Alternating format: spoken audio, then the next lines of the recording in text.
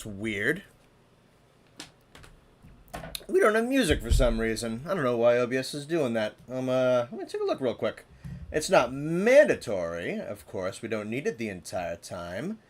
But let me just read this real quick.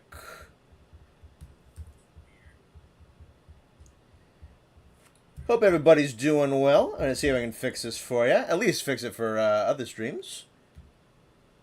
But, you know, we don't need the music. It's only here for, like, the first 5 minutes. I'm sure you guys can hum the music to yourselves if you really wanted to. Let's see. So, I don't know why that's going on. Hopefully that's the worst technical difficulties we have today. Another audio device set as the default playback device. It's a quick fix. Simply right-click the speaker icon. Choose sounds, click the playback tab, and select the speaker. Let's see.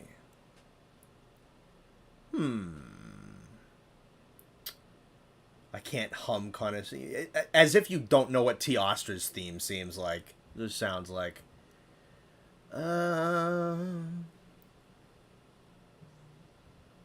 Should loop, should we start? I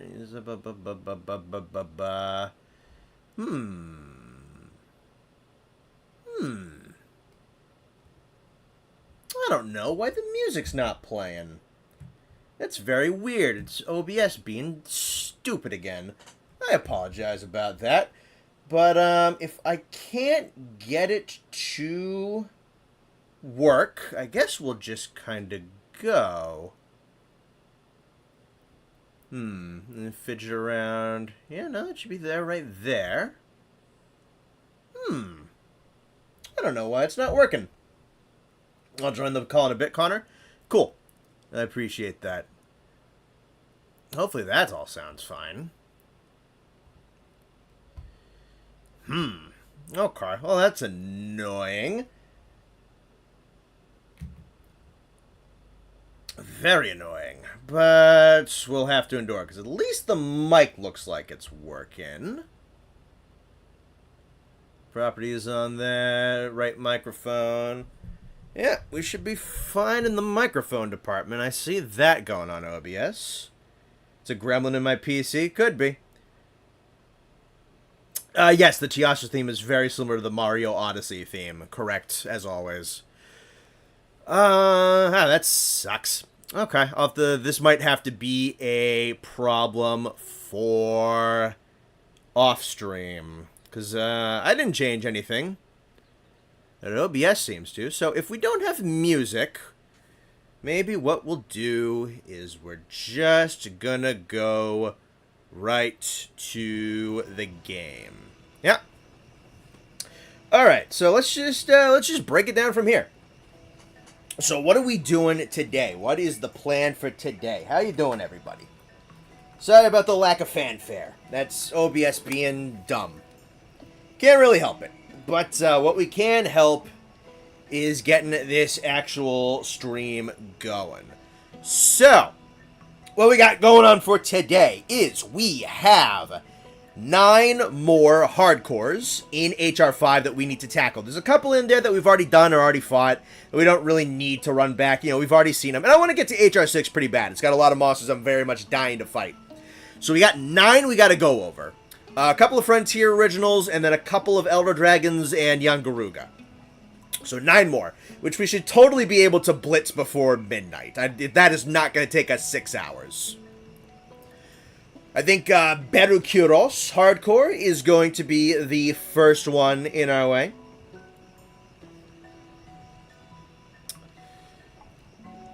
Let's see. So, plans for tonight. So, 9 hardcores. We got to do those.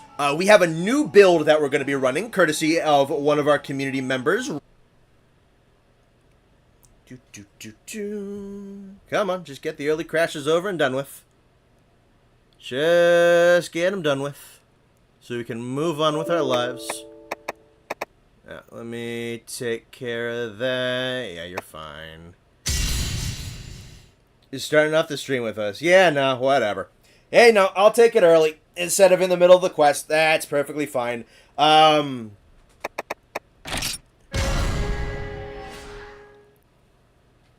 Nice and quick.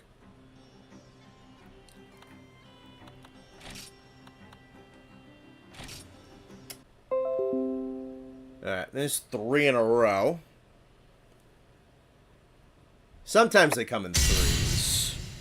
This is genuinely incredible. Yeah, no, I'm sorry. Sometimes it's...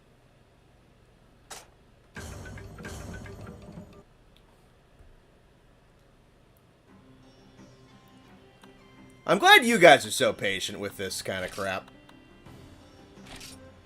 Alright, I would like to actually play the game now. Thank God this doesn't happen with Iceborne 2. For whatever reason, my PlayStation doesn't have any internet disconnects.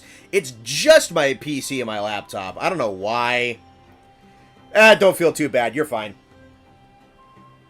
Don't feel too bad. Just shit happens. But, yeah, I was still fine. Sent my $500 by accident. Yeah, don't worry about it. Hopefully we should be good for a little while now. And I also didn't waste any resources, so we're perfectly fine. But yeah, okay, so you guys gotta stop hunting. He's going after Connor as punishment. Yeah. I guess I'm gonna have to ask my dad again to look into getting this thing hardwired, because I gotta do it. This is getting fucking annoying. And I asked him twice about it. I'm gonna be more persistent about it, I think. But okay, so back to where I was. So we got a new build. This is courtesy of one of our community members, Raditz, who is much more versed in the game than I am. So this is where we're sitting at currently. So this isn't the complete build that he gave me. There's a couple of G decos I haven't finished yet. Just didn't have time, you know, with working and all that. Some things just didn't get done. But I trial ran this yesterday, and it's going really well. We're getting Gunlance in MH now. Very excited. Yeah, you know what? I've still been playing Monster Hunter now. It's, again, moment-to-moment gameplay. Not bad. We'll see what Gunlance is all about. Alright, so... yeah, so we got a new build. This build is working really well for us. We have 9 more hardcores we have to do. So we're kind of locked in to just kind of go with the hardcores as we prepare for HR6. If you guys want to help out, you can play Frontier and join in. Of course, we are, as always, in Rain US, Normal 2, Land number 3. And if you're going to help out, try to be on level with gear as you possibly can. And the other thing on the agenda for today is that today is the big press release for Monster Hunter Wilds. So that overlaps with today. If you've been paying attention, the Discord was going off a lot about Wilds, and a lot of the information that we got, both from the hands-off demo that a bunch of people saw, but also a number of other articles and other interviews from other places. So we have these little speckles of information from a whole other chunk of the web that some of the big YouTubers haven't covered because they were trying to get their videos out kind of quick today. And only had stuff with, like, the demo. So we have a lot of information that we can talk about Wilds today. Of course, I'm going to be paying attention to the fights when we're fighting. But I feel like today we're going to be talking a lot about Wilds. It's going to be a busy stream. I think this is going to be a pretty long one. Yep, I saw Maximilian's video. That's, like, the first thing I did when I woke up today, is I watched Maximilian's video. So let's get ourselves started, at the very least. Now that we've had our little triple crash, hopefully everything is nice and kind of like reset. So we are starting. We have Berukyros, Akura Vashimu, Doragyros, White or Pearl Espinas, Yangaruga. We don't need to do Odibatoras because that is just the normal one but a sleigh, and I've already done it. Then we have Kirin, Kushala, Lunastra, and Teostra. And we don't need to worry about Hardcore Ruko, as we've already fought him as well 2 streams ago. First on the agenda for tonight, and I haven't fought him in Go rank, but off of high rank, he was one of my favorite fights. We're going to be doing Hardcore Go rank Berukyros.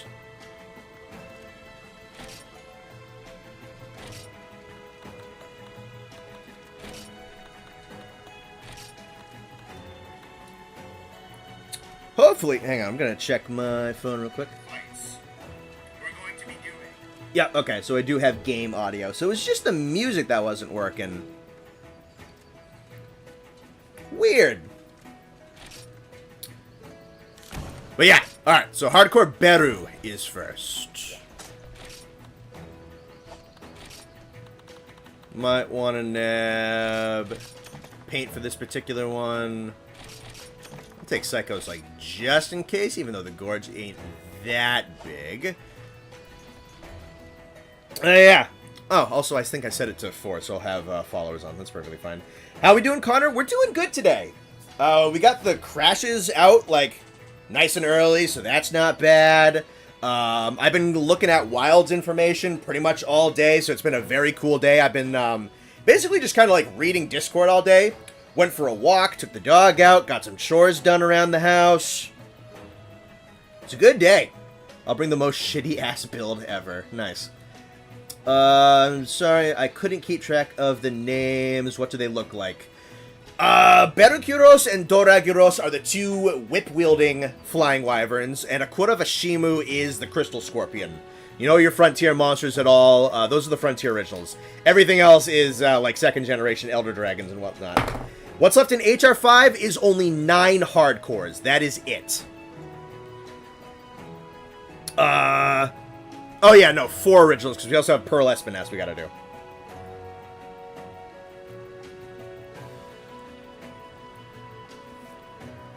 Are you guys gonna leave me to do better by myself, because no one's hopping on the quest? I physically can't hit Akura correctly, can't wait for him in Wilds. Raditz says he's not doing better. Oh, come on, don't be a wiener. I mean, Raditz, to be fair, Raditz always does the first one, and the first hardcore of the night always beats the crap out of the two of us. Alright, Nexus is gonna go.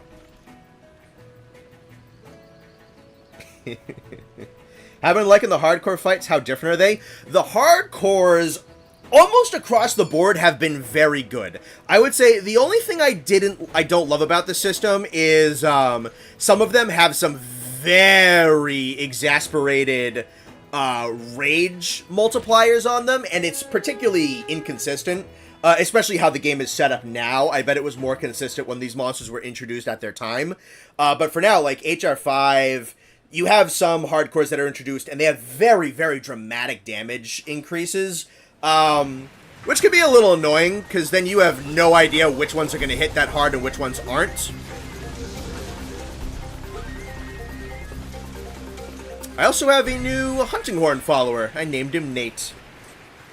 But the movesets generally for the hardcores have been incredibly good, with 1 or 2 exceptions. A couple of them unfortunately stunk, namely the Wraths were not particularly good.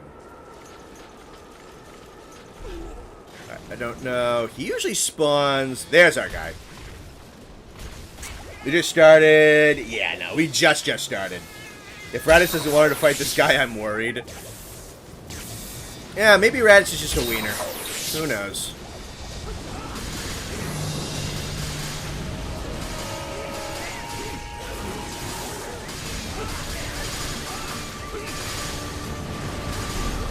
That's rage mode, quick.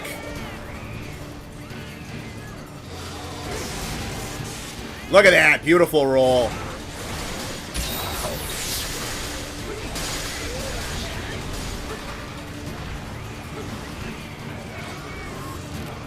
That's different.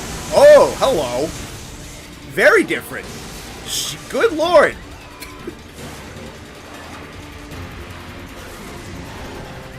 I'm shocked I haven't been hit by anything yet, I'm gonna be honest. We also gotta be careful, because now that we have Fencing 2, there's a little bit of hit lag on the Sword and Shield. So we are going to be not too greedy. Right off the rip, the wing colors on Hardcore Beru are... I love the wing colors on this one. I still don't love the particular shade of red and orange on his fur when he goes enraged.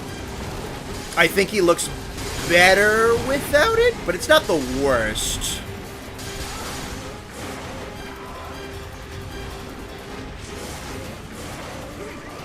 I'd love to get some Whipwing Wyverns eventually. Though with our new Big Bad Invader in Wilds, looks like maybe not base game, because we already have the Big Bad Thunder Wyvern in the desert.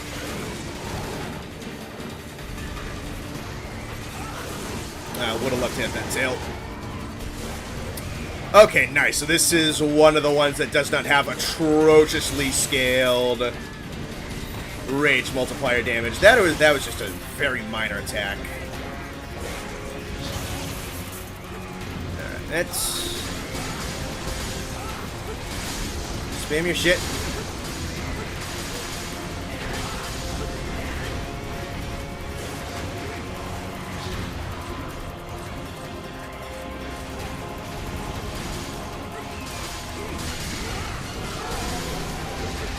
Nice flinch. Alright, so that's gonna be going for me twice with that, huh? Okay.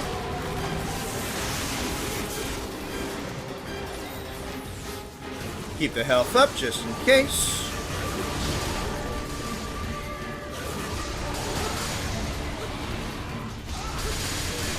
Horn break. Ooh, that's a sharpened break and bite.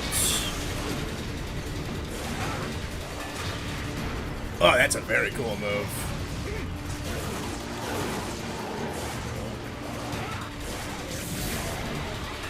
Let's see. Okay, turns away. I got a second to sharpen.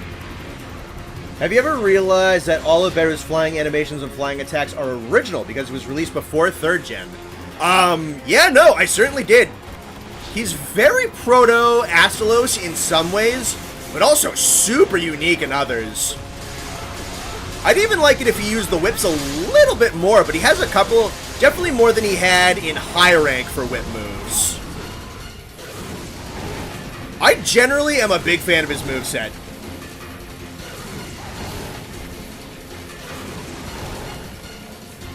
Although, thankfully, it's been a little spread out. Ooh, is that paralysis or just regular thunder? Just regular thunder. Okay. Just kind of want to keep healing topped off to keep up the fencing.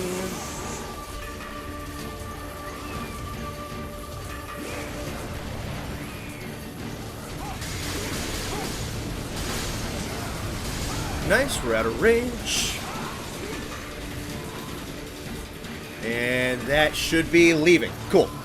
Dora certainly uses the whips more. I'm excited for, I'm definitely excited for Hardcore Dora. Because I haven't had much chance to fight Dora. Let's see. Let's see.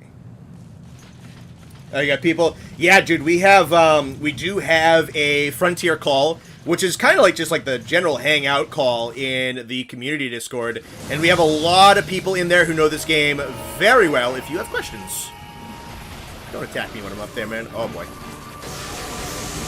Oh, jeez.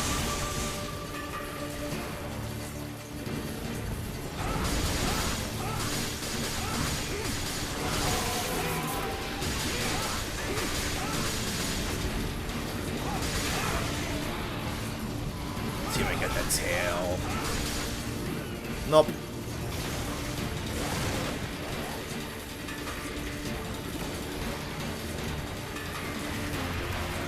Ooh, I think Nexus disconnected from me. It's not a hard game crash, but now I have to face Hardcore Beru by myself. Okay. That's different.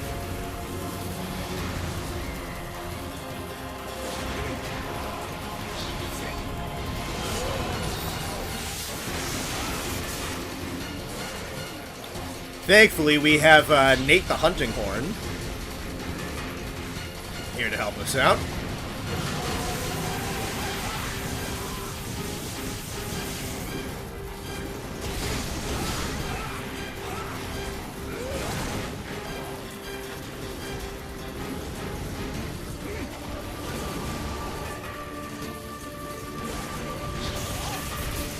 should have seen that one coming. Bad move on my end.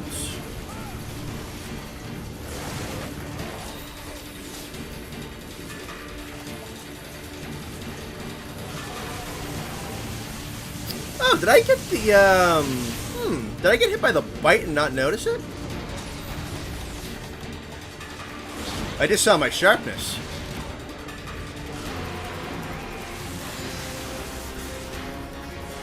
Still not at max, but we'll hold on to that for now. Or does he have another attack that does a sharpness reduction? Because I don't remember getting hit by a second bite. Weird. Maybe it was just an odd hitbox.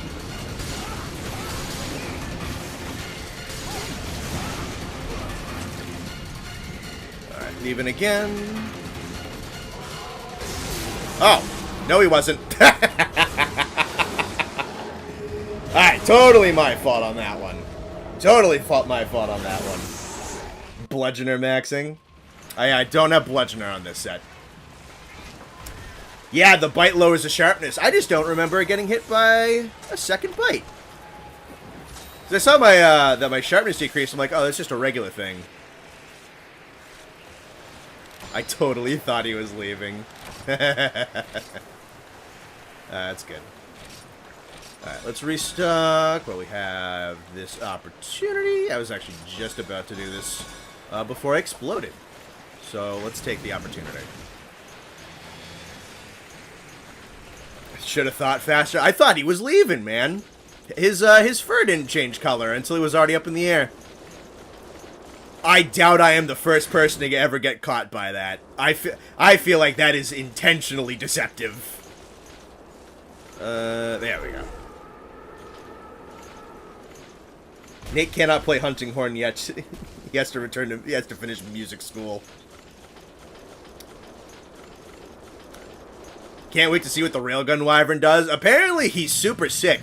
Also, apparently, he's not the flagship, is what I'm hearing. You won't be the last. Probably not, man. Oh, is he limping? Ah. Cool. We'll take it. We gotta go up the way we came.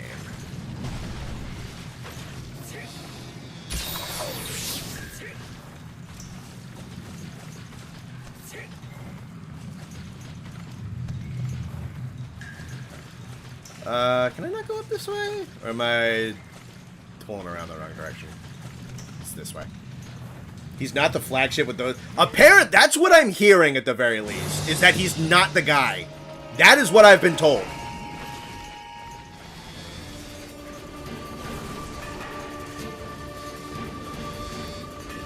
We're not sure if this is going to be another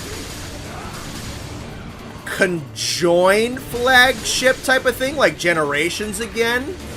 We're not sure, but I have been told that he's not the flagship.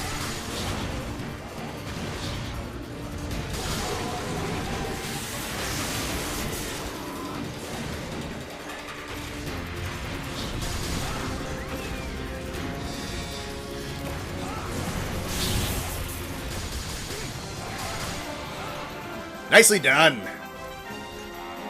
And that is target number 1. Get it over.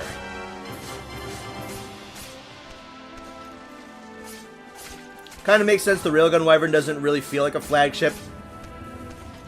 From what information I have gathered, it seems like he only appears during the thunderstorms at the... What is it? The windswept plains? Or it's the wind something plains. But I have been told that he is not the flagship. Could be a multi-flagship, or it could be that there is just something out there that is bigger and worse than him. I do like that we're speculating and not told straight up everything. Yeah, no, the marketing's been really cool. Done and dusted. How's everybody's Wednesday been? It's been a really good Wednesday, minus some windswept. Yeah, okay. Alright, so that's hardcore Beru.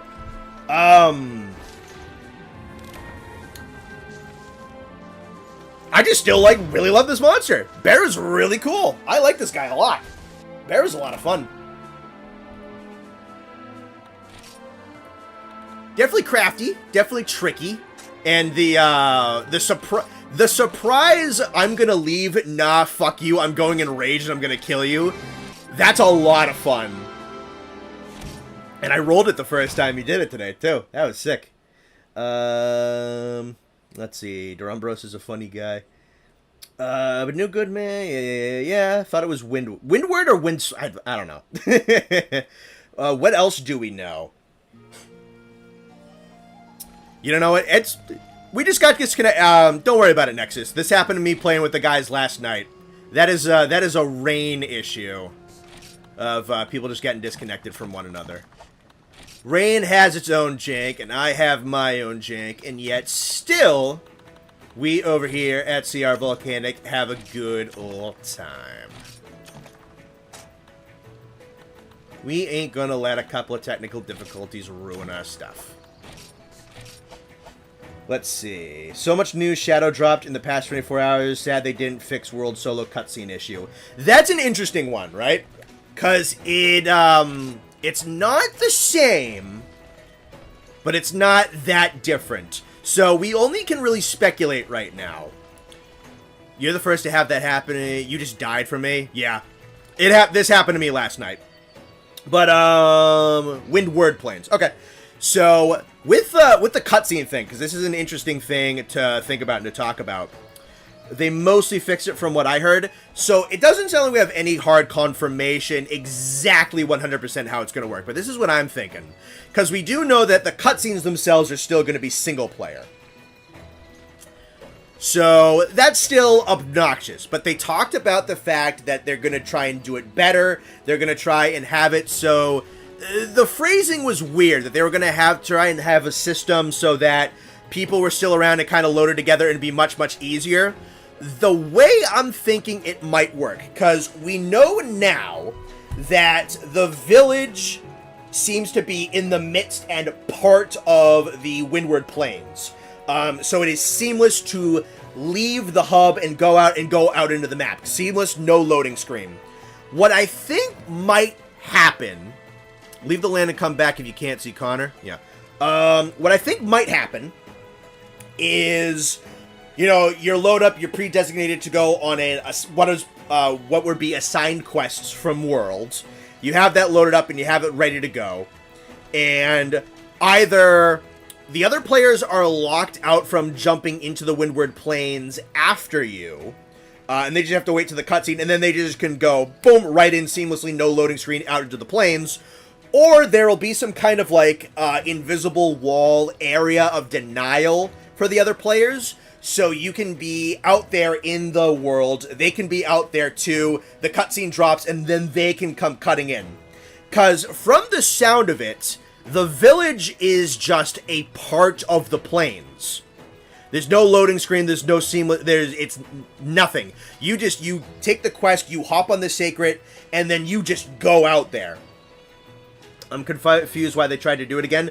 Why they're trying to do it again, my best guess, is that they want it to feel like every individual player is the big single hero in their version of the story. That's what they want to do. And that creates issues if they're not going to separate the single player quest line and the multiplayer quest line. Alright, let's boot up another one while we're still talking. So we did Beru, now we gotta do Akura. Hardcore, Akura Vashimu. Set to actual 2 players this time. Why does the inside of the mouth of Balahara glow? Because it probably has an internal organ that creates that liquidy substance that it fires out of its mouth. I might have volume up a little bit on my phone. Alright, we got Raditz for Akura. Do I have anything good for stamina recovery?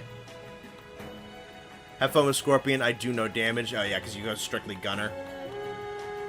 I guess I have 2 of these Mega Dash juices I can take if I get crystalled. Just don't get hit. You know how it works. We get the return of classic monsters, anomalous boulders that blocks early game progression. They could, and that's what I think they're going to do. Yeah. Yeah, no, I think it's either going to be like, cutscene's done, okay, now you can shoot off into the world just seamlessly, no blockage whatsoever, or you can...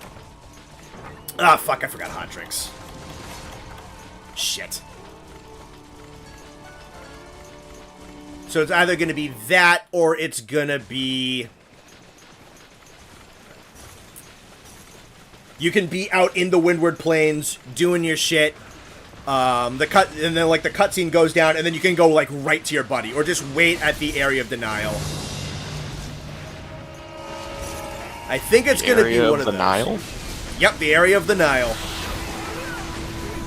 It's pretty sick. It's a pretty cool river. How you doing, buddy? It's one of the only rivers that flows south to north. I think I knew that.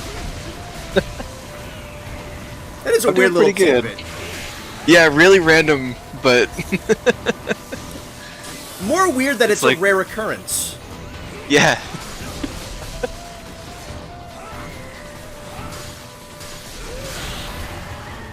How's the hunt going so far? Good. The first one was a one and done, very fun. Now we're fighting hardcore Crystal Scorpion. Sick. I like the color scheme on this one. Oh yeah, no, the yellow on the yellow fur is really cool. Good. More yellow monsters. Hello, chat. I see everyone saying hello. How was Japan? It was pretty good. It was cool. I got to see a lot of cool stuff.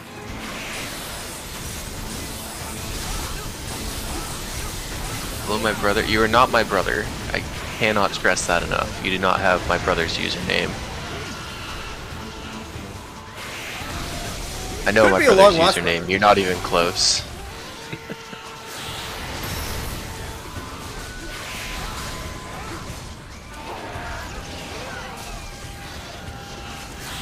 I see you switched to Sword and Shield. I have, yeah. Sword and Shield's really fun in this game. Nice. You get Metsu in this game too? I do not have Metsu in this game.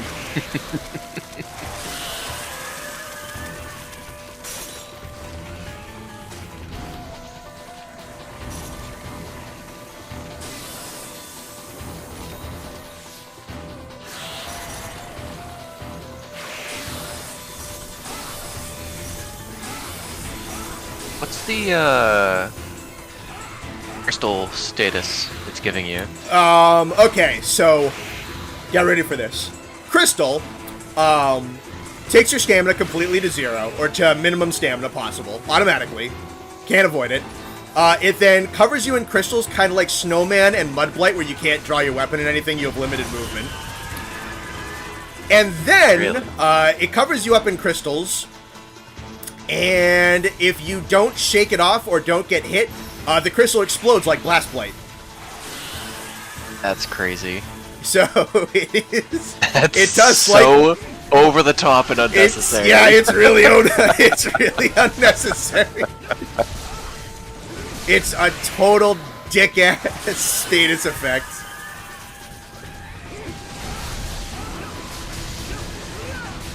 Has Nate heard the news about Wilds? I was taking a look at what some people were putting in the Discord for. So, I haven't seen the interviews myself yet, but I did see a summarized list of some of the new stuff we're getting.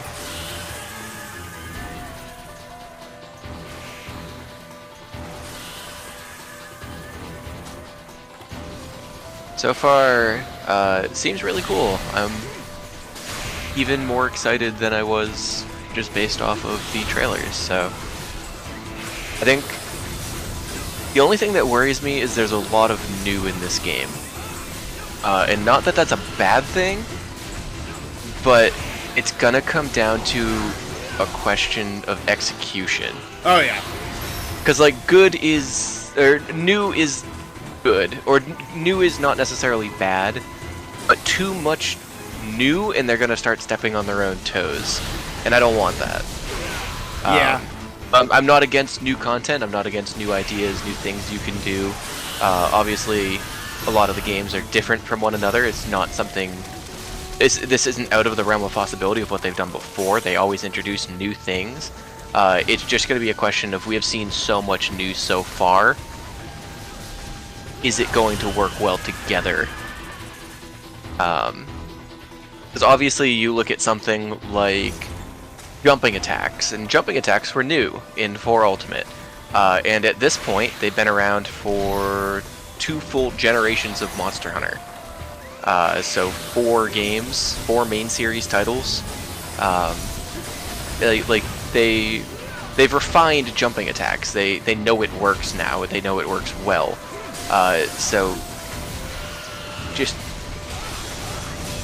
yeah, it's just going to be a balancing act of, is the new stuff all going to work, or is 1 or 2 bad new things going to drag down other things?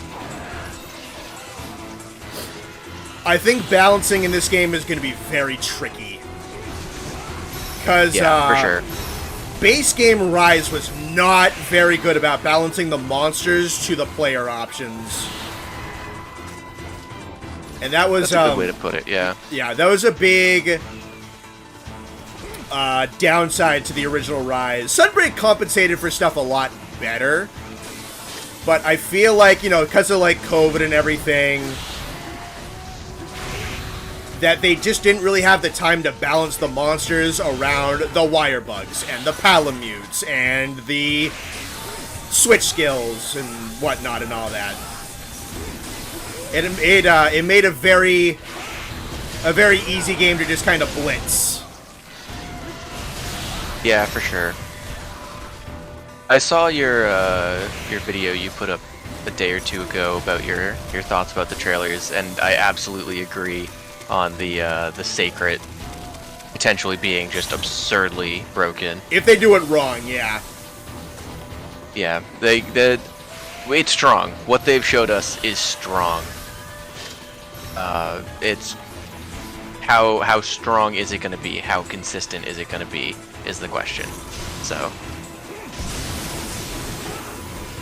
hello Nexus. Hello Super Gamers. Yes, I'm here. I am back. It's been a while.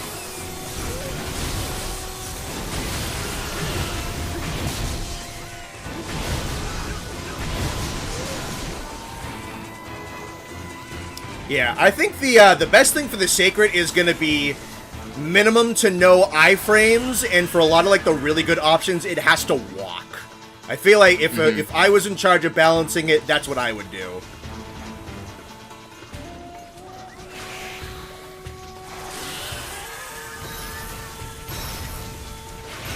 Sacred's meant to counter whole packs of monsters, so it makes sense.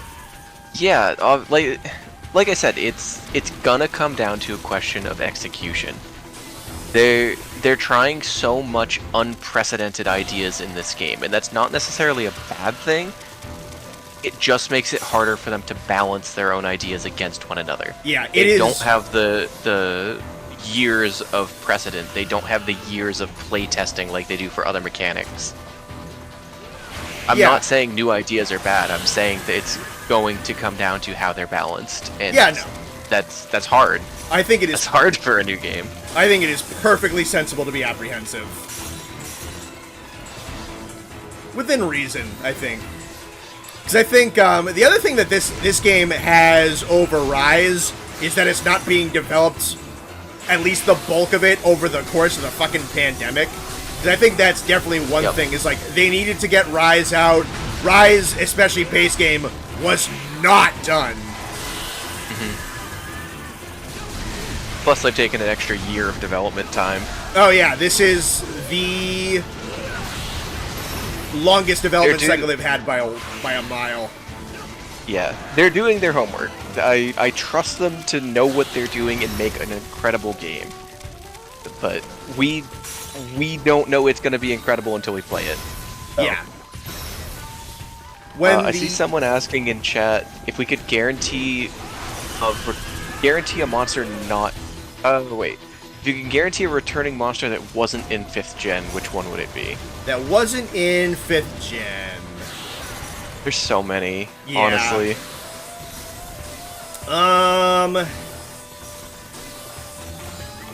You count Generations Ultimate as 5th gen? No, it's 4th. Okay.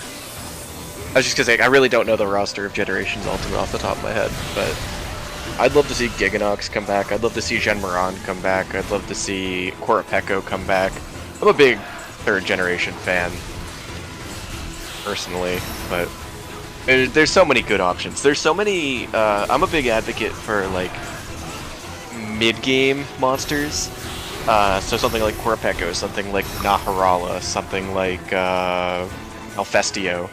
I really like the monsters like in that little window, but so many of them are like so invalidated by the end game, which just makes me sad.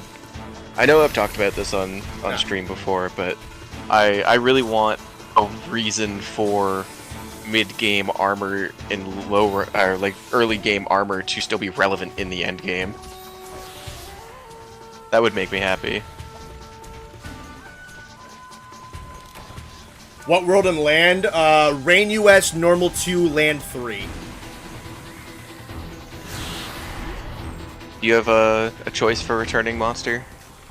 Laggy Monoblos are like the really easy ones. I would love, kind of a distant pick, I would really like to see Bloodbath Diablos as like a title update for the expansion. That'd be cool. I'd also be really big on a redemption arc for something like Lao or Shengaren. Yeah, I'm a big siege fight fan. I will never say no to a good siege fight monster. $5 from Nexus. Sonic bombs from other players break the crystals that are stuck in your body. You can also break the crystals. You also can break the crystals it put on the ground. So it looks like Sonic bombs can knock people out of the crystal status. That's interesting. Unfortunately, I can't Sonic Bomb myself. You can if you believe in yourself. And hack the game. You're hoping we have less ultra-realistic monsters in Wilds. You don't find monsters like Kulu or Gyros very fun to fight. That's fair. Sometimes some of the more over-the-top ones. I don't mind monsters that are like based on a real monster, but I still like them to have that kind of flair to them, make it feel like a video game. But I get what World was going for. I don't have anything against those monsters. Yeah, I think you can mix pretty well. I think you can go for monsters that are grounded but also just like really fun. I think that's something I think that Rise has over World. I think that their combat design was superior. So you have something like Acnosom, you have something like Tetranodon, and they're not biologically too insane. You know, one's just a giant crane bird, one's a big fat platypus.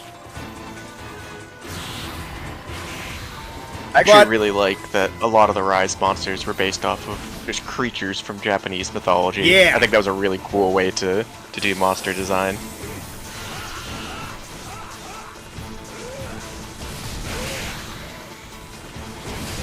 I see someone saying in chat that given the mobility in this game and its scale, Duramboros would be perfect for this game. Can you imagine a horde of Duramboros spinning towards you? Yes, and I want it very badly. That would be incredible. We also have someone saying, don't know if you guys saw this, but the usage of weapons on the Sacred apparently does very little damage, little to no damage, but draws the attention of the monster and makes it chase you. That's good to know. I was honestly worried about being able to attack from the monster. Yeah, if it does, like, nothing, then that's cool.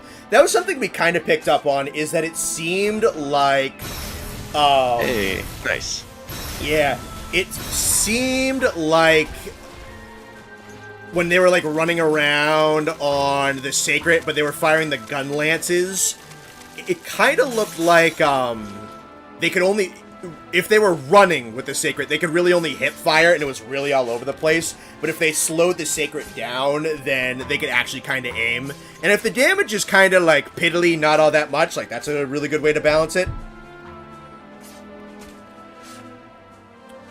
Yeah, no, perfectly fine if he has options. Just, if he has, on paper, good options, you just might want to tone down the numbers a little bit. I don't want to think about a horde of Espinas charging me at Mach Jesus.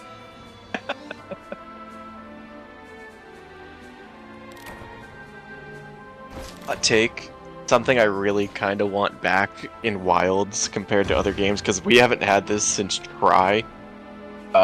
And I get why we haven't had this since Try, but I think it made the game a lot more interesting. I want darkness in caves. I'd agree with that. I would love a darkness in caves. Having to fight something in pitch darkness when you literally can't see it is so fun. That's what made Giganox really effective in Try. Yeah, Giganox was scary in Try. I would love to see that again. Maybe do something like the slinger torches that you can kind of shoot and make a temporary light. That'd be a cool use of them.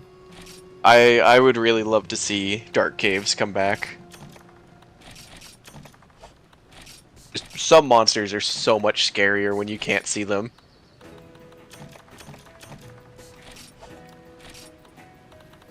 I love Try. You either in pitch darkness or getting blinded in the desert. That is Try in a nutshell, yeah. Alright, so that's 2 down, 7 to go. I think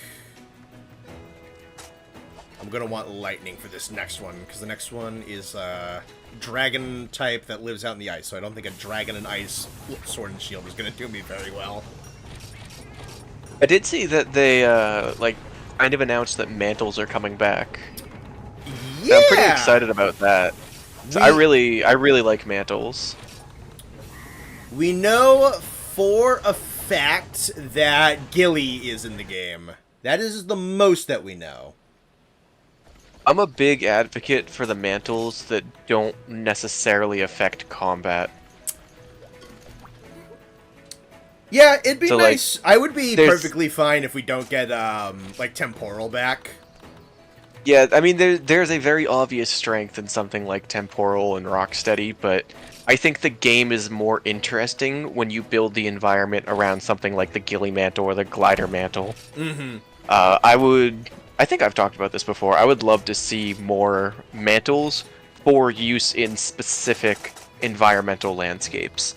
Like, oh, I know I'm going towards this monster, it lives in the swamp, I better bring my mantle that gives me Mire Walker. Mm-hmm. After that, we're hopping over to another section of the map. If I bring my glider mantle, I can get there faster. And that's going to drive what you bring on the hunt, is how you get around the map. Mm-hmm. I think that's a more interesting use for the mantles. I'd agree with that, yeah. I like the element-proof ones are pretty good. They are, yeah, those are fun too. Yeah, no, those are helpful. I would be perfectly fine with having some that aren't as overtly amazing like Rocksteady and Temporal. We don't have those. Yep. I don't think I'd miss them. No, I wouldn't be upset. But yeah, Gilly's cool. The gliders are cool. A Gathering Mantle would be interesting. So what, like increased drop rates on, or like positions just like give you more stuff or more refreshes or something like that. That could be cool. Sneak attacks are coming into the game. That's cool. But if you know anything about world speedrunning, sneak attacks are kinda strong. Yeah. That Assassin's Creed mantle is very broken. Oh, true. I forgot about that thing. Yeah, it's probably one of the most used mantles in terms of speedrunning, because it gives you an insane damage buff as a sneak attack. It's crazy. Yeah, so yeah, you can this is something I would love if some of the monsters were able to do back to you as well, but Yeah, it sounds like you can kind of engage the hunt a little bit more on your terms by launching a surprise attack. That's pretty cool. I'd like to see how that works. That sounds cool at the very least.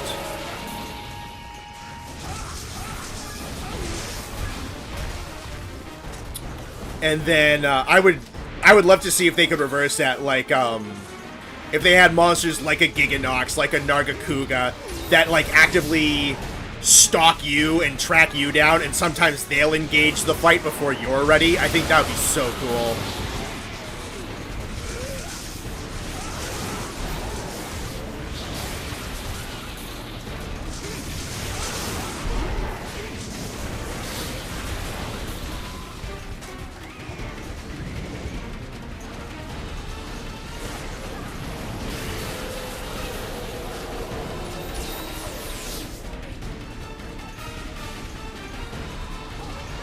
Alright, big guy.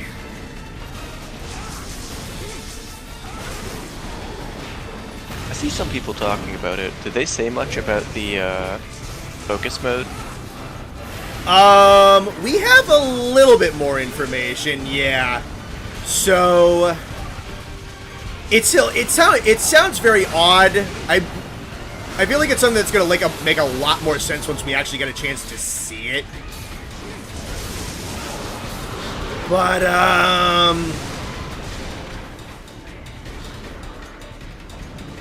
it sounds like focus mode is going to...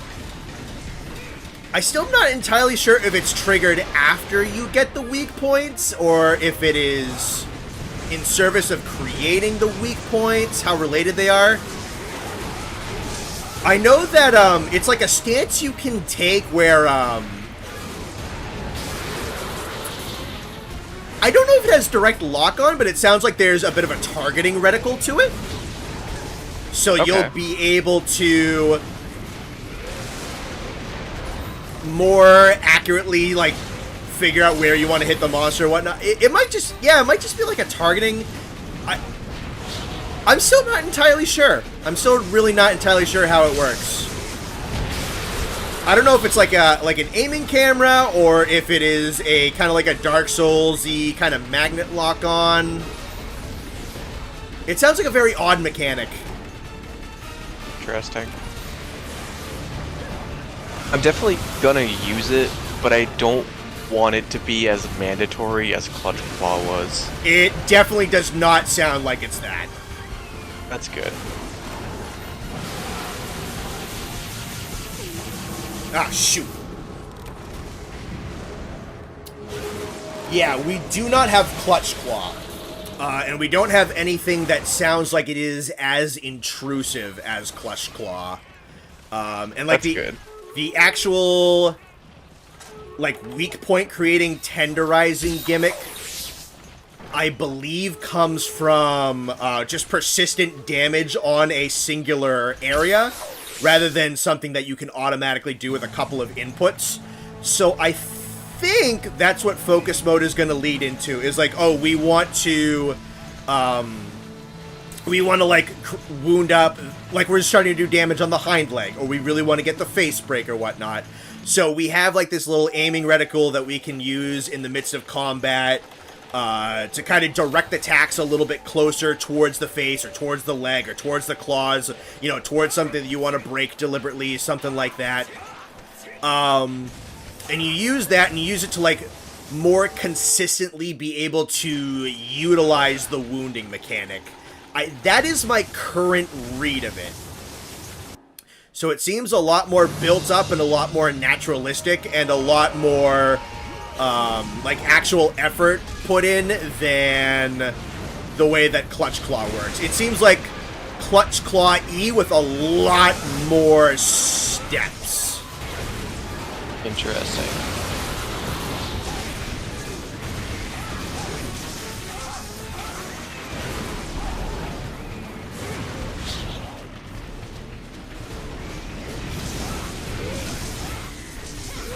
I wonder how that will layer with a skill like Heartbreaker.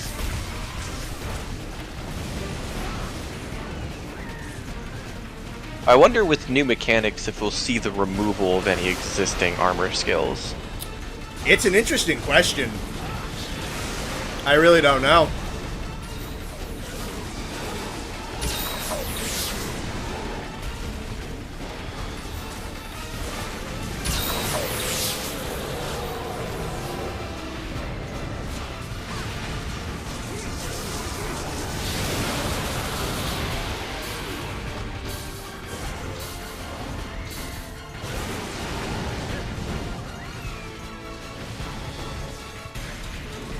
Is this a different version of the monster you were fighting before? Yes, this is a close relative.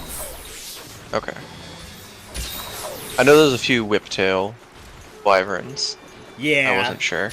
I don't know exactly how, like, the Japanese categorized them. They have different names. It's like Berukurosu is the desert one, and instead of being like something Berukurosu, this is called Doragirosu. So I don't know if the Japanese considers these subspecies or different animals. They could be something kind of like Radobani, Uragani, but again, I'm not 1000%.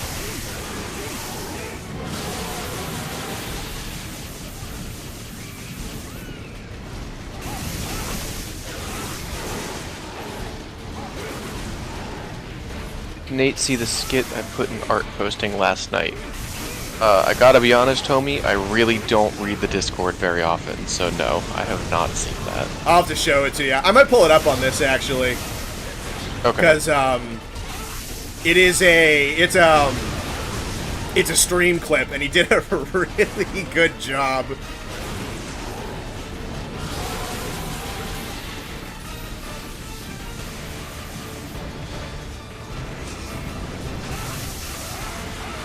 Head break.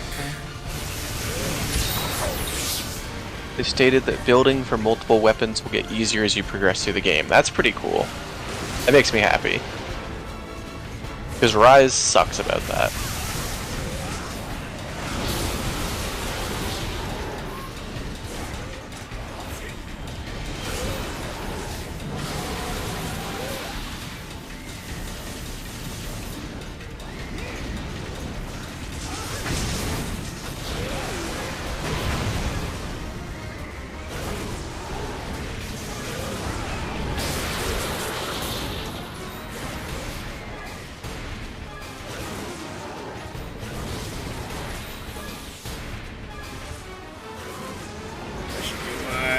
Item combines relatively soon.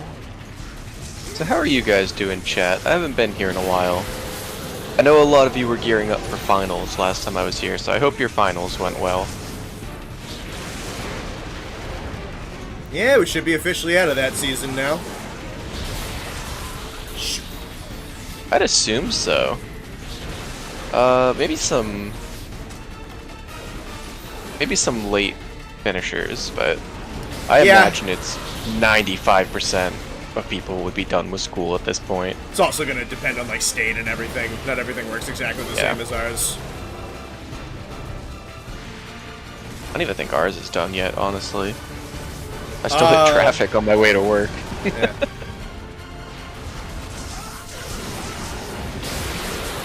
Gotta be soon, though. Yeah, I know, like, the regular schools haven't graduated just yet, but I think, I don't know. Good roll. You made Dean's List? That's awesome, Murdoch. Ooh, good for you!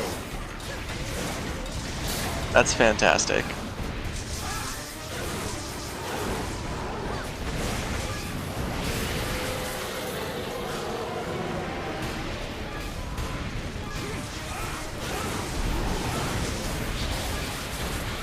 Chat wants you to tell me why you called them chimpanzees. Oh, what was that? Oh yeah, I guess that's a kind of funny story. Not that crazy though. Basically, that story is there was a day last week where I saw a bunch of the guys in the Frontier VC. I'm like, oh, cool, I want to join the Frontier VC. I want to hang out with the guys. But I had a lot of work to do that day, so I'm like, I should get, like, the responsibilities done and out of the way, blah, blah, blah, blah, blah. And then, you know, like, normal housework and whatnot, and chores around the house, and then dinner and whatnot. And then Austin invited me to play Iceborne. And that was the night that he and I completed his full Bracky set.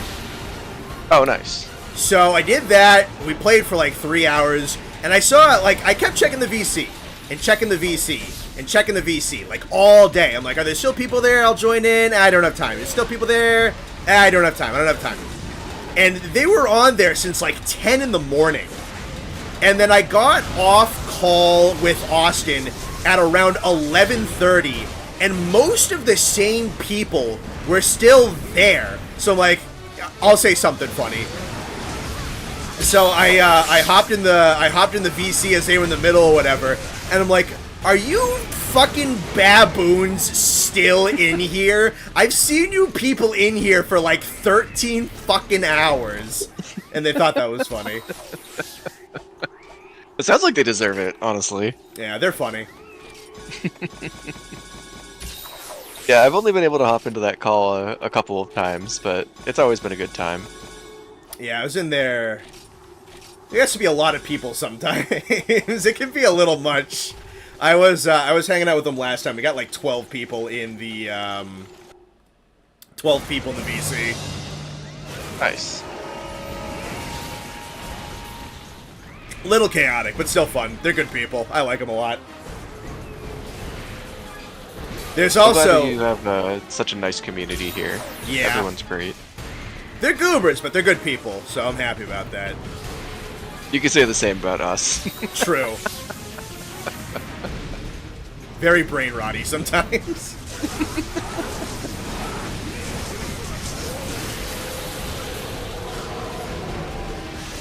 And then when Austin shows up, we have a really good story to share that I have not shared with anybody. I mean, you know, like, a little bit of the outer context because you were partially involved, but there's a larger story that you are not aware of. Yeah, you told me you'd let me know at some point. Yeah, this is a story I wanted to tell on stream because the conclusion is very funny. Alright. I do want to wait for Austin to show up there because he'll be good in, like, the partial retelling. Yeah, Austin the wordsmith. I mean, the man is talented at talking. Certified yapper.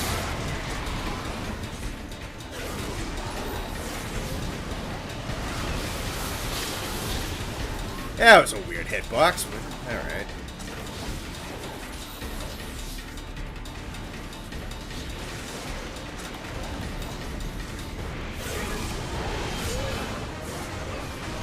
Real gremlin hours last night. Yeah.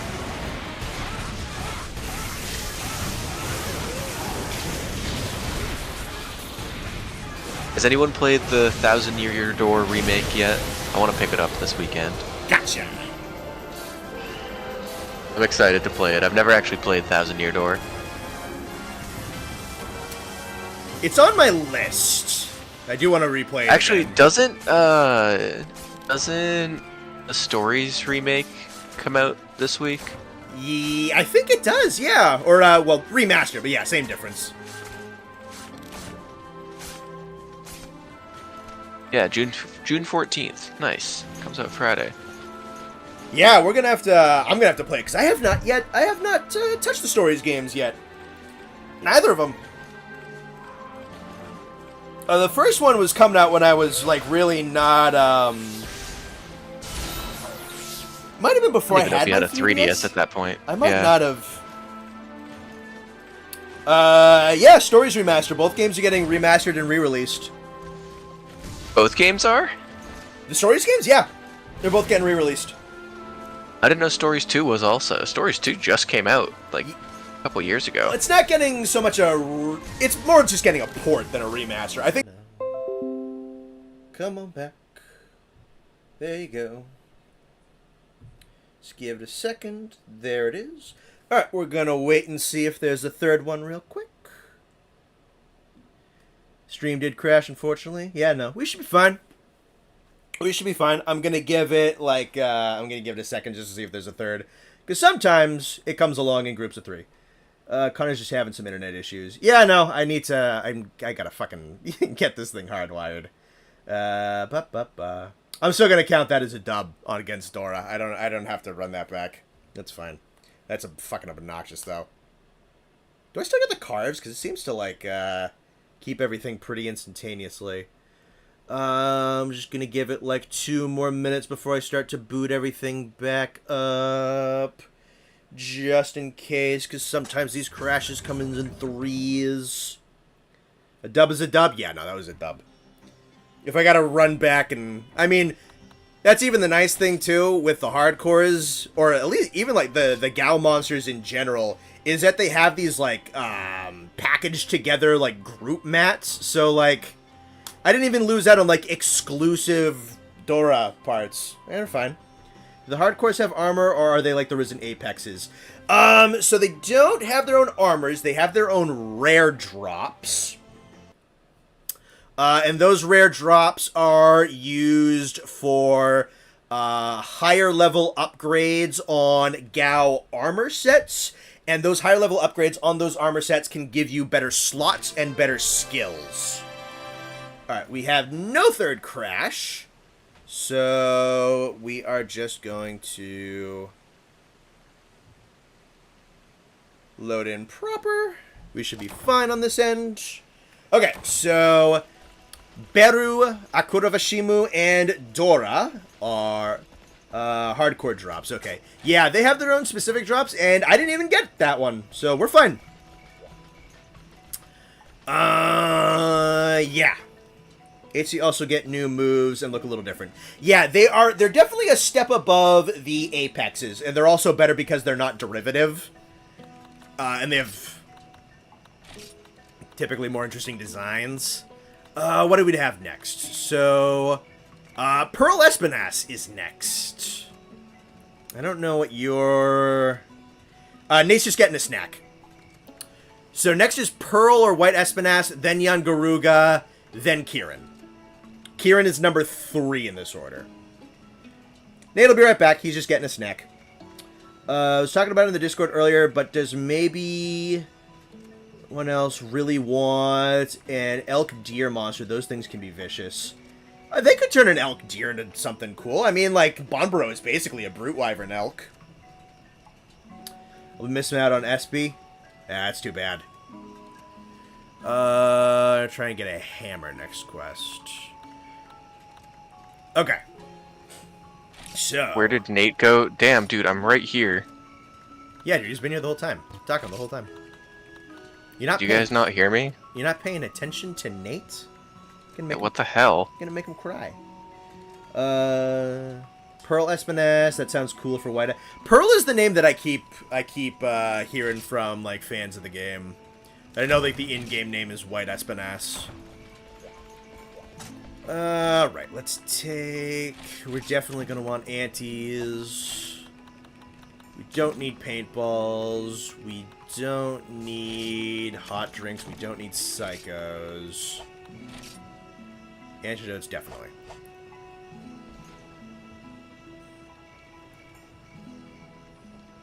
I'll run Kieran. You'll need it. Does he have, like, really rough, like, gunner zones? Or is he just that fast? Yeah, Kieran's number 3, so... Alright, so we got Duskers wants to do Espinas. Okay. Just making a moose. Murdoch, if I'm a figment of your imagination, you are very lucky. He's got a nice imagination. Nate's pretty cool. Yeah. This is technically a high rank quest, by the way, so he will die really fast. That's fine.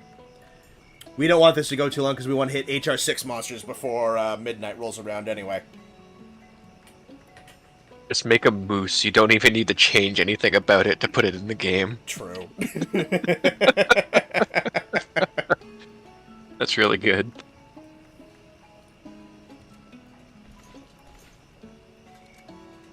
see. It's still Flaming Espinasse. Yes, Flaming Espinasse Hardcore is HR6. But Hardcore Pearl is 5. I think that is, that's a Seth patch doing. We imagined Nate so we could give Connor a friend. Oh, thanks, guys. I appreciate that. Really weird that you guys... You're welcome. Really, weird that you guys were able to imagine me a friend back in the 2nd grade, but I won't question it. Chad has anxiety and abandonment issues, Nate, you have to realize.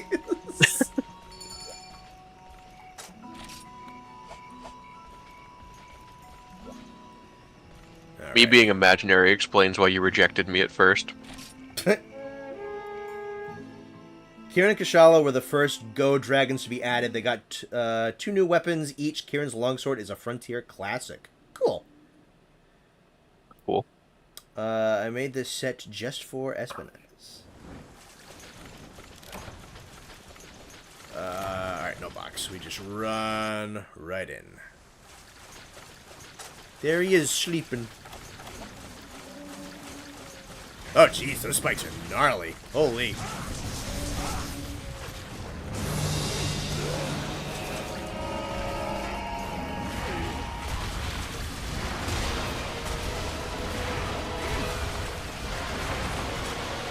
Okay.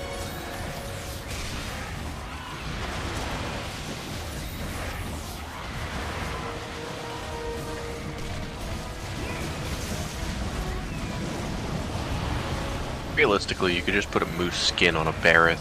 It would kind of just work.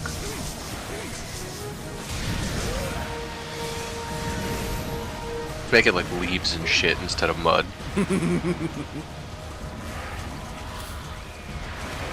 But other than that, I think it would be 1-to-1 changeover.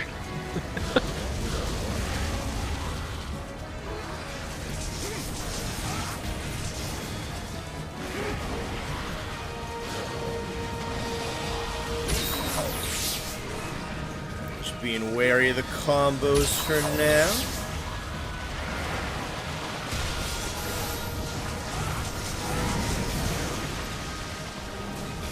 You realize Moose Barrett is just Bonbro, right? No, Bonbro is Bonbro. Moose Barrett is Moose Barrett. This is... I'm scared of everything he does. Alright, that's not too bad.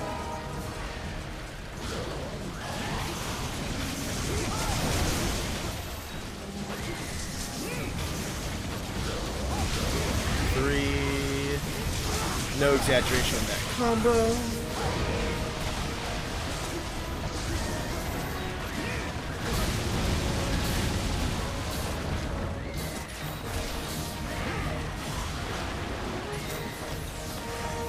I love eating items with Sword and Shield. It's so nice.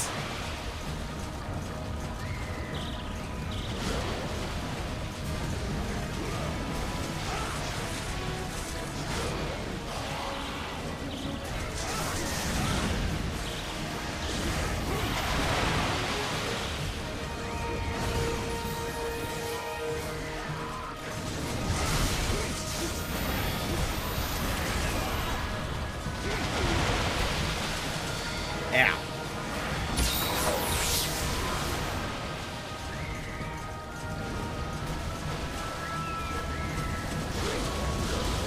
Three. Doesn't seem to have any extension on the fireball.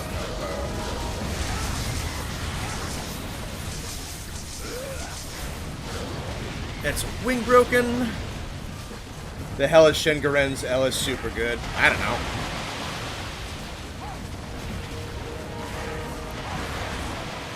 Shengaren has cool weapons, man. His greatsword is one of my favorite greatsword designs in Monster Hunter. Really?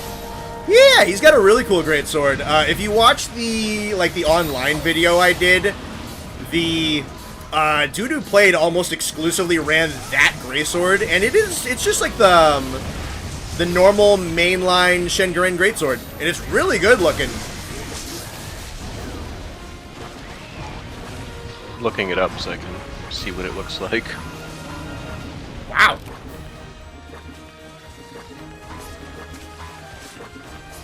Oh, the one that looks like a big straight razor? Yeah. Nice. That's a good looking one. Hell yeah, I got the rare part. Nice. Max Go Rank LS is 360 raw and purple. Cool. Well, he went down a little easier than I thought he was going to. Yeah, that felt quick. I feel like he didn't even get a chance to do like his cool stuff. Like he didn't do the big tornado thing. Espinasse never again. I guess you're just too good at this game. Yeah, it's definitely me. Leggy is based on crocodilian, so he could definitely be deceivingly fast on land. Yeah, even if underwater doesn't come back, if they just like tuned up the moveset a little bit, they could make Laggy really cool on land. Just don't do the Generations version again. 'Cause that version's like mid at best. He doesn't spam If they do Laggy on land, I really want to see Ivory Legiacris as a title update and just make that shit dangerous. That'd be cool.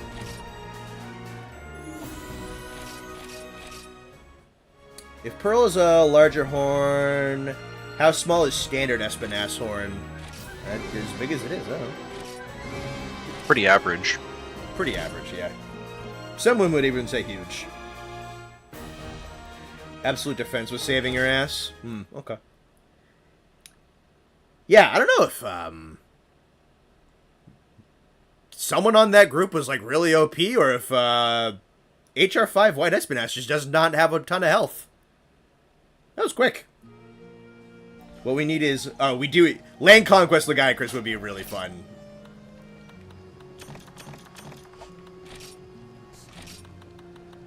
Just, like, Aftershock. Guys are laggy. That HR5 White Espinasse isn't HR5, he's just high rank. I'm sure that would be good, but I honestly just really like Ivory Legiacris. I'm probably like one of the 6 Ivory Legiacris fans, but I do really like it. You are the biggest fan of him that I have met. I can tell you that. Oh, okay, so that's... Oh, okay, so since that is an urgent quest, I get it now. That's why he died so easy. I see. That makes sense. Alright, we'll have to go back, because I assume he's in 6 somewhere. If he's not, he's in G rank somewhere. Yeah, maybe. Is there just not a Go rank White Espinasse? That'd be weird. Alright, we have Yan Garuga next. Oh, so I can bust out the Amatsu Sword and Shield. Which is going to be nutty, because I passively get water attack up large in this game. Or, with this set. That's cool.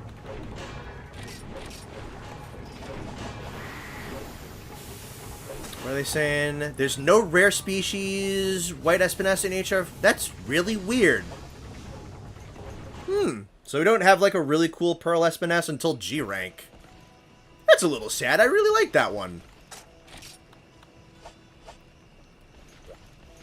Okay, so it's Yan Garuga time. Goldian and Silverlos don't have HR5 or 6 quests either. Oh, and you know what? Silver Hypnoc doesn't... So they just don't have, They just don't have rare species in Go rank. I wonder why they did that. That's very weird to me. That's very weird, especially considering the Urgent was one. One Monster Ecology book confirmed that Legiacris are himbos. Oh, that was the, Oh. You cut out. Yep, I got it. We'll just wait. Oh. You cut out. Yep, I got it. We'll just wait for it to catch itself. We'll wait for the frames to come back, and we'll give it a second to see if we get any other disconnects. It's holding steady so far. We're just going to give it like 2 minutes. But yeah, what I was saying is that it was a video that the YouTuber Oceanas just did, where he translated a kind of... It's more of a booklet than an actual book. But a couple of years ago, the guys at Capcom brought on like some like actual legitimate real biologists to look at some of the Monster Hunter monsters, like look at cutscenes and like some attacks and whatnot, and they asked them to try and guess like how that actual creature could potentially work in real life. It's a really cool video if you have an hour to listen to it. But one of them, and I can't remember exactly the justification that was given, was that there was some reason given that Laggy might be particularly unintelligent. Oh, you know what it was? It was something to do with like oxygen conservation, so that like he doesn't have all that big of a brain, so he doesn't need that much oxygen. And for that reason, given it might be true that Laggy's not a particularly smart creature. That was a neat little tidbit. That's pretty funny. Yeah, that's it's a recent video. If no one has seen it, it's Oceaniz, one of the bigger Monster Hunter YouTubers. I would recommend it. All right, we're not getting another disconnect. Yo, just garbage like that. I think that'd be really funny. It probably would be. That'd be a good April Fool's idea. Just lie. I'll just lie. I'll just go off the cuff and lie for a whole bunch of time. That was an idea I was given. Don't worry, I still got it. I am monitoring the frames on OBS. We're okay. You got to do the whole thing in one take and just see how long you can last before you start laughing. Well, that was another thing that one of the community members, the guy Zevris, gave me an idea for, of because like none of us are big fans of YouTubers who will like go on like, this is objectively like the build, like the speedrunner build. You have to wear it, and then like a whole bunch of people who only get their builds off of YouTube only run that. And Hi, Skrunkly. Hi, Skrunkly. But yeah, no, like people go out there and just like make like super damage meta builds and then market that as like the speedrunner build, and then a whole bunch of people who don't know what they're doing run it. So sure. One of the community guys, Zevers, gave me the idea. Is like, you should, for like an April Fool's video, make a build video all yourself, but just make up a whole bunch of bullshit and lie. So immediately I was like, all right, got it. All right, folks, this is you know what you're not running, but you totally should be running? Latent power. Get on it.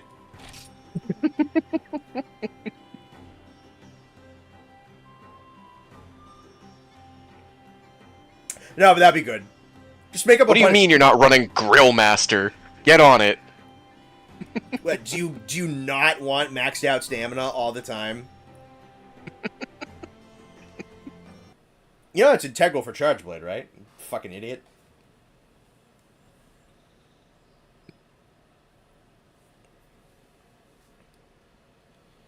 You just gotta make sure you hit all the checkboxes of internet manipulation. Mm-hmm.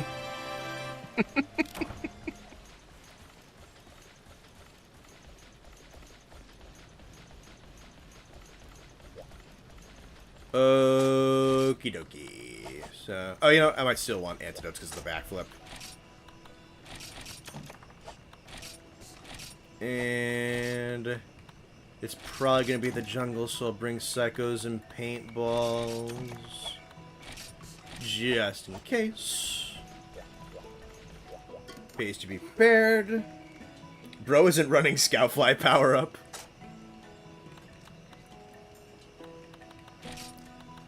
So 5. And we want Yangaruga. 2-player. Food. Hardcore. Just do the Maxor McDonald's form build. I'd have to watch his video again to understand that joke. It's been a while since I've watched his video. You should do like a speedrunner set video, but be talking about the layered armor. Like, have your skills be really good and just have the layered armor not. So like you're trying to sell someone on the fact that like the Puke pants give you crit eye 6. Oh, that'd be that'd be even better. If not even do I lie about what skills are good, I lie about what the armor does. No script, no nothing. I'm just kidding. I like this idea in chat. Build a video with Mushroom Mancer and Affinity sliding. I do like that idea quite a bit. Banger skills. Banger skills only.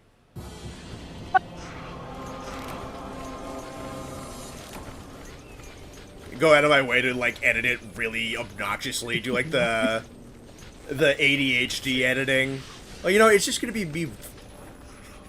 But it's all gonna be footage that's completely unrelated to what I'm talking about.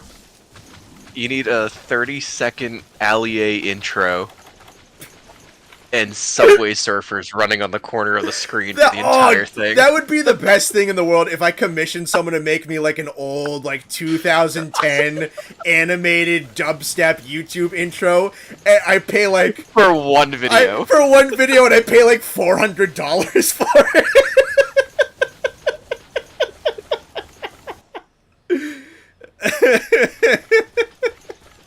Oh my god.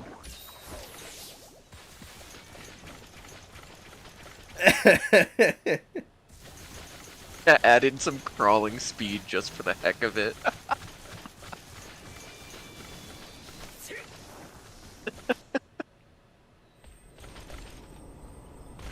I unironically use full MR Colv armor for a lot of Iceborne post-game because of the free meal and speed eating. Yeah, man, comfy skills are mad underrated. Absolutely. I was saying that to Austin, because Austin has started running earplugs on his sets, and he's like, I don't think I can ever stop using earplugs now. It's the nicest thing ever, and I can't disagree with him. There's a difference between like armor skills and comfort skills. Yeah. And the comfort skills are the skills you want but don't always get. Stuff like free meal, the earplugs, speed eating are all huge. And they're nothing you need by any means, but it's so much nicer if you have them. They're so nice to have.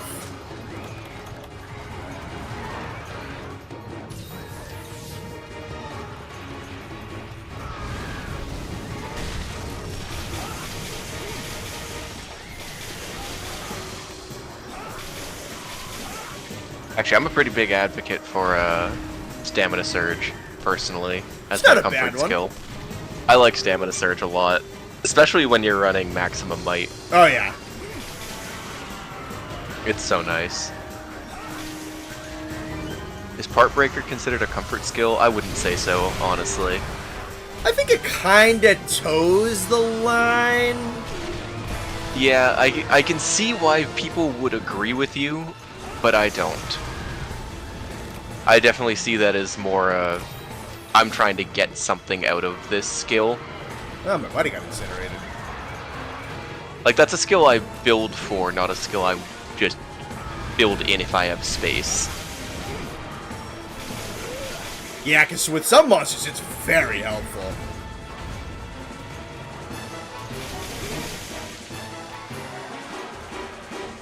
Sometimes it feels like Part Breaker is just for farming, and other times it feels like it's part of the counter pick. Especially with, you know, something like Alatrion, Fatalis with their horn breaks.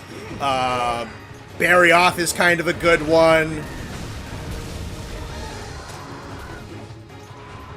Yeah, a lot of those flying wyverns with that skeleton, Barrioth, Narga, Tigrex, building in Part Breaker to break the claws, just so that you get all that extra time to do damage when they trip and fall. Yep. That's different from building in Part Breaker to grind for extra Part Break rewards. Like, yeah. Yeah, I think it's very much like a vowel-wise situation.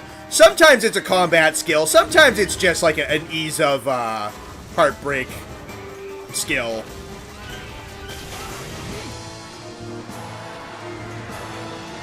That's a good way to put it. Part Breaker has an insane amount of utility with such a low amount to put into it.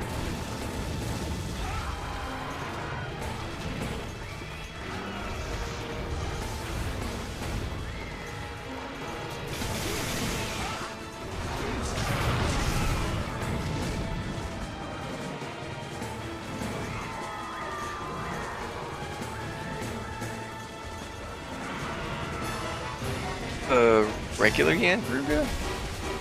Hardcore Yangaruga, but yeah. Oh, cool. What's this one's disability?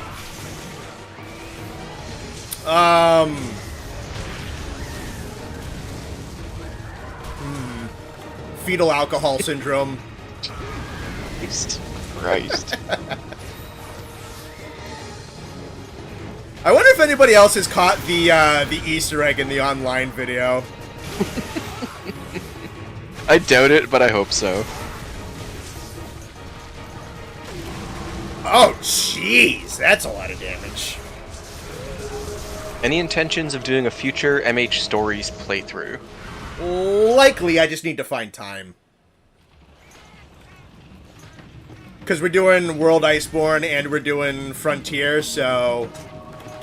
If I do stories, especially kind of like, pretty quick off of its re-release, that might be like a pre-recorded second channel and not a live stream. Because I don't know if I want to dedicate either 3 weeks or 3 days of my week to streaming or cut a playthrough in half. So it's just gonna come down to time. There's only so many days in the week, only so many hours in the day. I'm definitely gonna get them and play them. It's just content I haven't 1000% decided the strategy. I own a hard copy of Stories 2 if you just want to borrow it.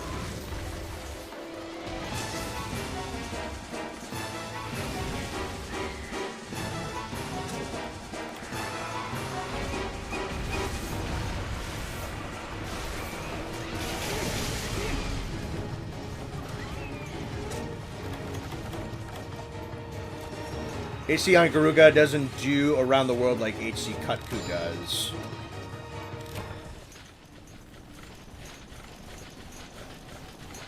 I like how unhinged this Garuga seems. He's always He's real like arm flaily in this game and kind of all over the place. Mm-hmm. The one in Iceborne is definitely more like there to kill you. Yeah, I like the Iceborne one a lot. Definitely more than like 2nd and 4th gen. Yeah, I really like that hunt too, but this one specifically is just kind of all over the place, and I kind of like that. Yeah.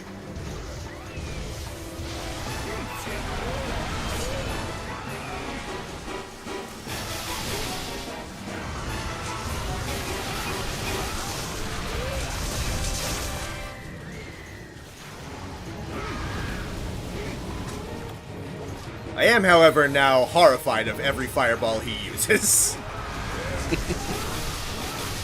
This bird belongs in a mental institution.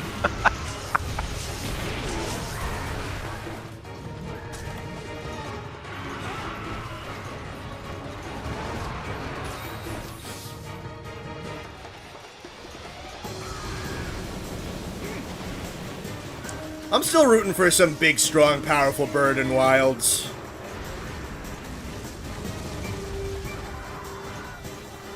What sword are you using? This is Amatsu's. Oh, okay.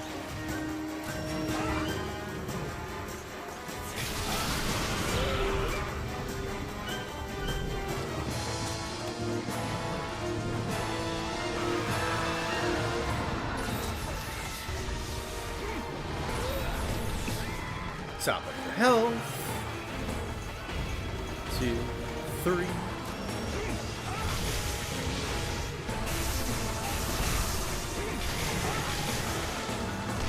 Someone just said a rubber bird's cage.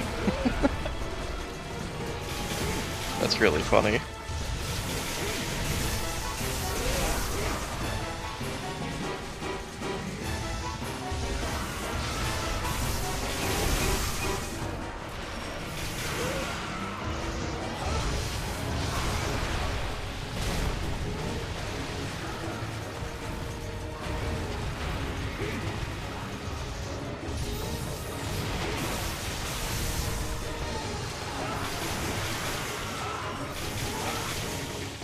That run really has very little wind-up animation.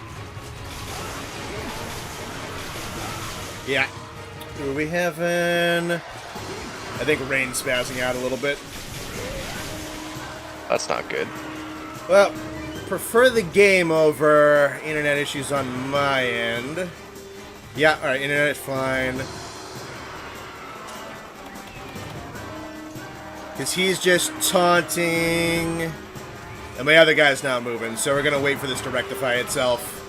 Either someone's going to crash, or it's going to reconnect itself.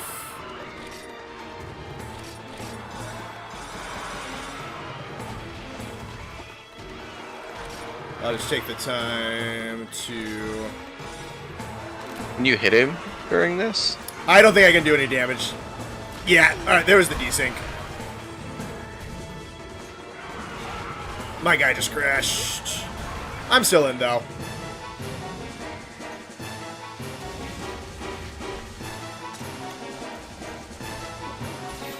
But I am still in the game. I just need to kill it. Yep. Damn, that sonic attack really takes you out of commission for a long time. Oh, yeah. That's crazy.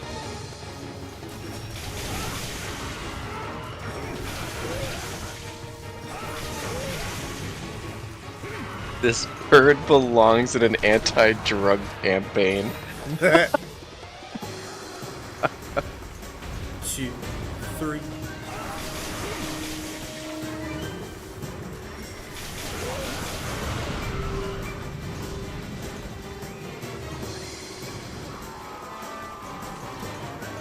Let him come to me. Oh, thank you for taking the bullet, Mr. Bug. I don't want to fight you in the teeny little hallway. Come here. Damn, what do you got against hallways? Oh, does he do the sonic roar that entire time he's running? That's obnoxious. Don't kill me.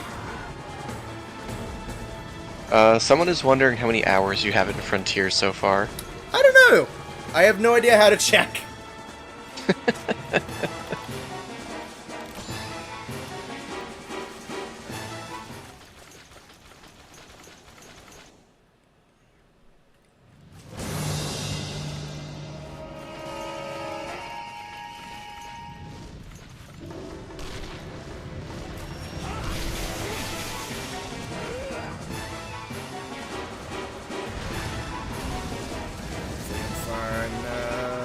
Yeah, alright, so that's like really close under him, thankfully.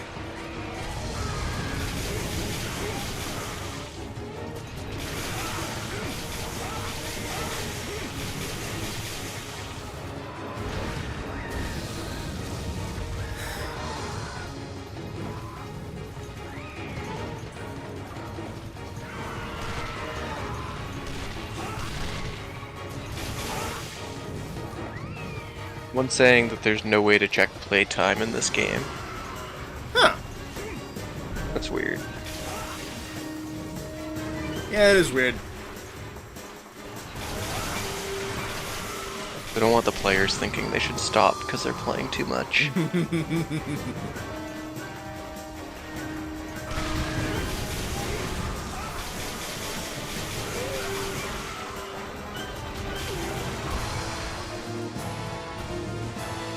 Ooh, good dodge. I know I'm like 20 seconds behind you, but you just sidestepped through the sonic roar. I'll take the compliment anyway. Oh, it's bad. Get inside, get inside. Whew. Right.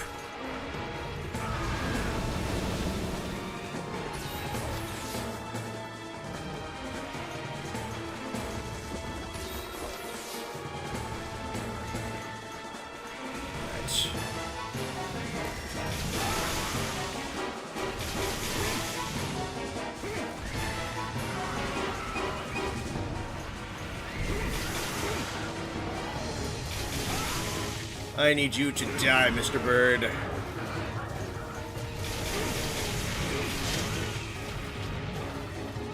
Me cooking dinner.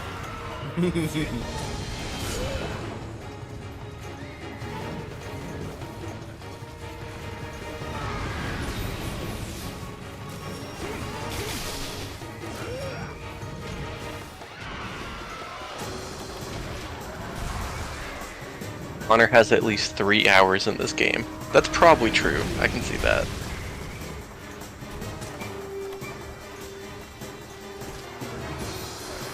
It's a safe estimate at the very least.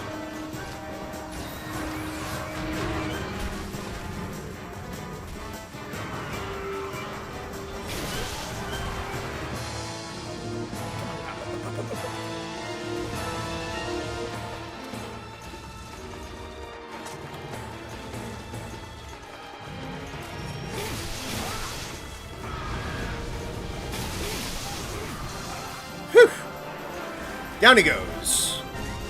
Why are the Linians attacking you? Because in old Monster Hunter games, the Linians don't like you. They're just mean. They're not on the maps to be your friends. Ooh, that's another rare drop. That one just pulled a bomb on me. Yeah, dude, they're not your friends.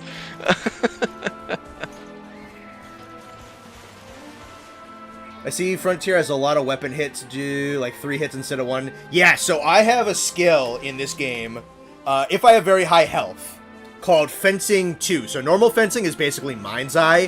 Fencing 2, every time I do a single hit, I do a second hit with 20% damage.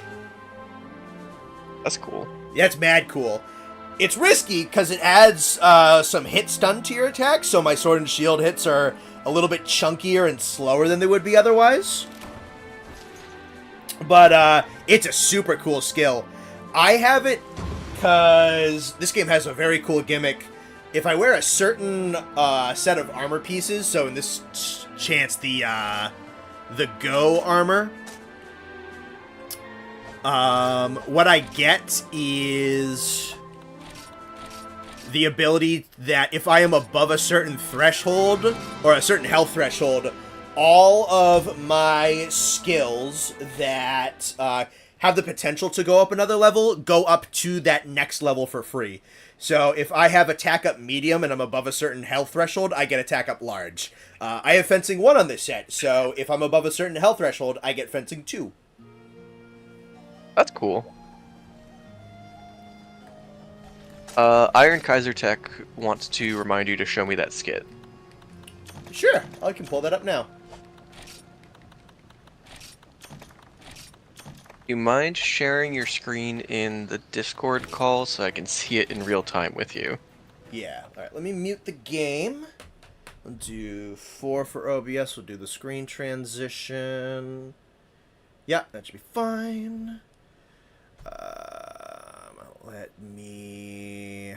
It's art posting. I pinned it yesterday. Alrighty. I will do... I can probably pull it up myself then if it's pinned. I have it right now. I also, it's something to show chat as well. Because Okay. Iron Kaiser did a really good job animating this. Let me Nice. share this screen. Go to art posting and then... Alrighty. Rewind, and then we'll hit 3. Alright, do you have it pulled up? Yes, I can see it. Cool. I'm just gonna I can hear it too. I'll give it a sec on the stream to make sure that it's pulled up. Let's hit the button. I just want to make sure that my hotkey works. Give it a second. Give it a second. Ba, ba, ba, ba, ba, ba, ba. I hate that. Oh, there we go. Cool. So it's only about 10 seconds, but this is an excerpt from the Frontier stream that we did, the knee-jerk Frontier tier list that you guys did. So this is right after Torridclus, the lightning bird that kind of looked like a moth a little bit. So this is Austin depicted as a Legiana, created by Iron Kaiser. Alrighty. Brute wyverns. Oh, don't even, you apes. I let you slide defending crabs. Moths are stupid. That's really good. That's really good, dude. I love it. I'm gonna run it one more time. Alrighty. Brute wyverns. Oh, don't even, you apes. I let you slide defending crabs. Moths are stupid.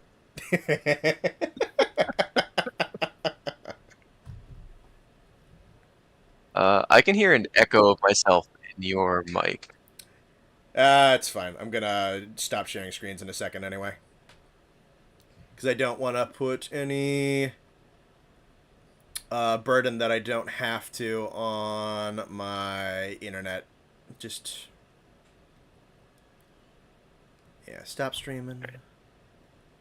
Yeah, I just wanted to make sure my my audio wasn't doubling over on chat too. It sounded fine on my end.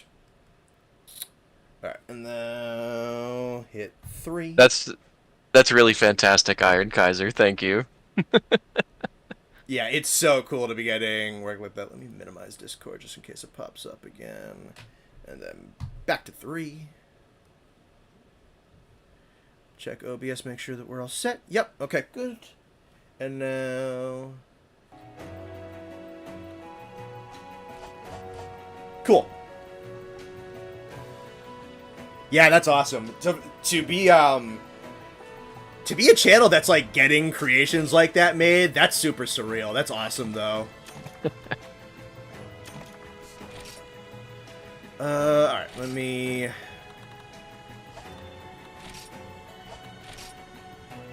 I need max, yeah.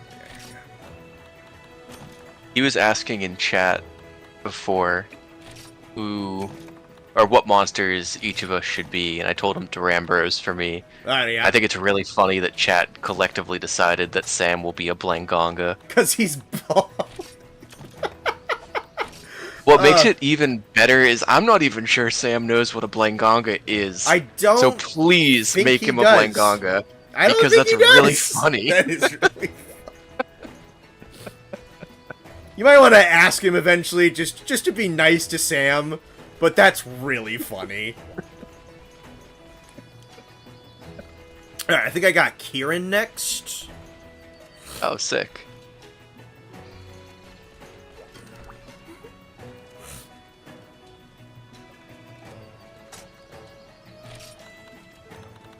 Alrighty, let's see what Hardcore Kieran can do.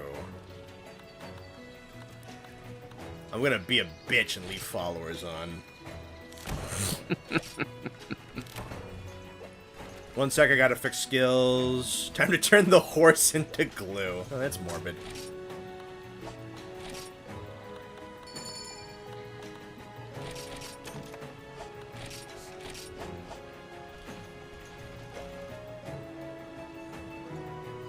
Yep. Live Durambros reaction. HC Kieran is so good. Cool. What monster would Connor... yeah, no. Real tough decision what monster I am. You know, really... you put your thinking caps on for that one, guys. Make Austin Shogun. Yeah, just make him Daimyo just to make him pissed. He'll leave the Discord forever if you do that to him. Alright, there's our horsey.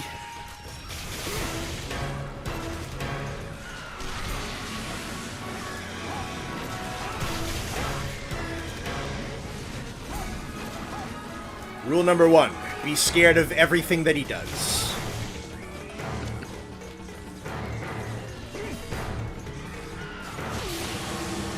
I was right to be scared, I'm already dead.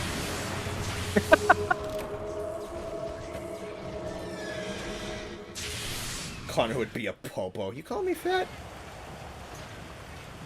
What do you got against Popo? Popo are awesome.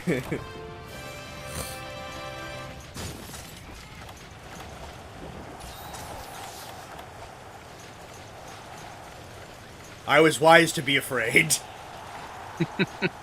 This is going to be one of those hardcores where everything kills me in one shot again, isn't it? Someone says you should be a Yan Kutku wearing a Teostra costume.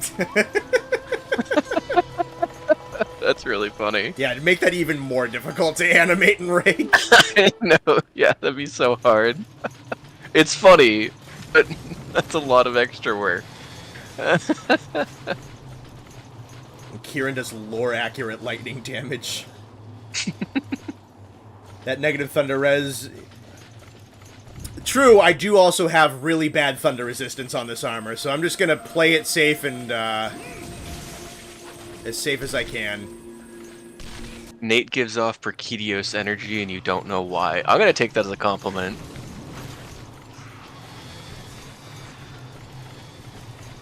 They're asking us which herbivores are our favorites. You know what? They don't do anything, but I really like the sauropods in Generations. I think...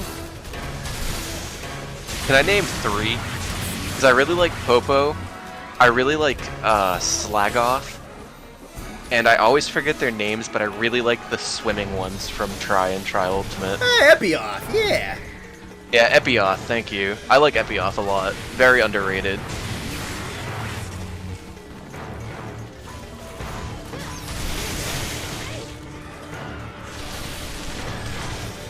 No, you do not need to refer to Thunder Resistance as Thunder Riz.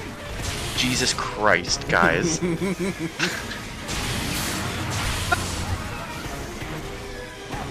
Technically, I'd have amazing Thunder Riz, because it does more damage to me. Yeah, negative elemental damage, elemental resistance is Thunder Riz. That's awesome. Oh! He teleports. Crazy. Oh my god. Alright, that's 2. Fuck.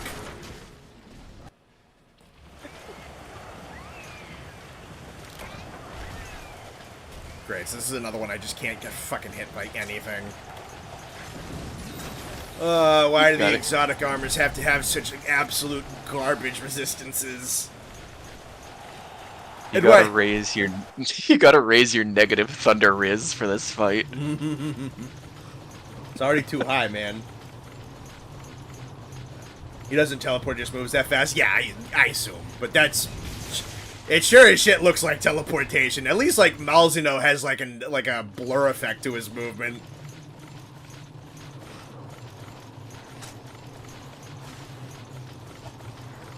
This isn't teleporting, it's running with style. Remember when you said you wanted a teleporting Kieran? I'm not bothered by the fact he teleports. I'm bothered by the fact that my armor stinks against this one. I like the attack. Oh, thank God he's in the bigger area. Kieran's wave dashing. Oh god, he's a melee player.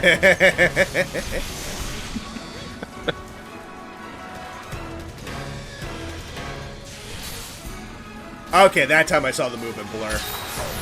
That's cool.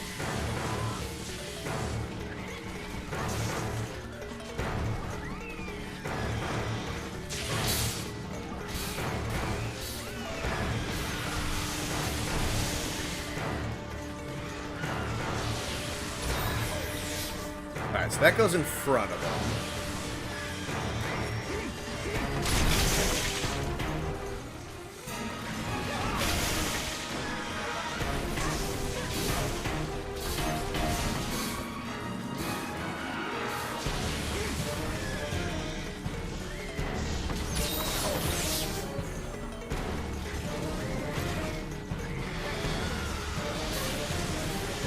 Kieran with the Shine Spark wave dash tech.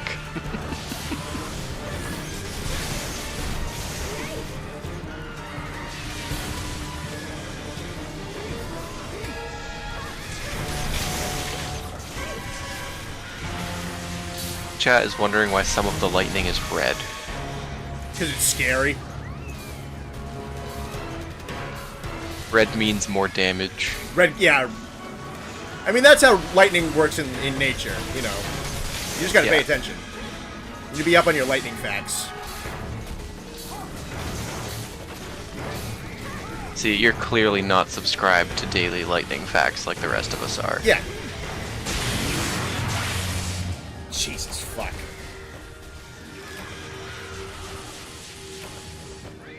Gonna be scared the moment a Bracky hits a black flash.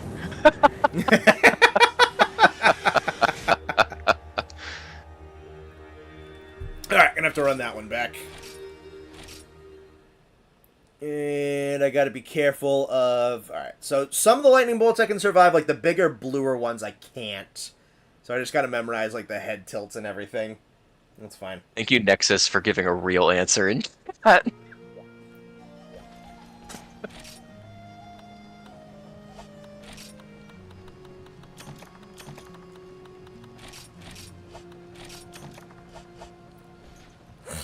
Alright, so... I don't have time to make another set, so we're just gonna have to play smart and be careful. This one looks tough. Oh, yeah.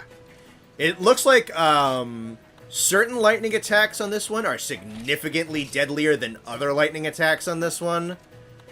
And I just gotta memorize the head tilts the best that I can and avoid certain attacks. I mean, if I have to play kinda coy, that's fine with me. Bracky Dragon element does sound kinda cool as fuck. Yeah, it does. Or he turns just red turns because he's red quirky, because I don't fucking know. You said the first one with such confidence.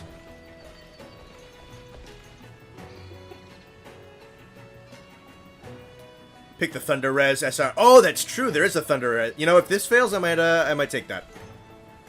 Grab a near. You pet that dog if you believe in yourself. I don't know.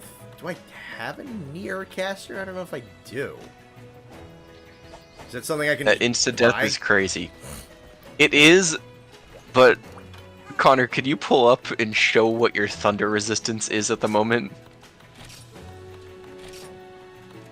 Is that something you can put on screen? Negative 26. Yeah, that is why it is insta-death. That's also probably why Garuga was negative insta-death, because mine is negative 34. Why are the exotic armors so bad with the... Why is it so bad?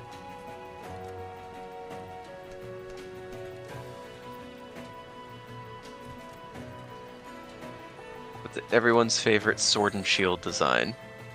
Go grab the my SR answer scale. is really stupid, but I'll let Connor go first. For what? Favorite sword and shield design. I don't know. Lucence is really good. I do like the Nargacuga ones that kind of look like a razor blade shield. Let's see. I think SR settings? my answer is really dumb because I played Sword and Shield for a little while in base game Rise because I could get Shield Bash KOs.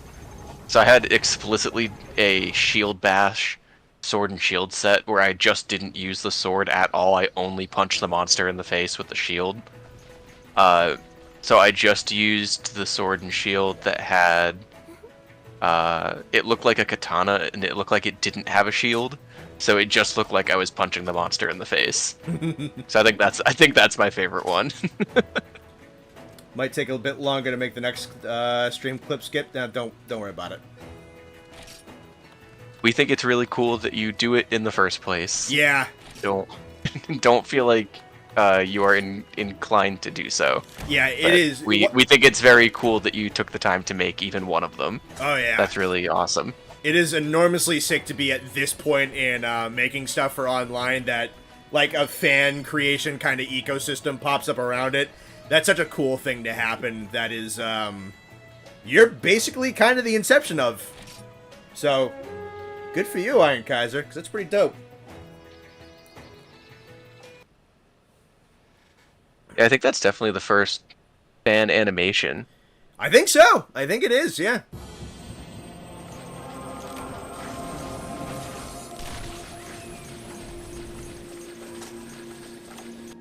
The ninja sword? Yes, it was the ninja sword. That's a good one. That was the one that just let me punch the monsters in the face.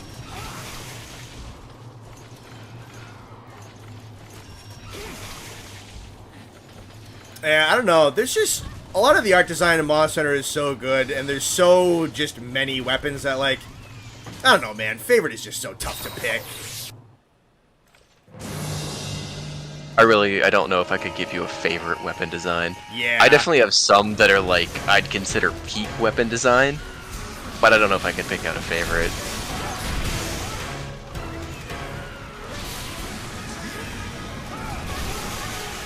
And even then, like, there's some that stand out to me from a design standpoint, and there's some that stand out to me from, like, just,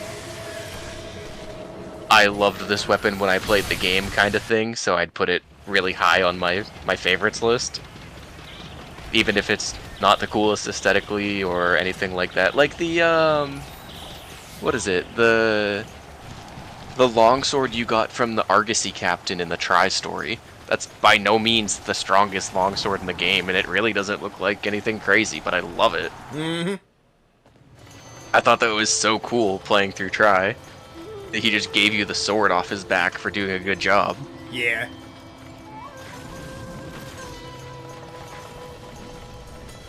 That was kind of cool. Yeah, dude. If you guys are watching, Kieran just got a fucking quad feed. That was actually really cool, I'm not gonna lie. I wasn't saying anything when Nate was talking because my mouth was open.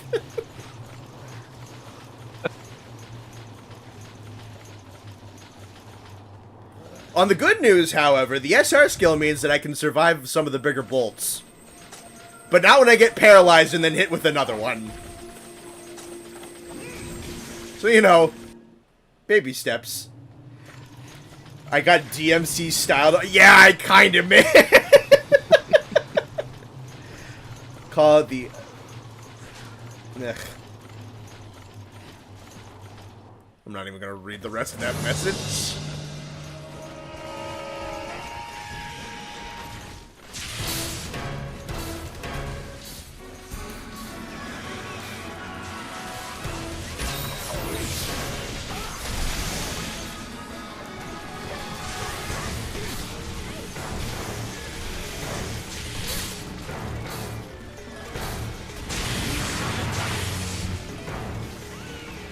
Okay. Be careful and be scared. Step 1, don't get hit. I mean, that is the rule of this game. If you can dodge a wrench, you can dodge a Kieran lightning bolt.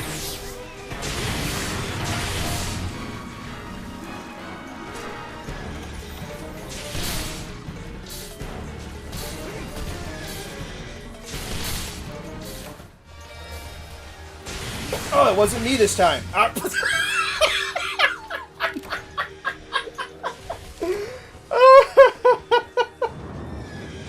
Oh my god.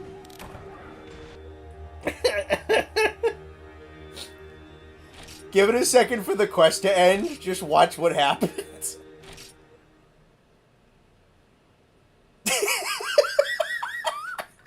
Get domed by lightning after the quest finishes.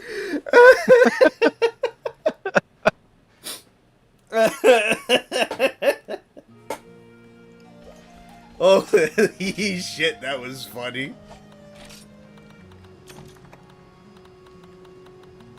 You're gonna have to sit up in your gamer chair for the run back here. I might. That was out of spite. That's gonna get clipped on Thunder Thousand. Hey, go for it, man.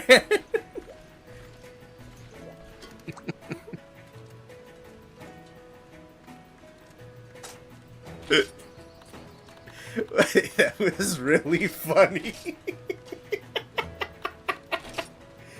That person said you really just maxed out your comedic timing. Oh, that was a good one last week that you missed. Because Hardcore Shogun is another one that has very, very overtuned rage damage values. So I, like, ran up, I, like, knocked him down. I cut a claw off in, like, the first battle. I'm like, yeah, dude, I'm fucking this guy up. He turns around, punches me once with, like, the blunt end of the claw I snapped off. Dead. I'm just dead. I'm fucked. I come back, I'm like, okay, that's scary. So I just gotta, like... not get hit by that. Fine. So then I get like stuck between his legs. I'm like, dude, yeah, Zephyr's just said it in the chat. I was like, dude, please don't hurt me. I get like tremor stunned, and then again he decks me in the head and kills me.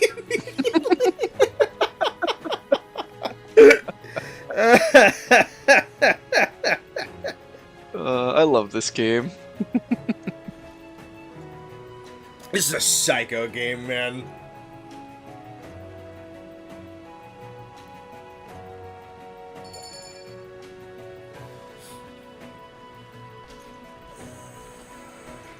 Alright, Nexus is stepped up to the plate.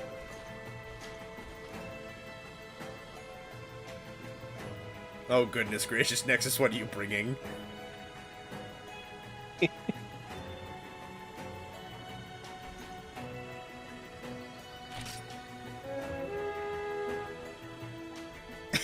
Based on the other things I've seen Nexus use in these streams, I'm assuming it's something cultured. Mm-hmm. Usually brings something pretty great. Frontier is the pinnacle of comedic timing. I love that you can get domed in the losing screen.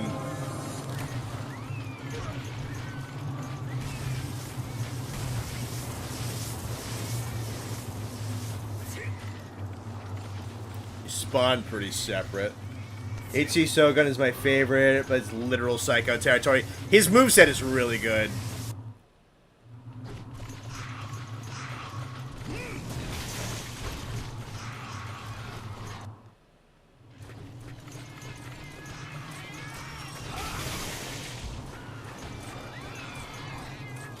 That's adorable.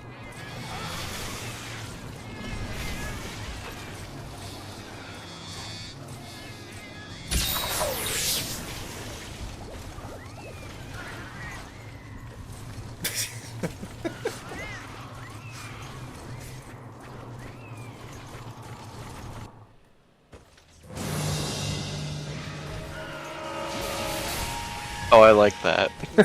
That's funny.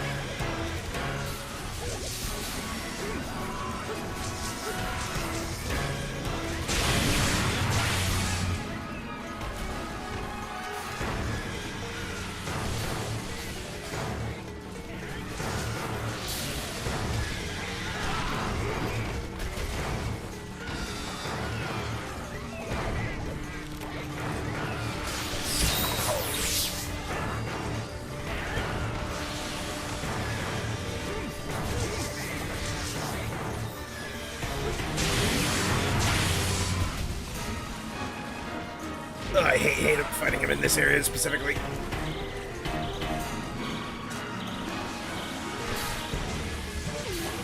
Oh, come on, man. What the fuck? I do not remember that attack going that far. That's kind of dumb. We gotta stop getting hit. Well, I thought it was clear. But that attack went way further than I thought it was going to.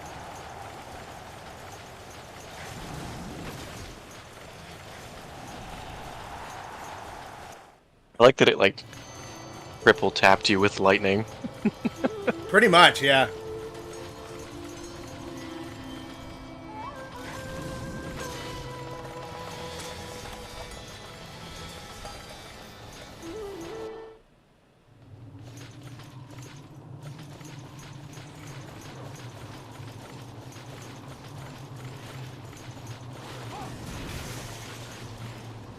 I hope the railgun wyvern hurts like this Kieran does. Maybe a little less, but like, you know.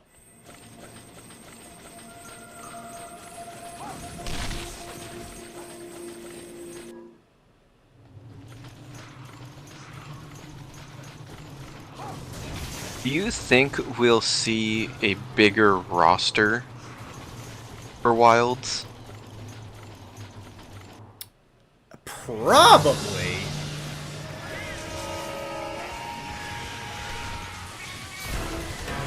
I'd like to think so, but with the amount of monsters that can be on the field at the same time, with all the packs and everything, they could have put more focus into less monsters than creating a larger, flushed out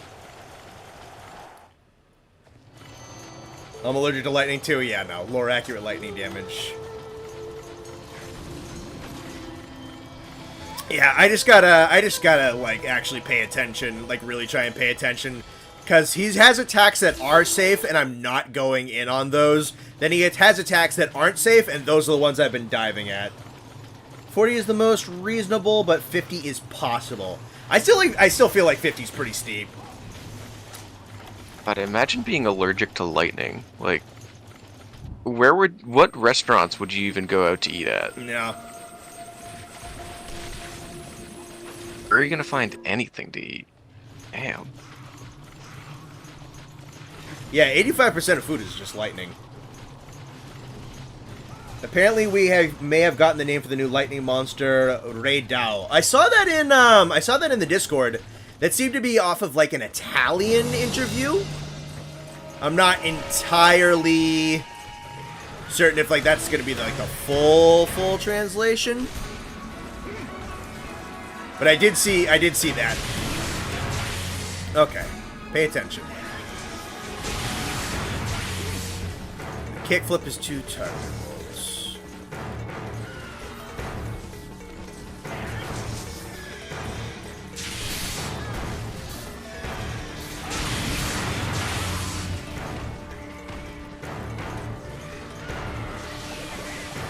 Doesn't help that I fucking hate fighting him in this one zone.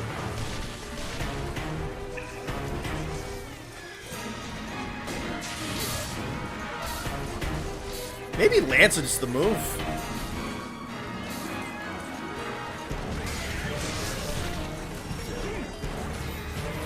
You built up your lightning tolerance by licking batteries as a kid. It's not a bad idea.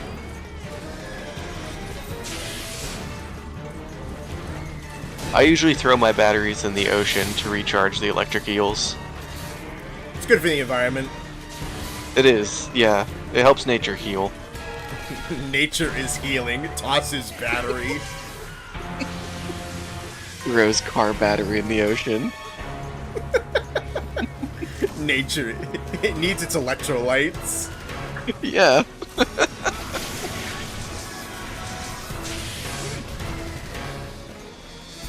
You gotta care for the electric eels, guys.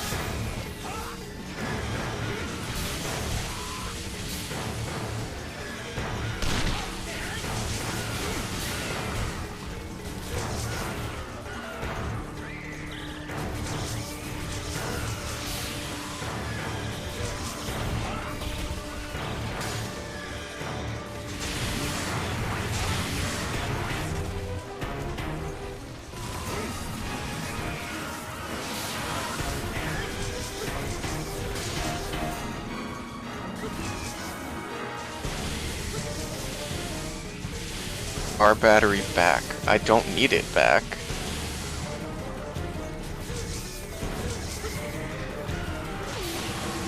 God damn it, I got stuck on him. Fuck. It's for them. Like, it'd be like returning your Big Mac wrapper to McDonald's when you're done with it. Like, I don't need it. It's theirs.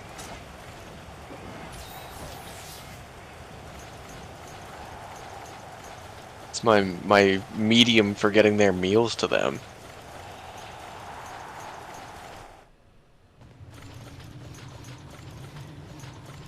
Make sure you guys like the stream so Connor can have his videos reach a larger audience. Oh, I appreciate that. Thank you. Yeah, like so. Yeah, I'm disappointed. When I came in here Friday, there was 180 people, and I told them all to be here today, and we have about 70, which is great. But I'm disappointed in the other 110 people who aren't here. We'll find their IP addresses.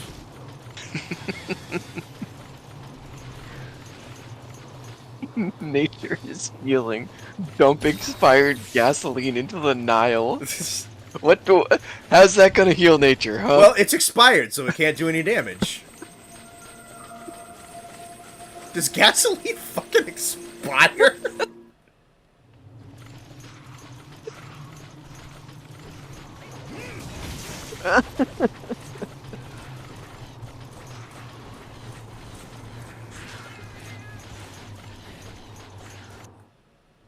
You're not responsible for any battery or... Alright, letting letting everything reconnect. The router apparently has negative 26 thunder resistance too. Fucking apparently. Ugh. Alright, let's see if it will hold steady for All a moment. routers have negative 26 thunder resistance. Learn to ISP crash? No. Alright, let's give it a second to see if we get a third one. If we don't get a third one, we'll just go right back in. Usually they happen pretty fast. I just want to get this Kieran out of the way. I got the worst one's going to be, I have to do Go Lunastra completely by myself. I believe in you. I think we're good. I might swap to Lance. I think that's going to be my play.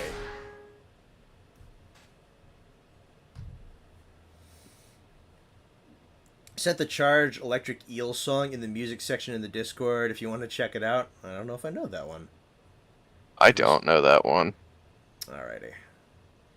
Did someone make a song about my pastime?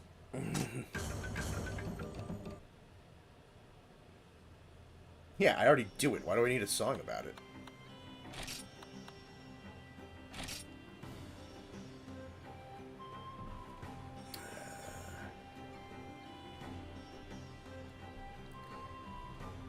Don't tell people I do this for the praise. I tell people to get the word out there. More people need to do it. Currently dispatching a team of men wearing Teostra masks to the individuals who are not here for the last stream. Oh, thank you. I appreciate that. No, it's good. The fact that we have, like, 70-something regulars is amazing. Yeah, that's really fantastic. Because YouTube doesn't have any discovery for streaming, like, whatsoever. Alright, let's try Lance. Because Nexus was not getting obliterated.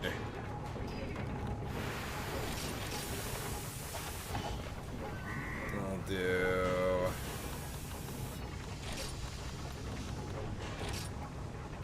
go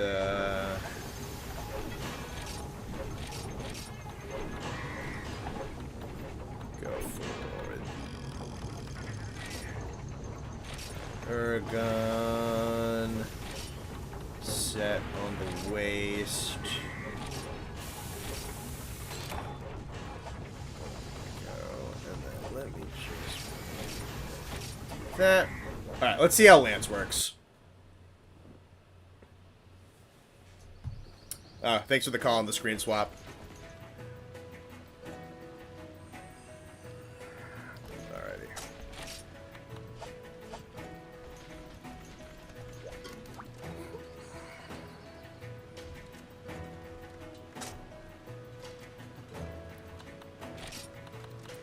And 5.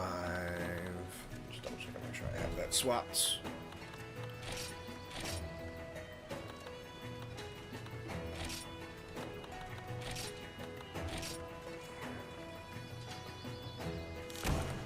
I knew we were going to hit one hardcore that was going to fucking stonewall. It always happens. Hopefully Lance has some better luck. Because Nexus was not getting completely obliterated. So we'll see.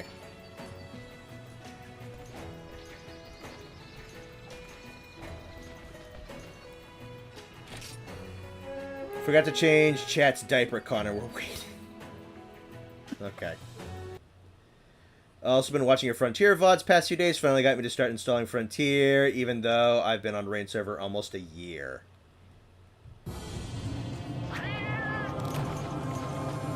Oh, glad to hear that you're picking up the game. It's a really good one.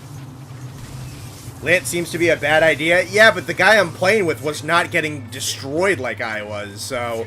I want to at least see if it works.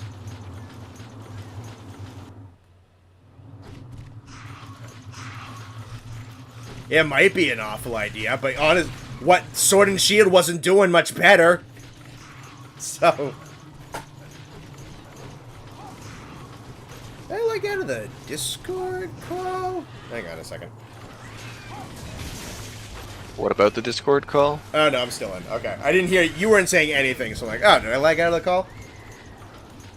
Oh, sorry, I was distracted. That's fine. I was just checking.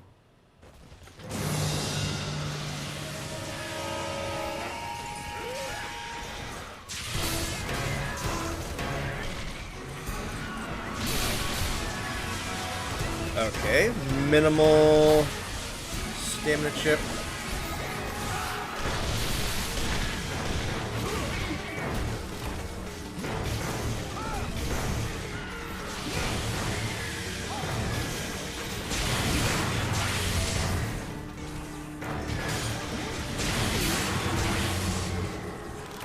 Alright, that was totally my fault. I shouldn't have sheathed in that moment.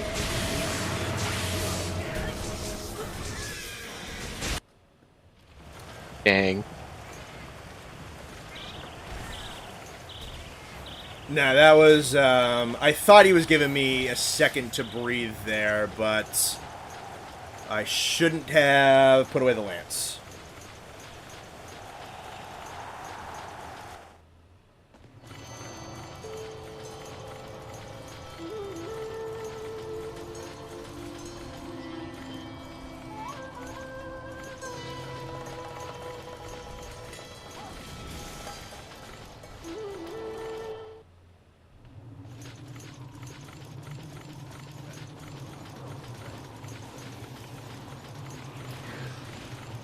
It would have been fine if I just kept the lance out. That's not the attack I thought he was gonna do. Hunting Horn guy also got smote. Isn't the Hunting Horn your follower? Yeah. Okay. He's here for buffs. He's fine. He's doing his job, don't worry. Yep. The goons might need to be called. Not impossible. Also, the area he starts out in is abysmal. Just bring a dung bomb right off the rip.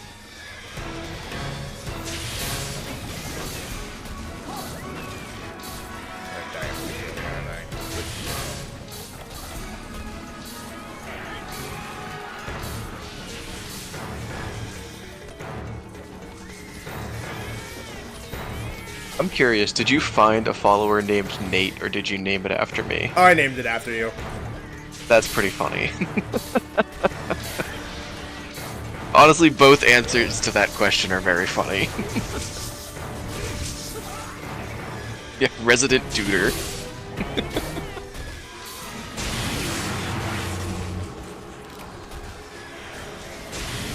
I love that the Hunting Horn Rampage skill in Sunbreak is called like a Doot Gem or something. Oh, yeah. Ugh, this is getting fucking annoying.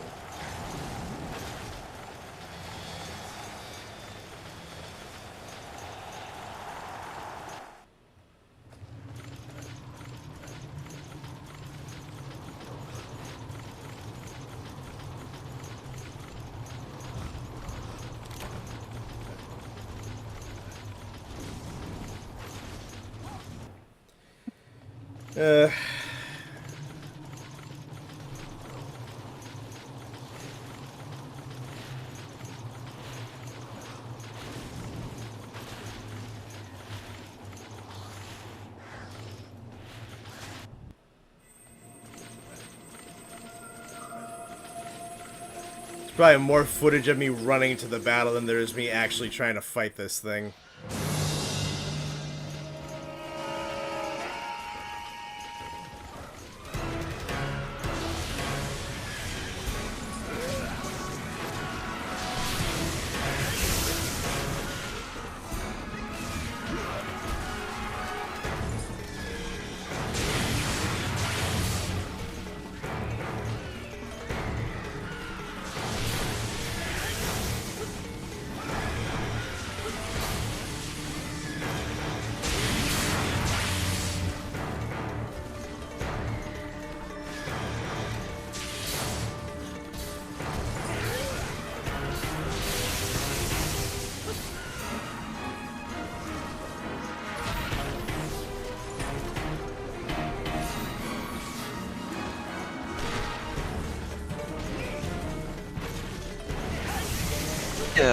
confirmed like a 2-season system for Wilds as well. That's really cool. I'm excited for that. So I've wanted a dynamic seasons system for a little while now.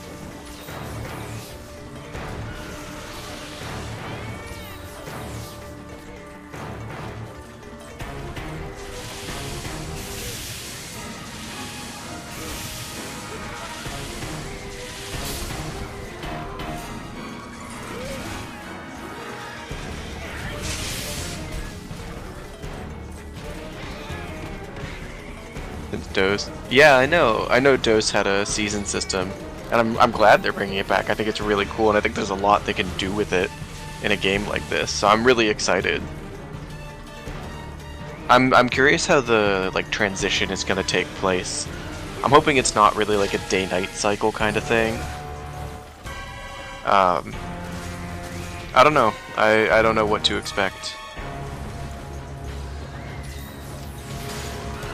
Say 3 seasons. I'm pretty sure.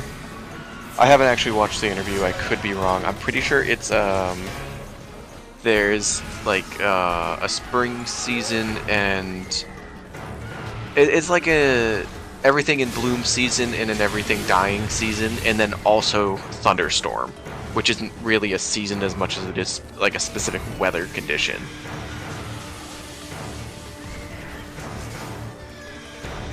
But I don't know if the like thunderstorm brings about its own dynamic map changes like a season would, or if it can just like happen during one of the seasons on the map.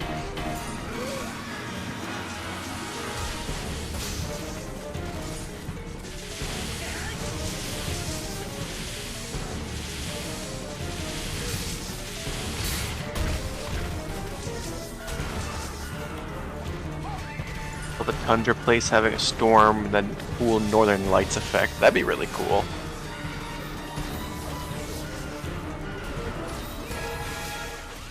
I hope the maps have a lot of attention to detail in them and they're not just big open areas. Like, I love the fact that Hoarfrost Reach had this whole like hidden way up to the top of the mountain that you could do, but you just had to find it and know how to do it kind of thing. I thought that was really cool.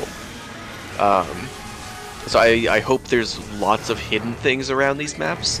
I hope there's a lot of attention of detail to them. And they're not just all big open areas with different things around them. Like, the more attention to map detail that there is, the better.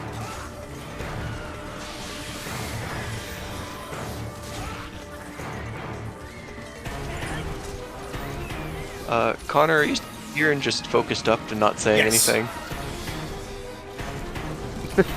That is exactly what is happening. Okay, that attack really does go super far. Alright. That makes more sense. Thunderstorm could be a season-changing event as well. That'd be interesting. That's probably an effective way to do it. I could see that.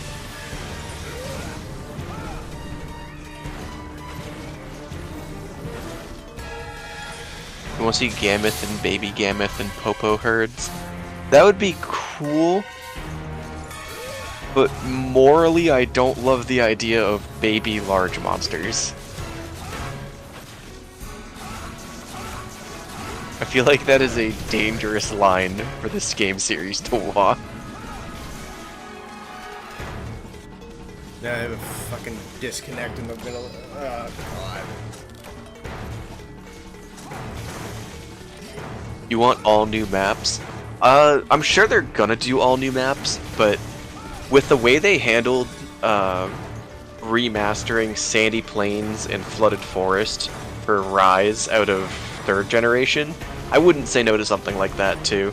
I think there's a lot of old maps that could be really cool as a Wilds map. So I'm not against the idea of a remastered map.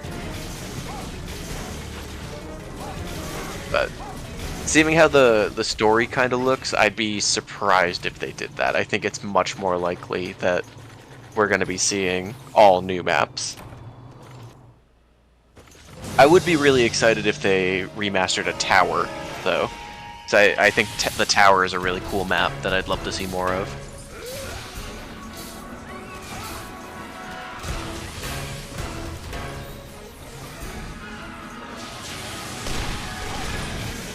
And obviously we have the Sand Desert too.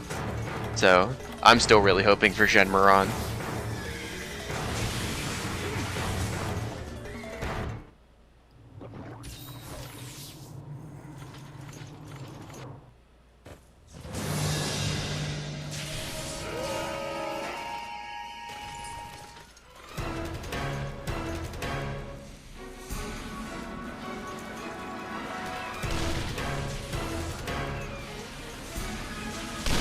Volcano could be really cool as a giant open map.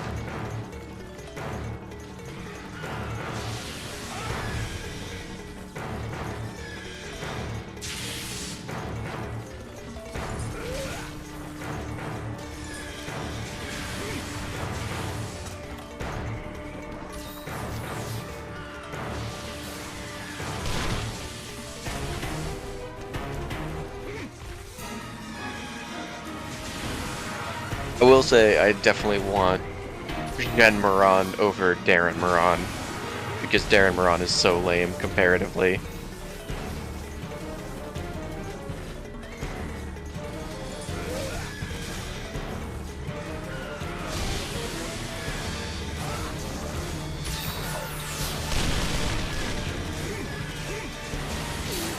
Cave map would be really interesting for Wilds. The map they've shown so far seems to have just like a cave system section of it. I think that's really cool.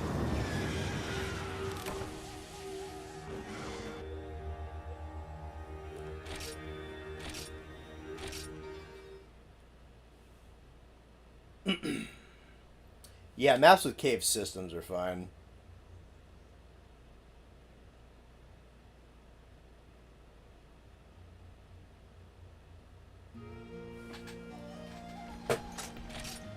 This is exhausting.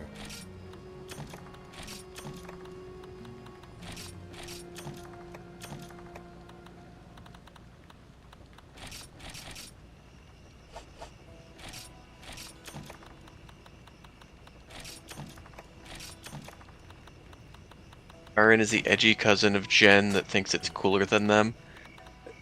Bro, honestly, I really like Shenmue. Personally, I think the Two Tusks is cooler than the big spiky nose.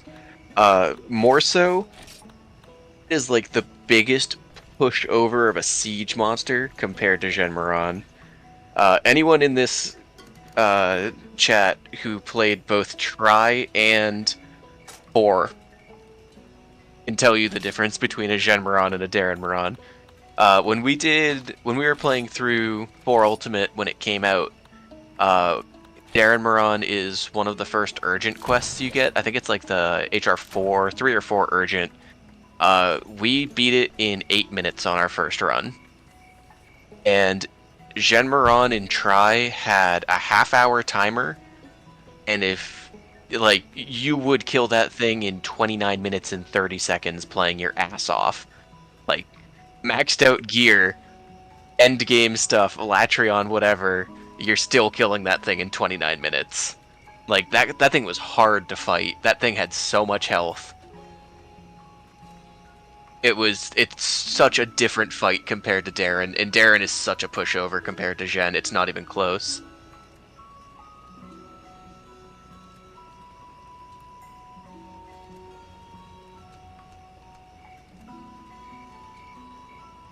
Gen was hell to solo and try. Yeah, it was. Gen was brutal and try. If That's you wanna why I bring liked in it so much. more than one other helper, I think that'll be perfectly fine. This one's giving me trouble. Event quests were pretty hard too. Try had really good event quests. I Just did kind have of in event general. quests.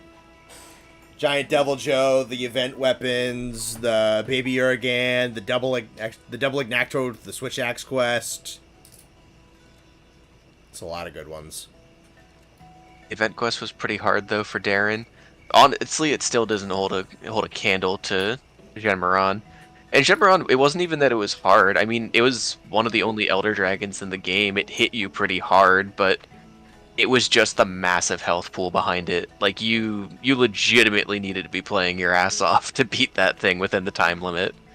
Because there were certain parts from it you could only get if you killed it, not just repelled it.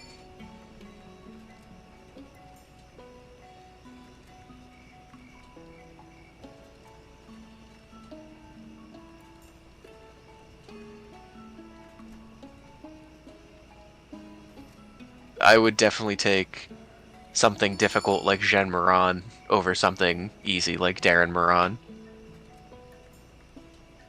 I understand design-wise people liking Darren more, because I do think he's pretty cool looking, but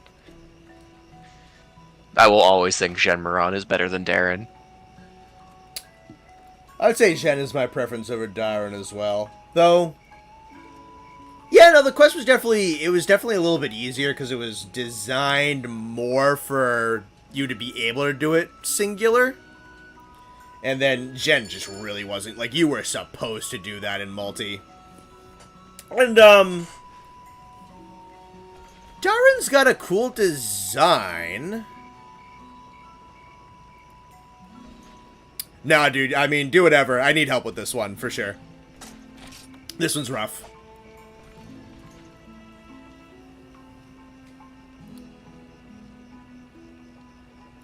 I am A-okay with tough stuff for this one.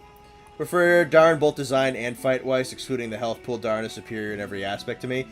The only thing that Darn really had over Gen is it had, like, the rock buckshot that could, like, block out the ballistas and the cannons. That was kind of neat. I mean, the two of them both have a pretty limited move pool.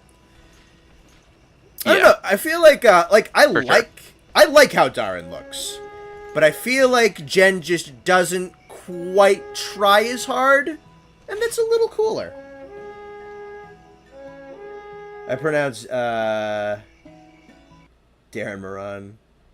Yeah, I say Darren. I think the H's are supposed to be kind of hefty, but I also think Darren Moran is just probably not what they were going for. Yeah, dude, Jen and Darren. How much do you guys think the MH Wilds Collector's Edition will cost? I don't know, and quite frankly, I don't care because I'm gonna pay it anyway. Yeah. $700? Sure, man. Sounds good. Sounds good, brother. I am such a sucker for collector's editions of games that I'm looking forward to. Oh, yeah, no, it's I won't even try and hide it. I love it. I got the collector's edition of Rise, which really didn't come with a whole lot, but it came with the Magnum Alo amiibo before it came out on its own. So that was cool. I got the collector's edition of that greatsword's sick. Oh, yeah. That thing is awesome. I got the collector's edition of God of War Ragnarok, which is really cool. I didn't get like the super big one, but I did get the collector's edition, so it came with a full-size Mjolnir hammer. That's pretty hype.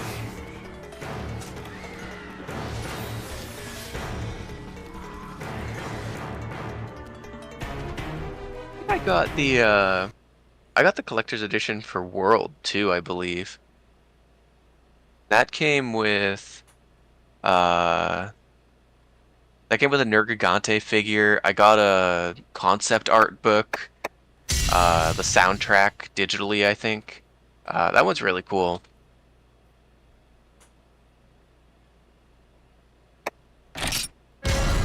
amiibos. Yeah, I'm actually a big fan of some amiibos. I don't own a ton of them, but I really like the ones I have. I actually just bought one last. That was a neat model for it too. I really like the design they went with for Mjolnir. Yeah, it's really good in that game. I like it a lot.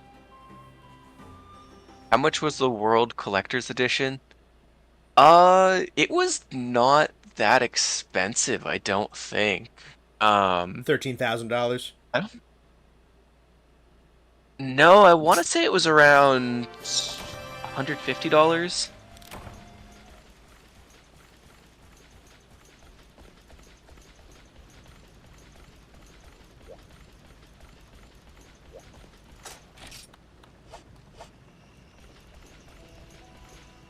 Life-size Gen Moran amiibo.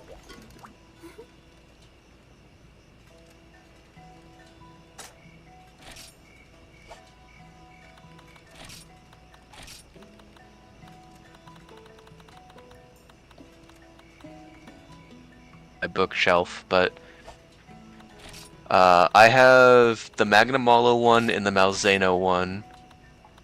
I have the 2 cats and 2 dogs one. So there's a cat and a dog from Rise, and there's a cat and a dog from Sunbreak. And then I have the Raisewing Ratha amiibo from Stories 2. But I didn't bother with the other Stories 2 one because I didn't really care too much about them. Mm-hmm. See, and then miscellaneous ones, I also have a Waddle Dee sitting here. I have the Joker Persona 5 amiibo sitting here. I've got... my desk is a fucking mess. Yeah, guys, if you want to bring tougher stuff, that's fine.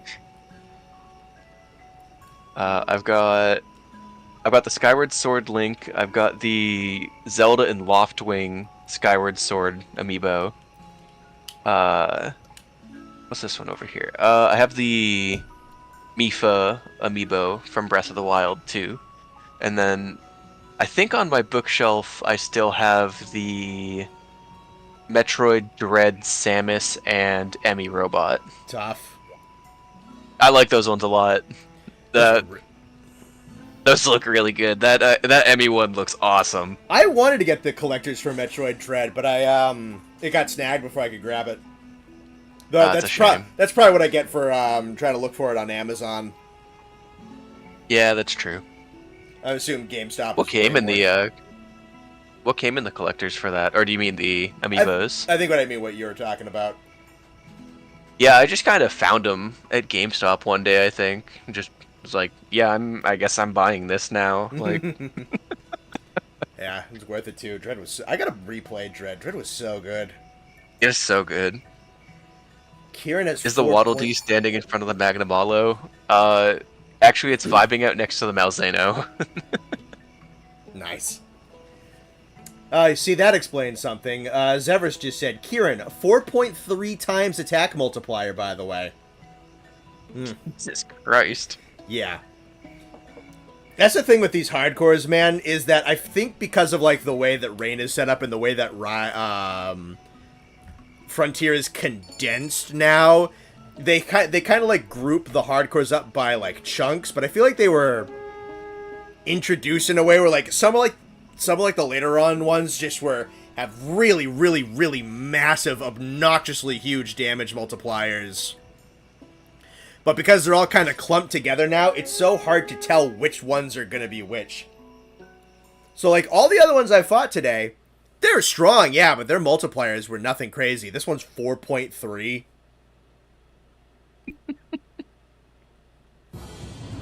I feel like Waddle Dee and Malzeno would be friends. Yeah, probably.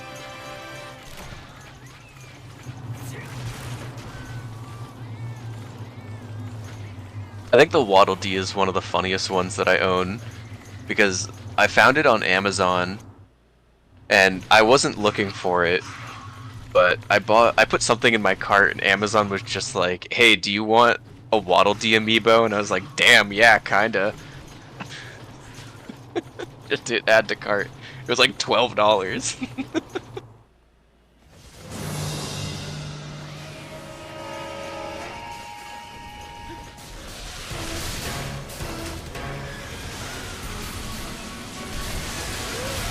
That's just like a small section of my desk that is currently covered in amiibo. I really need to clean my desk. There's so much crap here. I got my cool Rathalos figure on the other side of me over here. I found this in a store in Tokyo last week, and I was pretty hyped about it. The Capcom store had some Monster Hunter figurines, so I got the Rathalos one. They got it was a Rathalos, a Matsu, a Malzeno, and a Zenogre. I kind of like the Rathalos one best.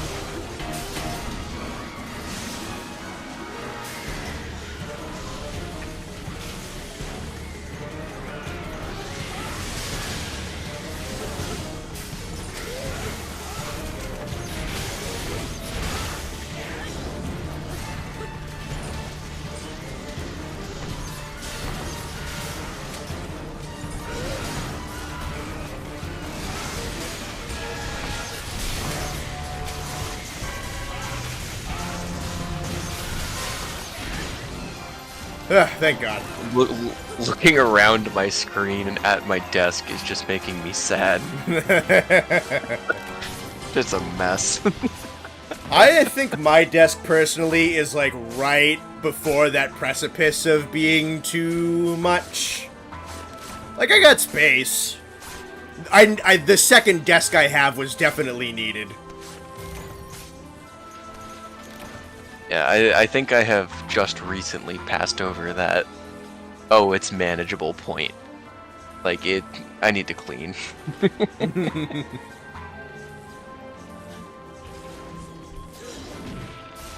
Alright. Hopefully that's the worst one for today. Though, Lunastra by myself is going to be something. On a scale of 1 to 10, how excited are you guys for crossplay? 10 out of 10. Oh, Cannot wait for crossplay.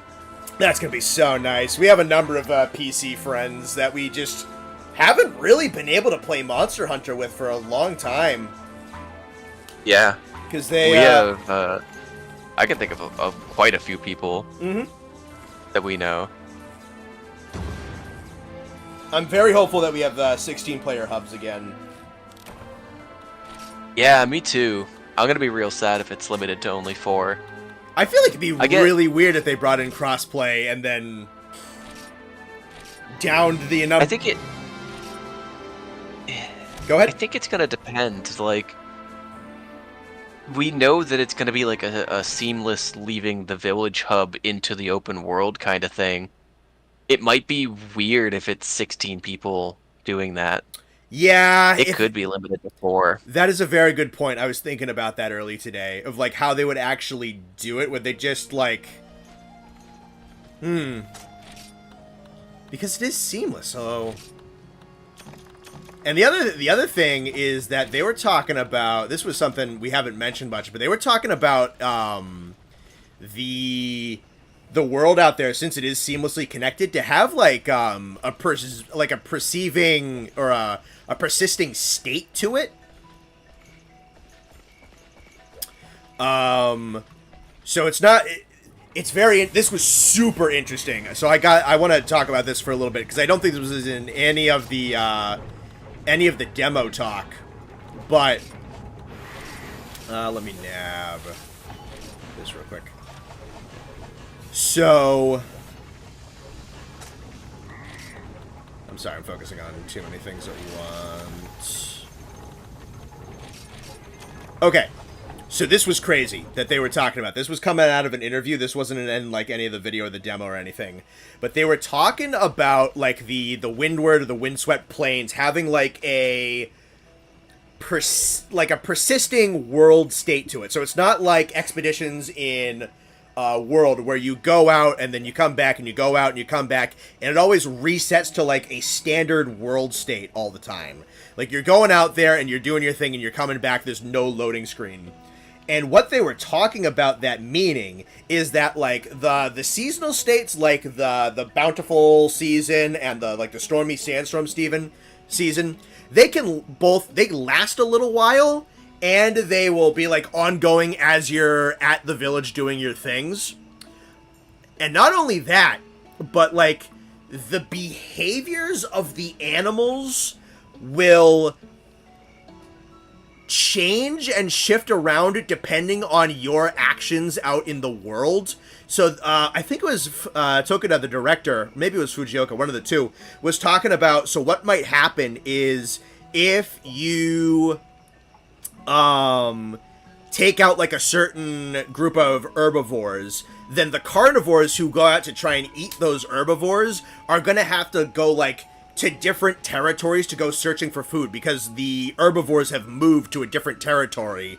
And that like you can have temporary impacts on local populations. Like you can't run anything to extinction, but you can thin populations of certain animals for a little while and have their like territories shift around and whatnot depending on like what you're fighting, how much you're fighting, and all that stuff.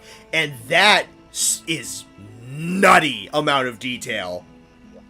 That's really fucking cool. Holy shit. That's incredible. But they were also, because I couldn't really talk too much because I was focusing, but they were talking about like the basically seasons and whatnot. It sounds like they stick around for a little while, but on top of that, it also seems that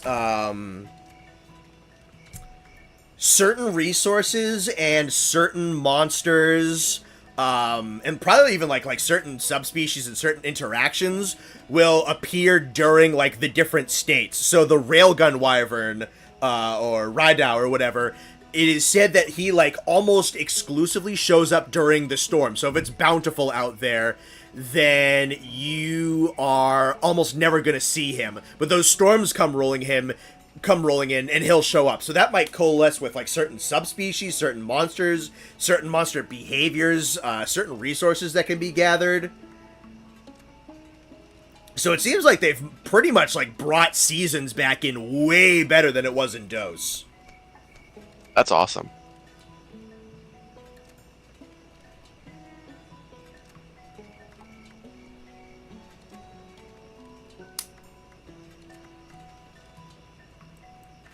Can you imagine just like being so prepared that you load into a hunt, thin a small monster population so that you can force the one you're trying to hunt over to something else to spark a turf war? That sounds so incredible.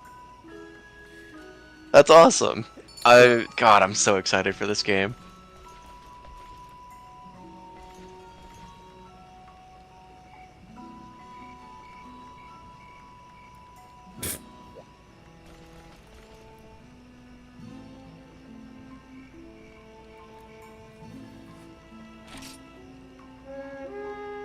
Alright, I think it's Kushala, and then Lunastra, and then Teostra.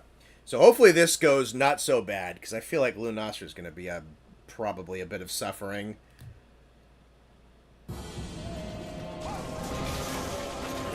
Desert.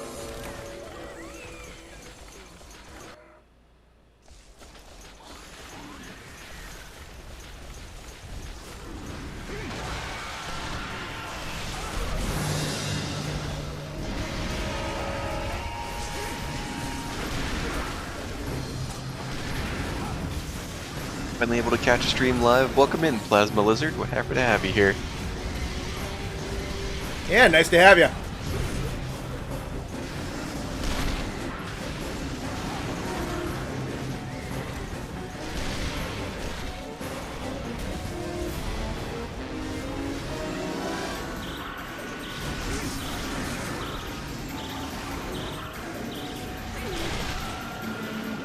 A little wider on that than I thought. Thank God, normal damage.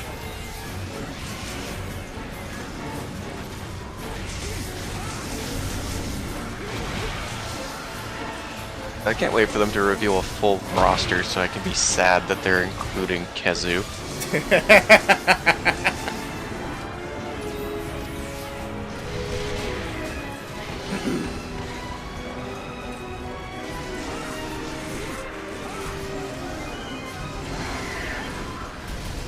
It's nice to have things to look forward to in life. Yeah, for real.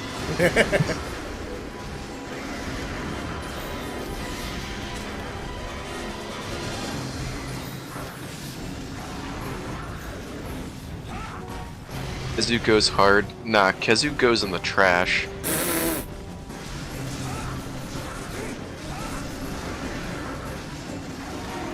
Especially when you're jamming to the theme on your car ride home.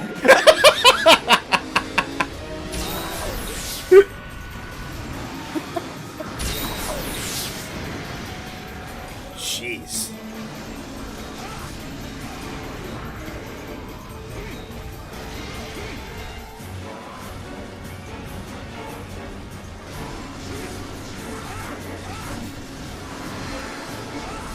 Kezu is Giganox at home. See, that's the crazy thing though, because Giganox is actually Kezu at home. As much as we, like, love to sit here and talk shit about Kezu, and no one in this chat seems to enjoy Kezu either, the Japanese community that plays this game fucking loves Kezu. The odds of Kezu being in Wilds over Giganox is so high. I mean, it's crazy. I'm fine with both. I'm fine with both, but can Giganox at least, like, come back? I'm fine. Giganox some love, please. It doesn't have to be exclusionary. Just Giganox is really good. Give him a turf war. That'd be fun. Yeah, the blind fighting the death turf war.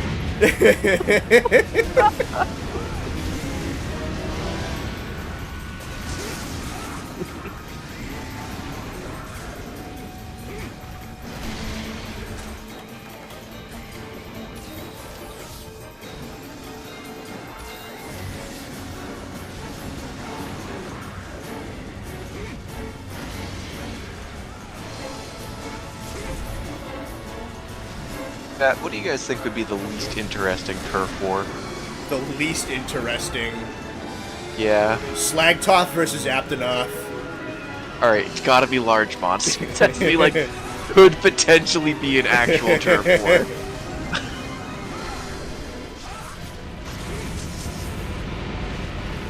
Oh, jeez.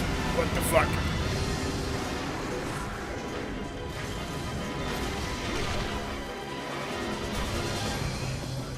Anything versus Gypsaros? Alright, but can you imagine Gypsaros playing dead in the middle of a turf war and getting a surprise attack on whatever it's fighting? That could be funny. I could see that going hard. Drome versus Drome. Yeah, that's actually a really good answer.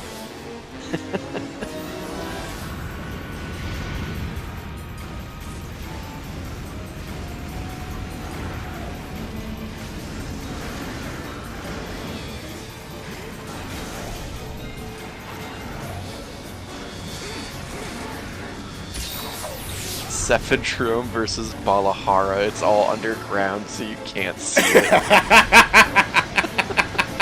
That's a good answer, too.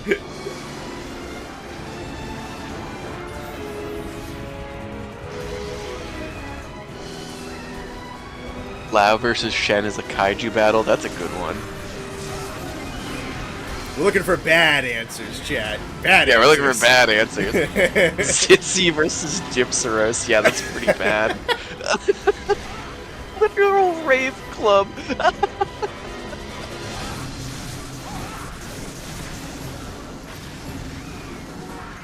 When you knock the G off of the graveyard sign and all the skeletons come to life and start dancing.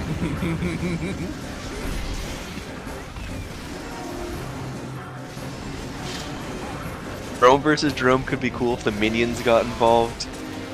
I mean, I don't see the minion crossover happening with Wilds, but if that's what you want to believe, go for it. It'd be ambitious. It would be ambitious, yes.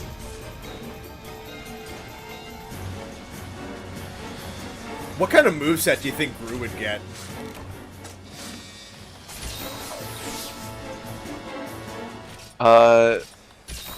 I can see him doing that dive bomb attack that the whiptail bird was doing to you earlier. I like to think he steals the moon and throws it at you. I like to think he has a breath attack.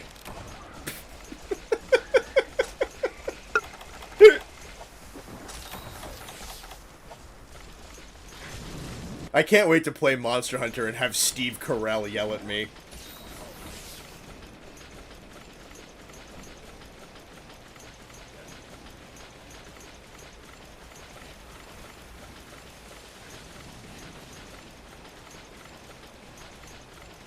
Shala versus Behemoth because it's just all tornadoes all over the place. And then they tornadoed all over the place.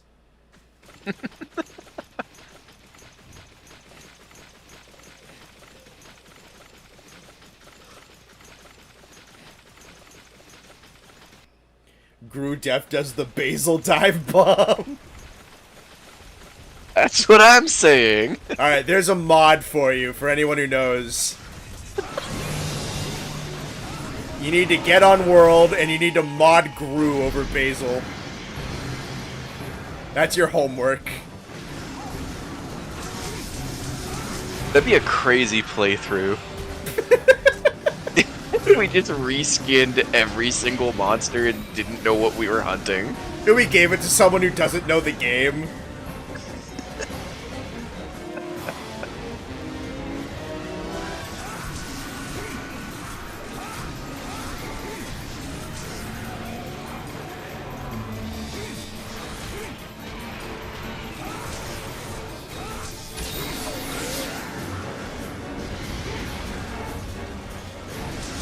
Like you, we loaded for our hunt a Great Jaggerus, and the logo's a Great Jaggerus, and then the map has Sonic the Hedgehog, Gru, and Solid Snake from Metal Gear. We're just like, damn, we don't know what to kill. And we That'd be don't know what's incredible. what monster. Yeah, we don't know. We have no idea what's what. That would be incredible.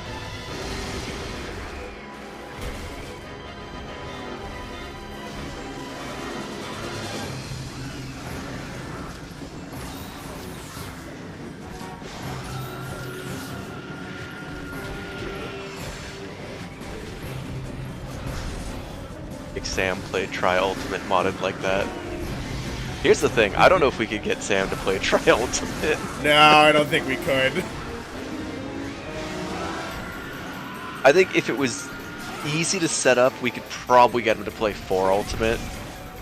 Just under the context that Insect Glaives are broken in that game, I think he'd do it just to experience that. But I don't think he'd do Tri Ultimate.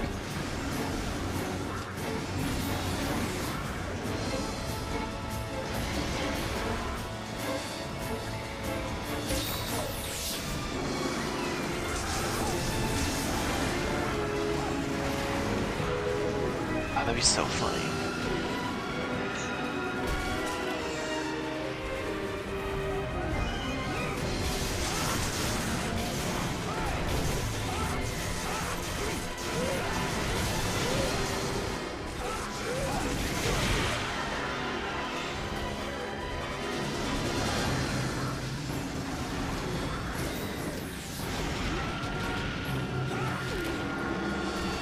Ugh. As Brachidios. I thought we were doing Yuji Itadori as Brachidios.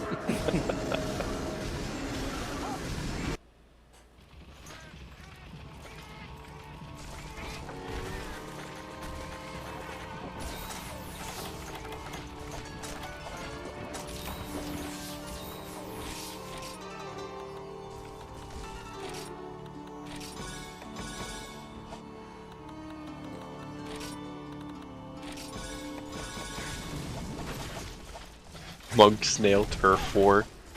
Monk Snail can't have Turf Wars because it's friends with everyone. Yeah.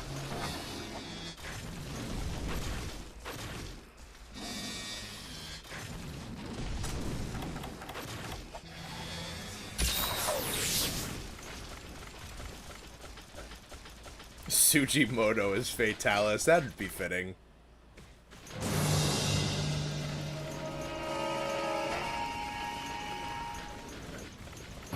Can you imagine you roll up on like a Rathalos versus Diablo's Turf War and it's just Miyamoto fighting Shaquille O'Neal? I can now.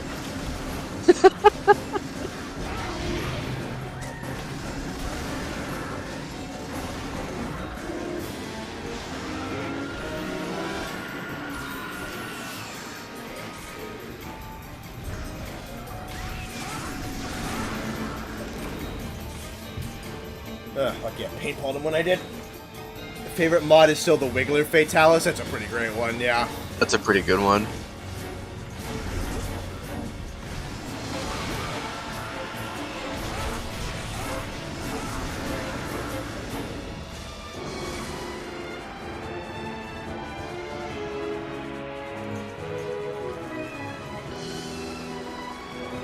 There you go.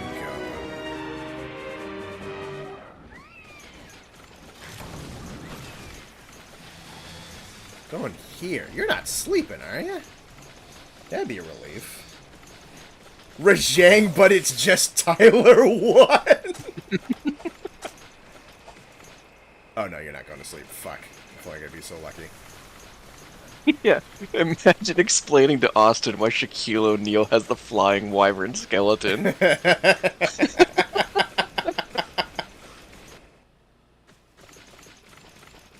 Bold Rome is a Ford F-150, fitting.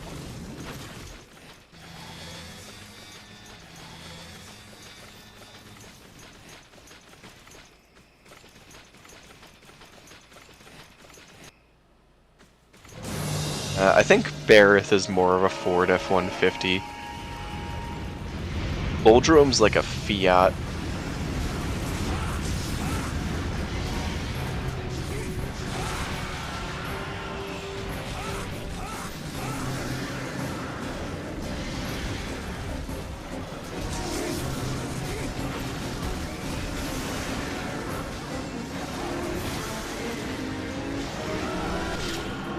What?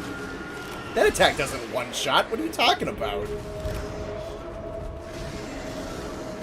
Or maybe like the really close bit does and the ice is meant to That's stupid. Austin is a regular Hermitar, but not Daimyo. That'd be funny. Oh yeah, wow, that just drained your health. I think, because it makes like a little ice buckshot thing, I think it tries to like stick you in place so that like the big damage center of it actually hits, and I just got hit by the big damage center of it. I assume that's what happens. Deviljo, but in Brachy skeleton. High key, it'd be really funny if we randomized the models on every hunt.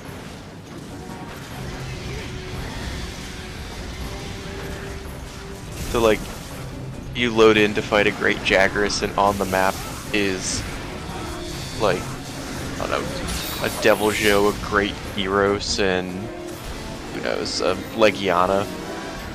But it's actually a Puke, a Kuliyaku, and a Great Jagras. They just have their models swapped. Not the attacks or anything, the attacks are all normal to what it would be, it's just the model and skeleton is the different monsters. Oh, Zeverus is saying if he hits you with his roar, HC's roar gives defense down. So you might have had defense down without realizing it. Great.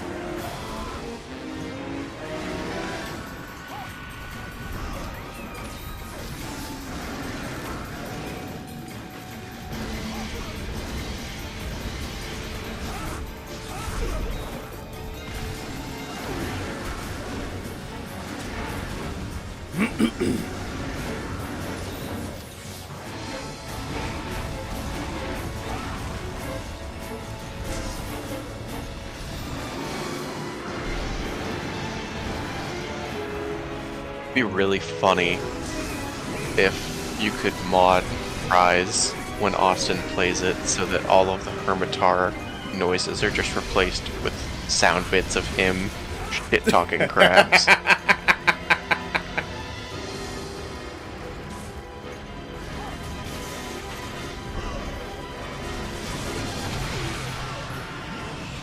Yep, there's the defense down on the roar. Because that needed to be a thing.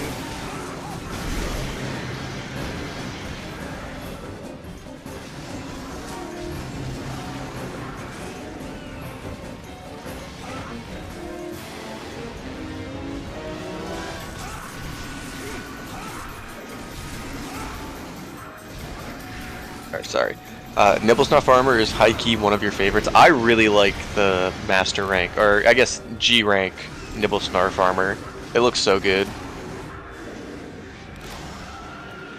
Yeah, no, it's for a goober monster like Nibblesnarf, it's a pretty good armor set. It's pretty respectable. Never picked Austin, I imagined Steve Austin, and now I know what to commission for the Nargis. We're so powerful it shivers your timbers. So fucking apparently.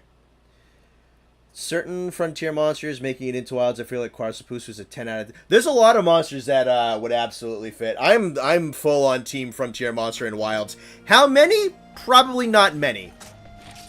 I feel like 3 would be a lot. Alright, that was a pretty good run and not too ridiculous. So we'll run that one back. Roar so powerful it shivers your timbers. I saw that one, yeah. That probably would have been a dub if Nexus hadn't been dropped out of my hunt. That's just rain having issues. So a run back will probably be perfectly fine.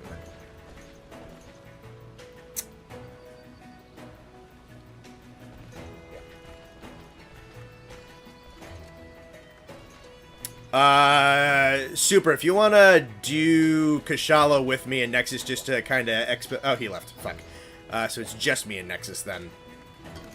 I'm going to say could expedite it a little bit, but all I got is the one guy with me.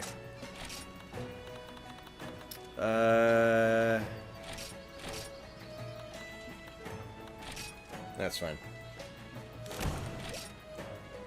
I want to see the Scorpion. The Scorpion would be amazing. Oh, you know what? They might have moved lands because they couldn't see me. I think that's what they did. Yep. Yeah, we don't have to dogpile it, but if you guys want to... Because I think we saw that entire fight. If we want to do, like, 4-player just to kind of move it along a little bit, that'd be fine. You don't have to crush it into the ground, but just make it go a little faster so I can hit, Luna.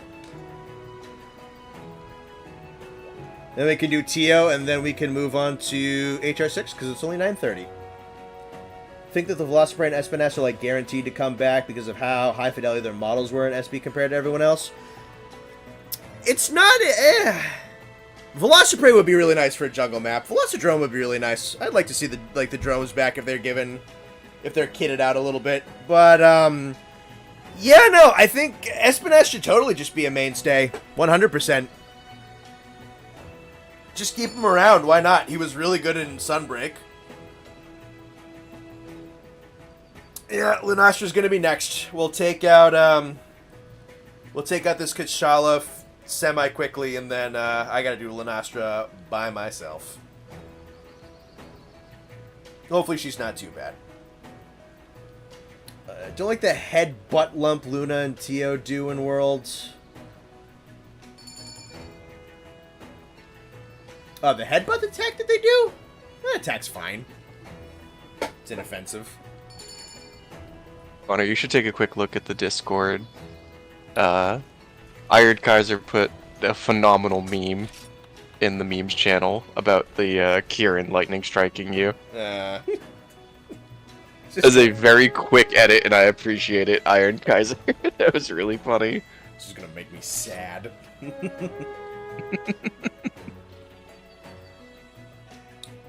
Dromers keep winning. Will fight his... I'm not going to fight my grandmother one-on-one. No, I love my grandmothers very much.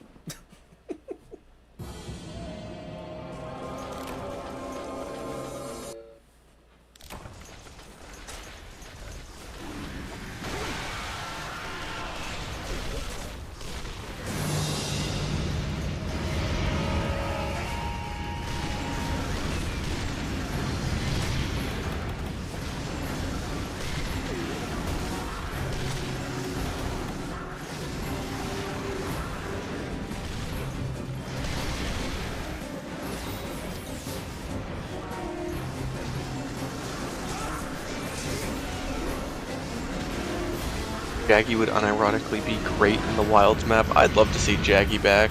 It's past due, man. I'm telling you, we need some 3rd gen love.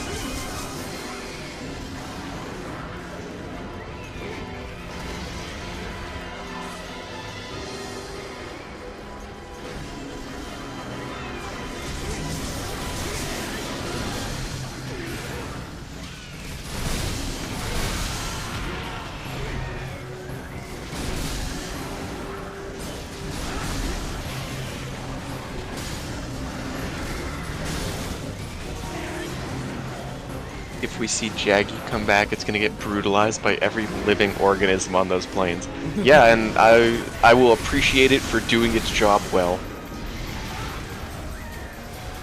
That's just great, Jaggy feeling bad for everything else.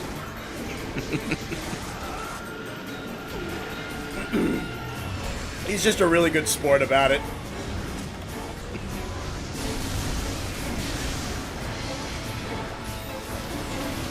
Vespoid are the bane of your existence. I think Vespoid are the bane of everyone's existence. Even people that don't know about him. Yeah.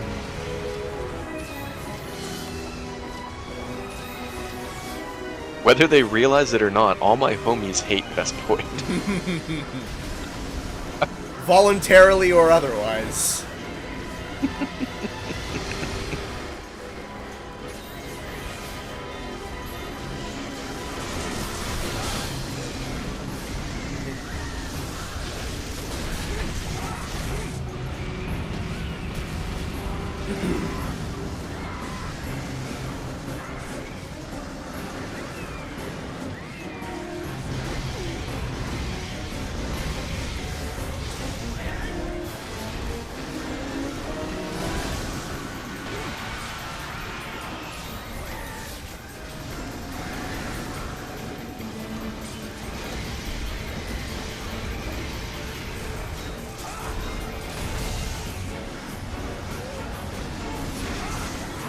Great Jaggy would lose against like a raccoon.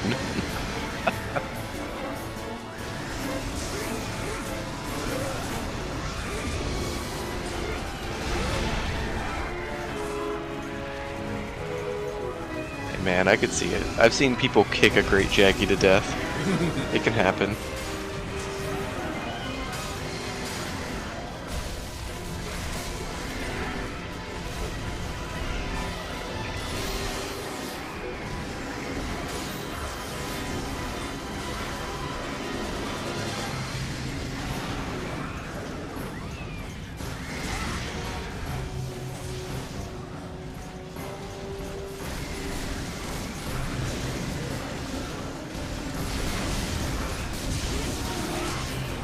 There's the tail.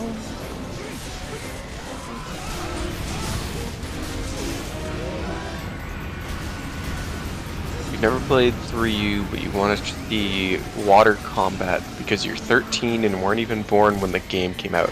That makes me feel that. really old. Don't say that.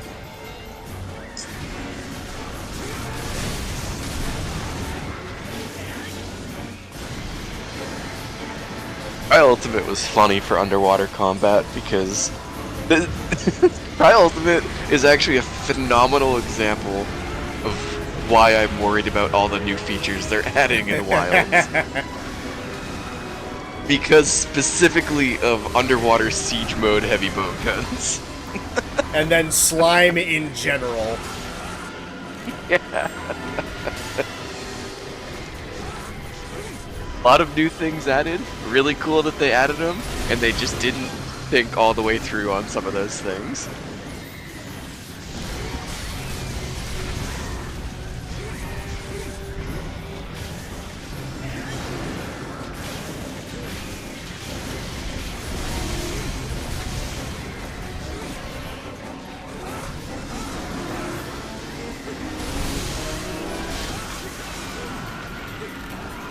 underwater siege mode glitch is one of the funniest things that has ever been found in a Monster Hunter game.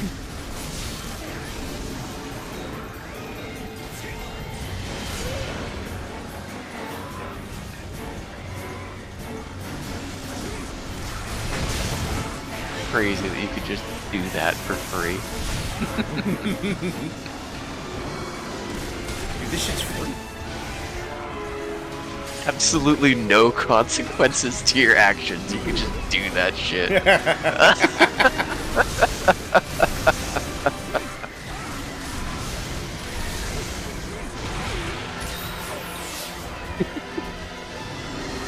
$45 motion value on underwater normal 3s, which could ricochet up to 6 times. Yeah. And the fact that you could siege mode them with guns that wouldn't siege mode them. Yeah. The fact that the Goldbeard Sadeas speedrun was 30 seconds.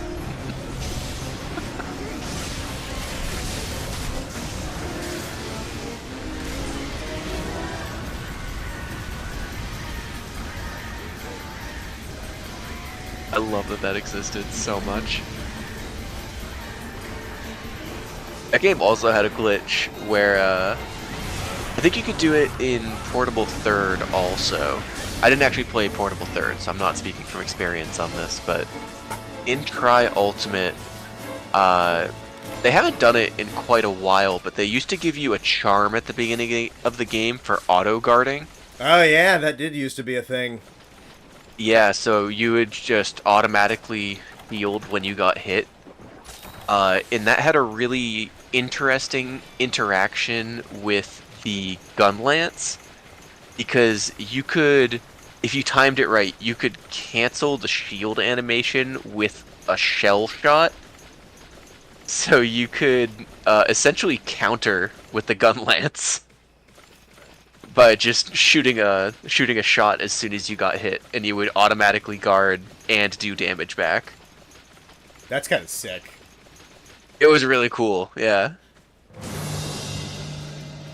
30 seconds? Yes. The Goldbeard Sadeas speedrun is something like 30 seconds. Because you spawn in front of it, and any heavy bowgun could siege mode any of the ammo it could shoot with a glitch.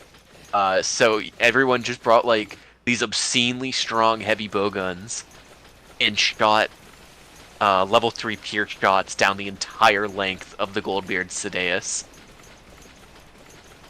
Team of 4 people doing that, you could kill it in quite literally like 30 to 40 seconds.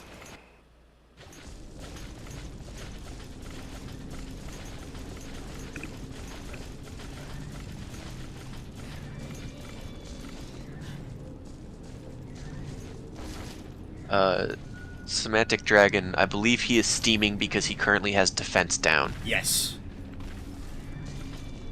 That is correct. That was a Portable Third only interaction. Is that what it was? I gotta be honest, I didn't actually run Gunlance in Tri-Ultimate. I just knew it existed. I didn't realize it was only Portable Third, though. I still like that it existed and that was something you were capable of doing.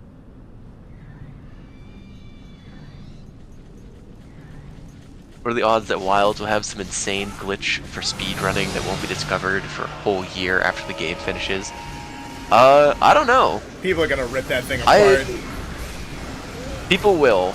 I hope that if people find something, they choose to leave it in, like the snowman glitch in World.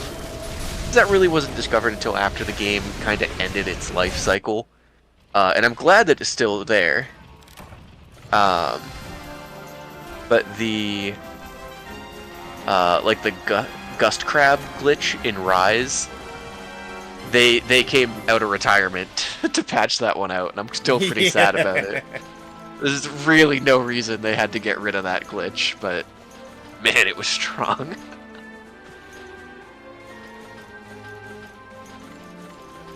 Team Darkside solo Goldbeard, and it was 230. Yeah.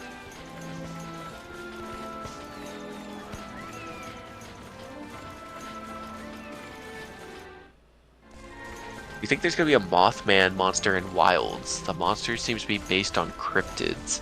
That's pretty interesting. Big monsters.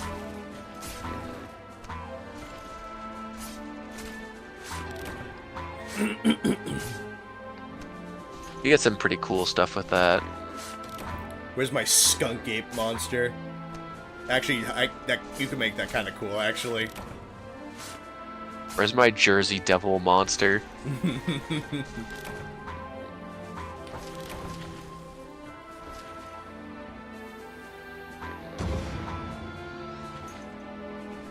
Now, Festio looked more like a moth than an owl. I'm glad they went with an owl. Owl monsters are sick. Yeah, for sure. Ray Dow makes sense as a Thunderbird, though. Oh, yeah. A Wendigo monster? Bruh. Wendigo We already sick. have that. We saw how that went. We don't need that again. We don't need another legend. No, but like an actual cool one.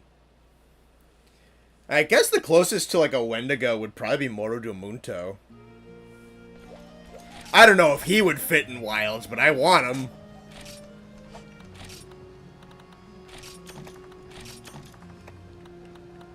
Okay. Okay.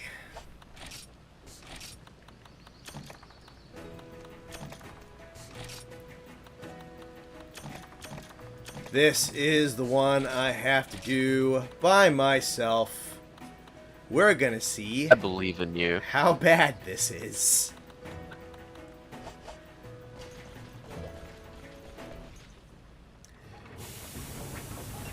You... Let's see. Swap to...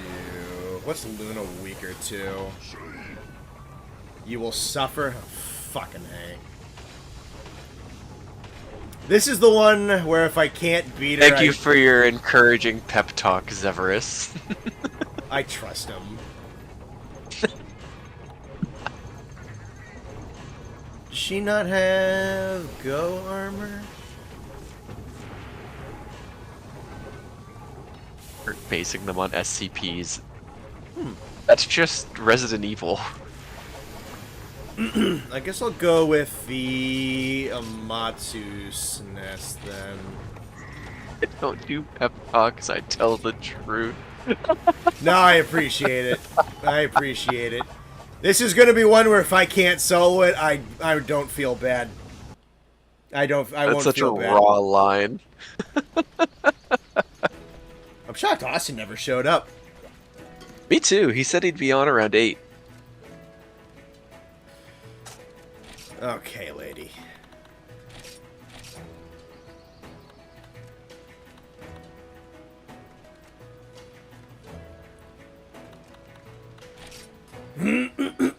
We'll see how bad this is.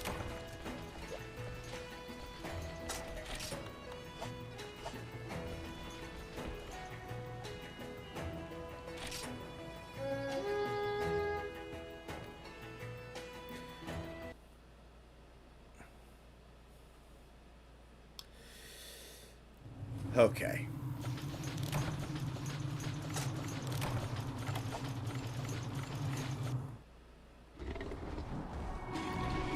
Wow, you're gigantic. I do Thanks, like man. tall women.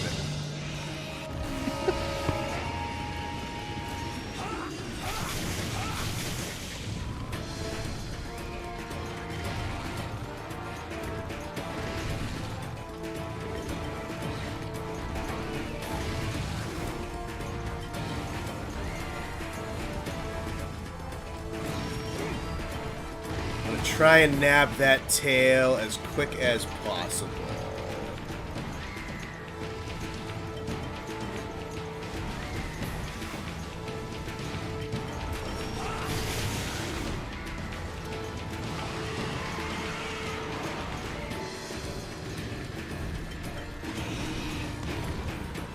That's mid-range. Yeah.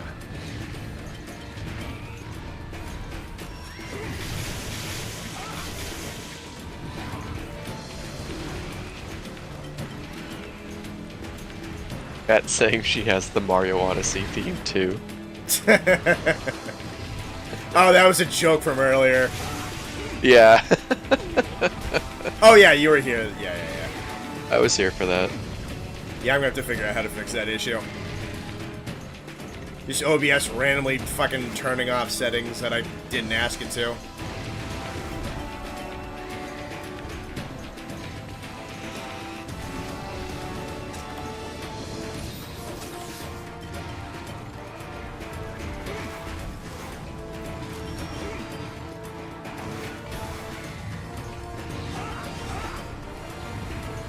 Might be easier to try and... Yeah. There you go. Okay. What is... Oof. Woo. Okay. It's interesting. It's 9 p.m., but you gotta make concept art. What are you making concept art of, Scrunkly?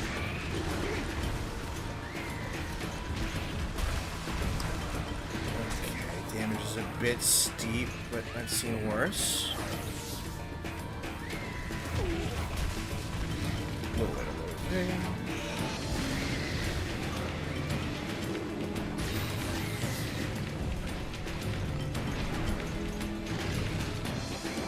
Probably a bad call there.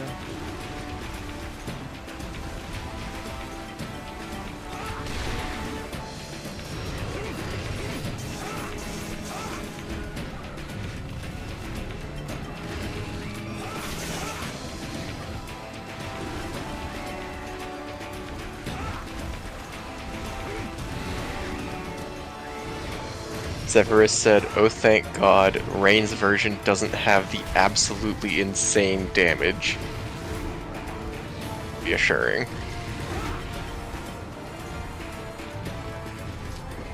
I'd be willing to bet they changed things because this is mandatory solo. That's fair. I don't know if you care about MH now, but it seems like Tio or Luna is hinted at coming next month or so. That's pretty cool. Cool.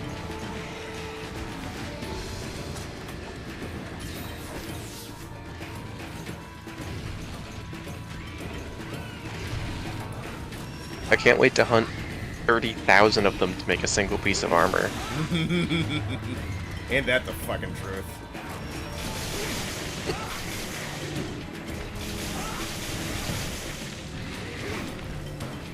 That's probably my biggest gripe with the game. I like the moment-to-moment gameplay. That's fun. The stealth building's not bad. The amount of, like, attention to detail in, like, a Monster Hunter sense is kind of cool. But they do these temporary monsters, and having the amount of monsters that you need to be able to make stuff and then having some of them be temporary is just not particularly conducive to how that game works. Yeah, I almost took a screenshot and sent it to you when I was playing it last week, but I did a hunt-a-thon. We killed a 3 purple star Zinogre at the end of it, and I got 8 rewards. 6 of them were tier 1 rewards, and 2 of them were tier 2 rewards. It was like 6 scales and 2 claws.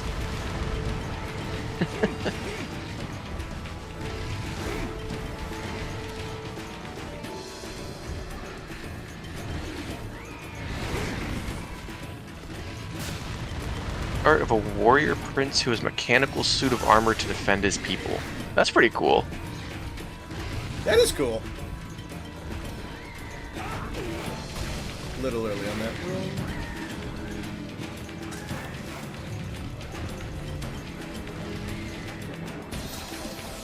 Now, combining opportunities might be a bit of a pain.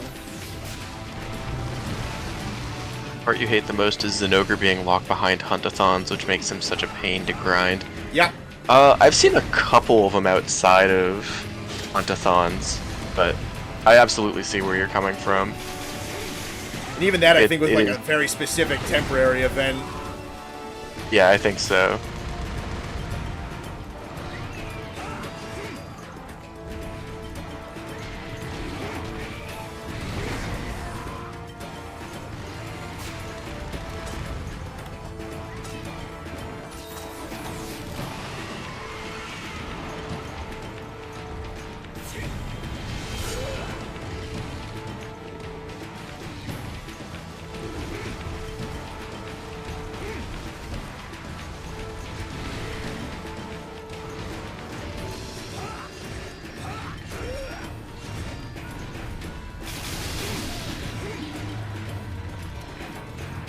Ooh, horn break.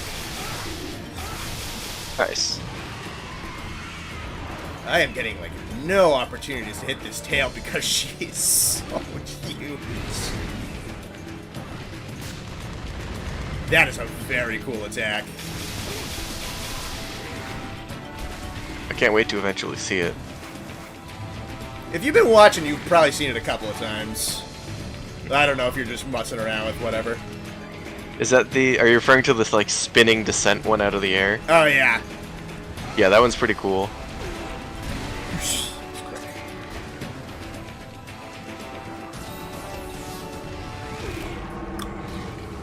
Alright, not bad, not bad. I needed a combo reset anyway. That's fine. This Luna's way more tolerable than the one I'm used to.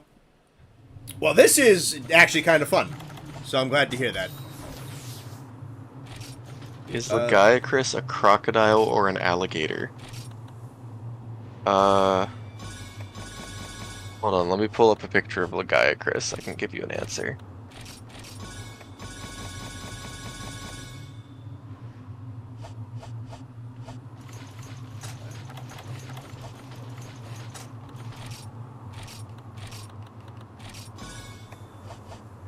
Legiacris is an alligator.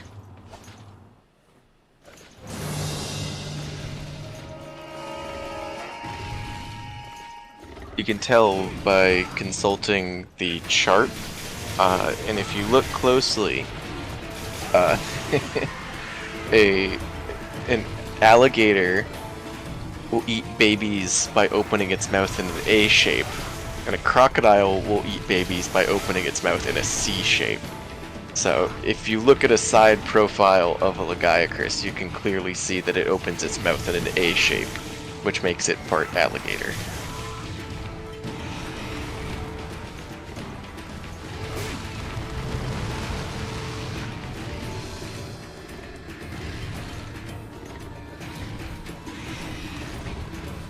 Close range again.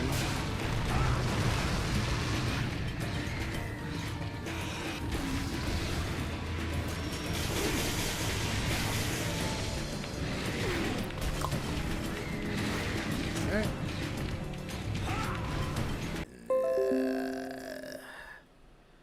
Alright, we're gonna have to run that one back.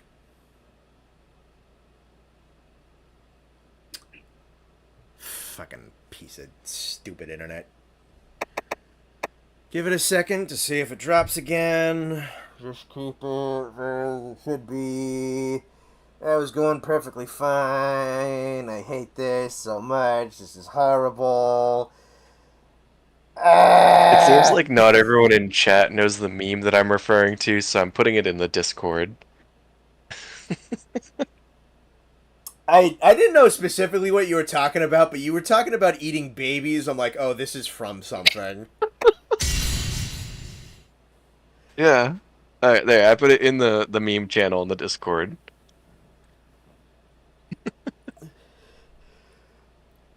It was going... Alright. So that is perfectly run backable. That was going perfectly fine.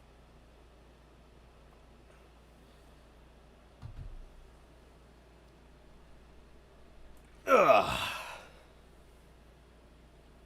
Come on, man. I want to fight some new HR6 monsters tonight. I mean, we still got time. It is 10 o'clock.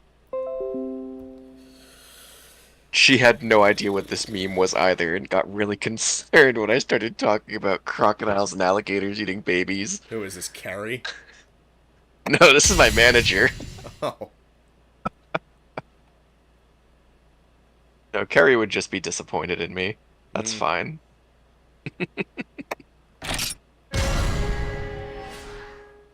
Ugh.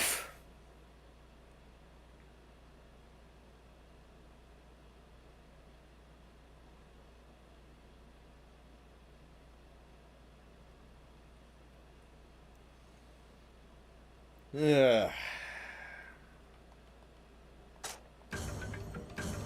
Come on, let's stop wasting time. I have work to do.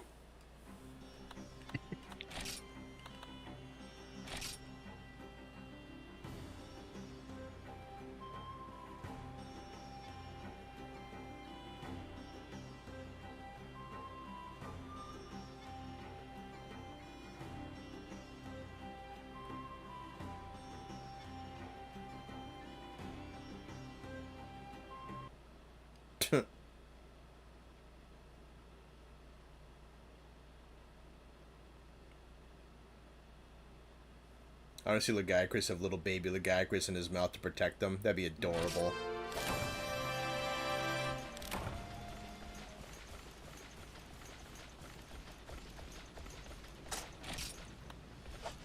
Thankfully, I have full item restock.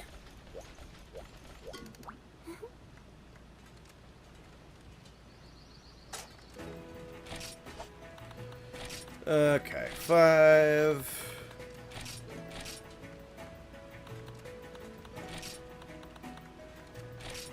Running low on uses of those. How do you feel knowing Wilds will not have underwater combat, will very likely not have Legiacris? Did they confirm the lack of underwater combat? Was that hard confirmed in an interview? If they don't have it, that's perfectly fine. I wouldn't be... I'm kind of not expecting it. Laggy, they could still... Yeah, I'm back. Oh, hello. I got a third one.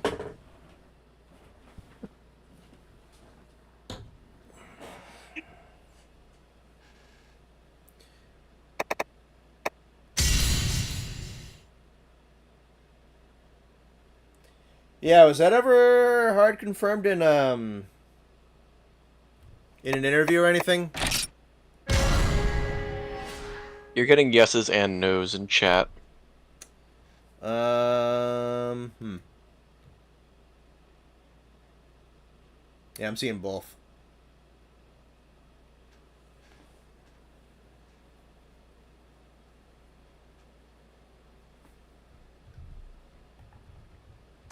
Korean gaming outlet did an interview. Okay. I mean, yeah, no, I'm not shocked. I'm not shocked that it's not in there. As for Laggy himself, definitely still possible if they want to do like a jungle that has like some flooded area or something. I heard they confirmed that they denied confirming it. Oh, thanks. That's super helpful. Copy and paste into the search bar.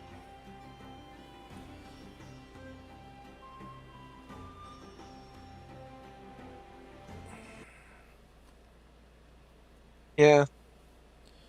That's... Look, with everything else new that they're giving us, I can't say I'm that upset that we're not getting underwater. Oh, yeah, same. I think there's still a whole lot of potential there that hasn't been dug into, but I wager it's a massive resource undertaking and very risky to go through if it doesn't work again. That's, that, again, plays in exactly to what I was saying before, that if they just kind of threw it in there, that's going to lead to another underwater siege mode glitch.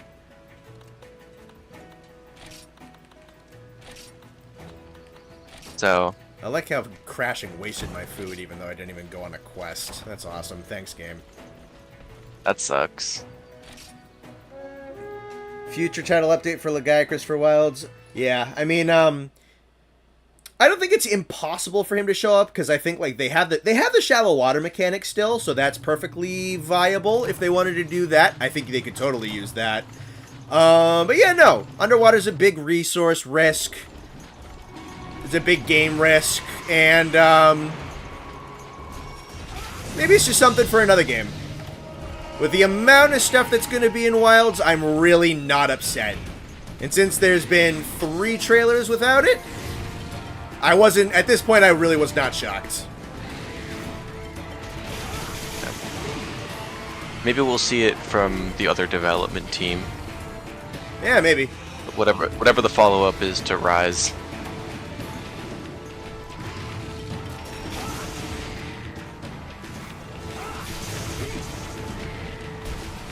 If we wanted to go like Super Copium, maybe an expansion, but I feel like that's super wishful thinking. Yeah, that's a lot to ask for a Monster Hunter expansion. Yeah, I will maintain some hope for grounded Laggy in an area with a lot of shallow water combat, but no underwater, I'm fine.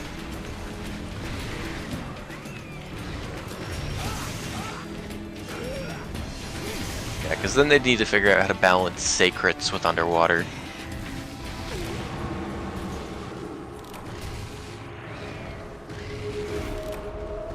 Casual reminder, Laggy was used in shallow water in the world demo. Yep, very true. Yeah, no, I think Laggy probably still has a perfectly fine chance of showing up. I hope Namiel comes back. Me too, man. Namiel's super good. Absolutely.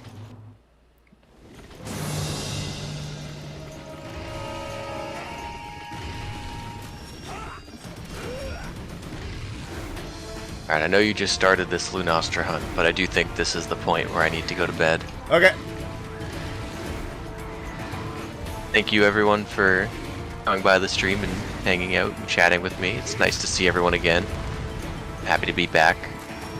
I don't know, are we planning a Bone Boy stream for Saturday still? I think that's probably still in the cards, yeah. Alright. I know Austin has most of the weekend off. Yeah.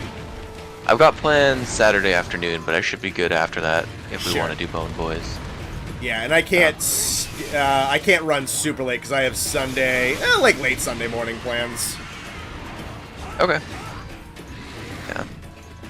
Well, have a nice night, everyone. It was nice talking to you. Hope to see you guys here Saturday. Bye.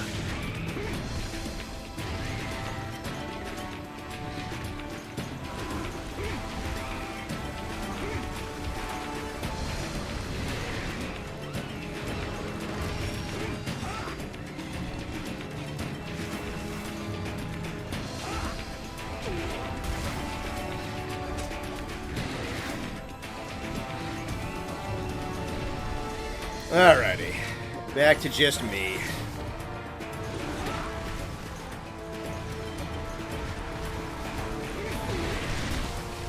Yeah, that was silly.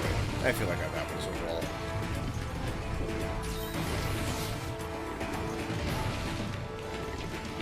Alright, let's wait for an opportunity here. Take another mega just for safety. That's fine. 1 and 2 and 3.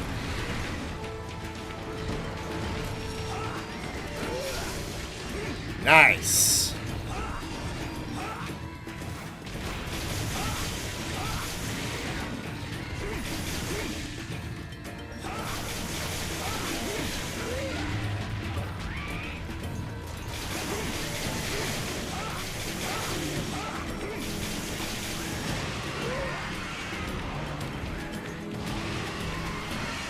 You know, I'm pretty happy that they toned this thing down, because this is actually fun.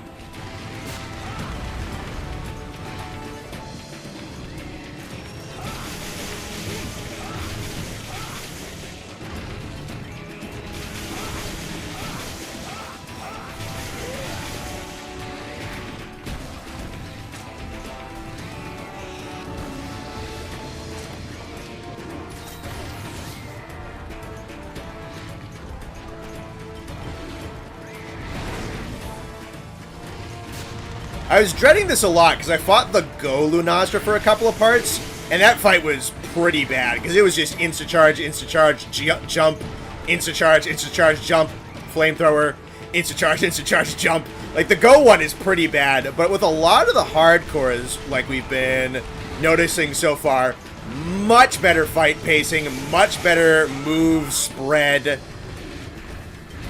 just programmed to be so much less annoying. And I'm happy to see that, because I was kind of dreading this fight in particular. Like, not all the Lunastras can be super annoying, right? And this one is pretty damn good. I can see some of these attacks being regular game viable.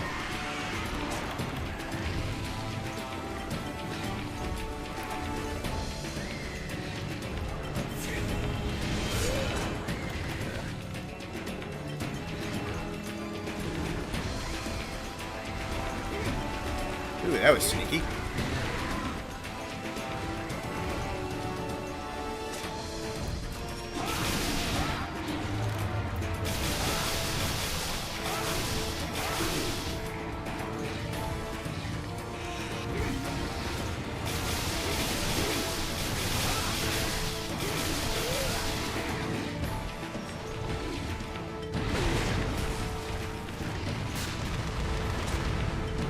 got a nice lot of damage out with fencing 2 and the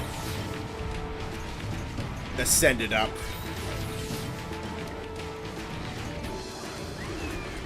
1 and 2. Ah, that was early.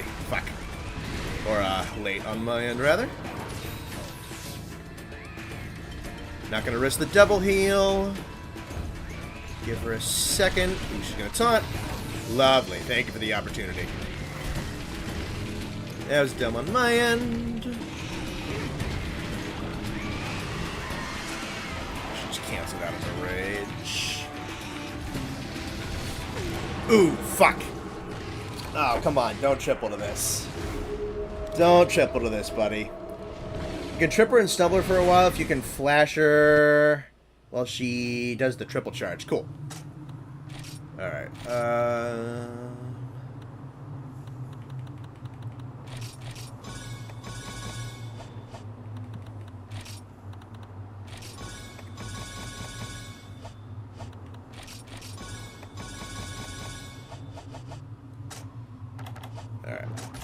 Last life. I just wish Luna preserved her explosive powder and world so they could use the hardcore moves. They could probably do something equivalent where it's just like a ball of fire that explodes. They could turn this into a fire move.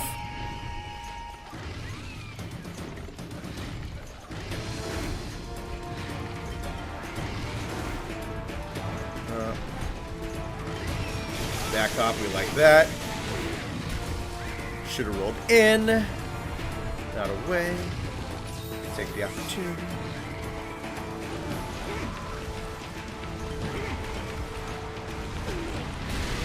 I thought I got that timing, but alright. Whatever you say, game.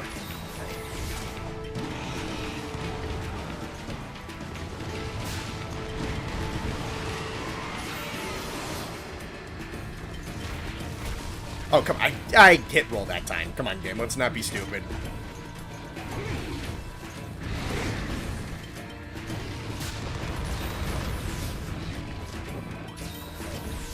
Tap the potions a little bit more. That's going to be mid-range.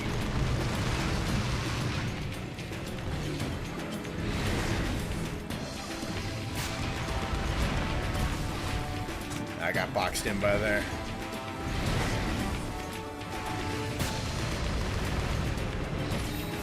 Come on. You had the footing on here a second ago. Get it back.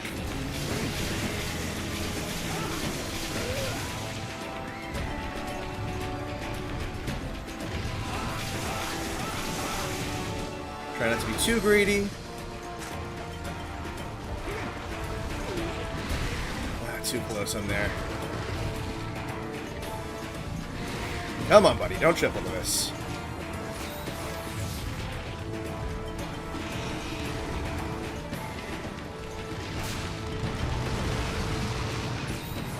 Alright, safe right there.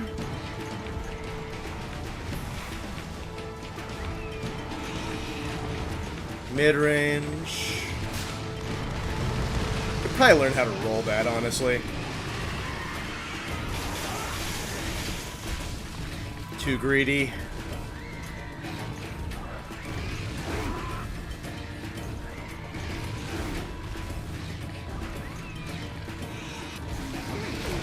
Shoot! Oh, I knew it was done as soon as she did that. Ugh.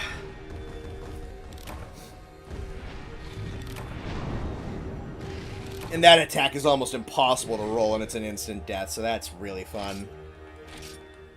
And she got me with it all 3 times. Ugh.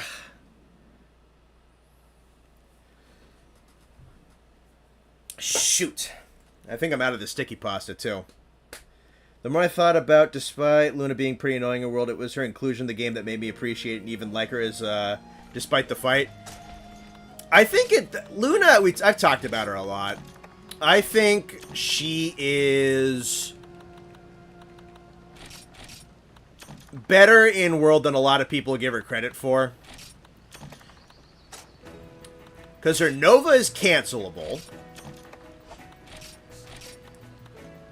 You just have to be persistent with it. And make sure I got all my stuff. Mega Potion. Yep. Probably do one more on her. I guess they're skilled up for fire, right? Oh, great. Now my actual fucking... Oh, my God. Fucking... Now it's the actual game that's giving me garbage again for the 50,000th time this stream. Oh, my God. I'm gonna kill myself. Jesus. Ah!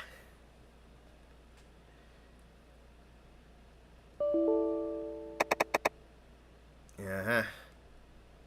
Yeah, fine. Cancel out of that. That's whatever.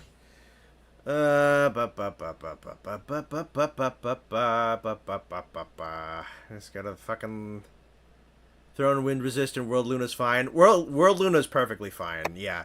Wind resistance is fine. You throw wind resistance on it. I throw like wind resistance hunting horn against her, and she's perfectly fine. And then I think she gets like one Nova for free. Because I think she gets like a free charge after she sleeps. But you can lock her out of every other Nova.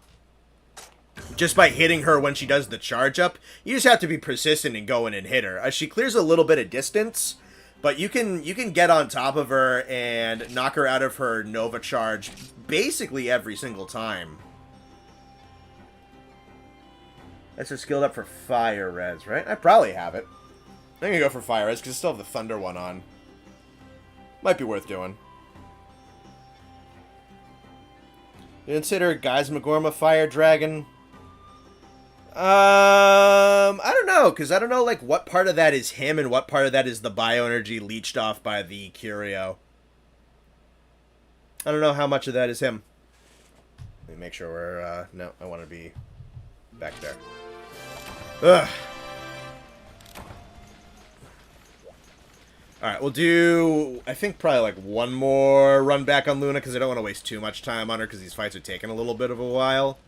Let me grab the SR Fire Resistance, though. And it crashed again. I hate this shit.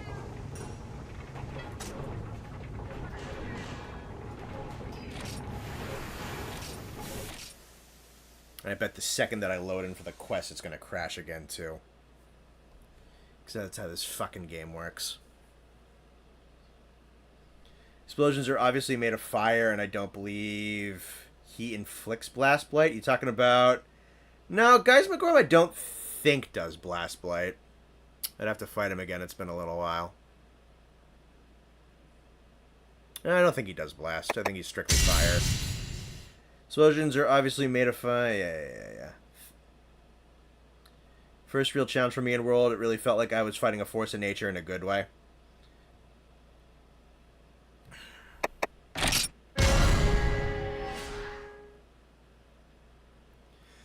Ugh. Okay.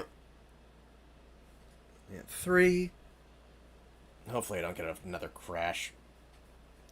Geisman does do Blast. Oh, I forget which moves do Blast. Blast Blade is like one of the only things he can do? I thought it was just fire. Because I know, like, his Blood Beam does Dragon, right? Or something like that? I don't know. I haven't fought him in a couple months.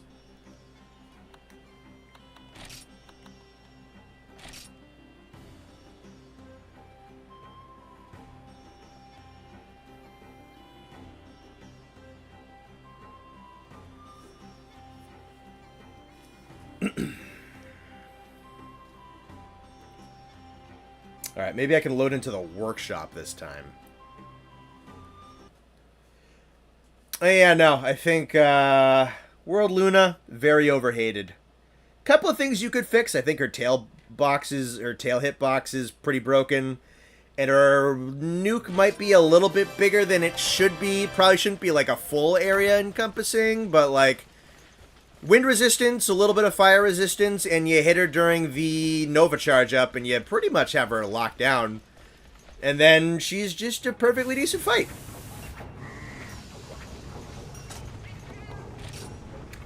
Kultaroth is pure fire, that is correct. Okay, so I want to do change SR settings, sword and shield, SR skill, fire resist, 15. Okay, cool. Alright, so we'll do Lunastra one more. I don't want to waste too much time on her. We'll bump it to Teostra afterwards. And then it's going to be around that time. Probably going to be somewhat close to 11. So we'll do like a couple of HR6 originals and call it a night.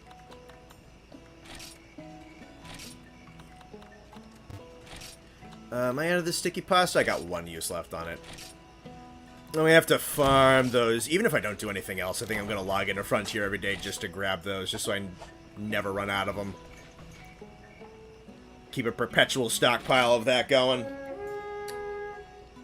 More so talking about across the entire spectrum of what they do in Give Me and Fire. You're talking about like Fire Elder Dragons and stuff like that. There's literally 0 fire weapons from Elder Dragons post 4th gen.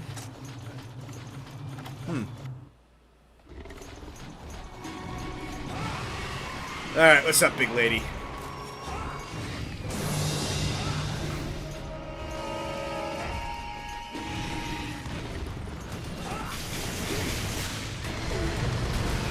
Alright, I want to see if I can learn how to...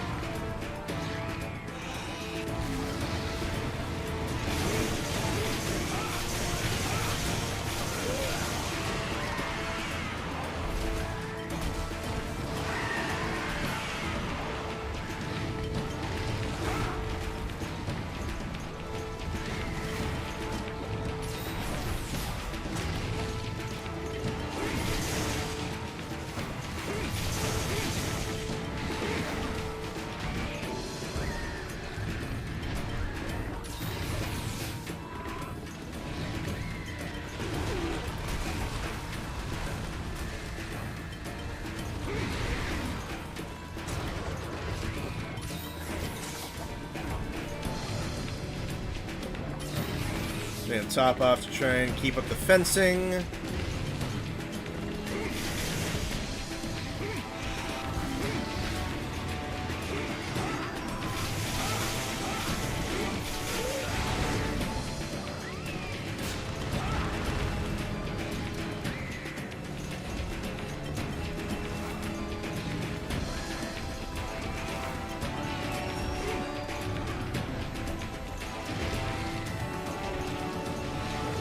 That.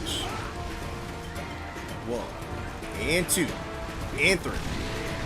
Nice.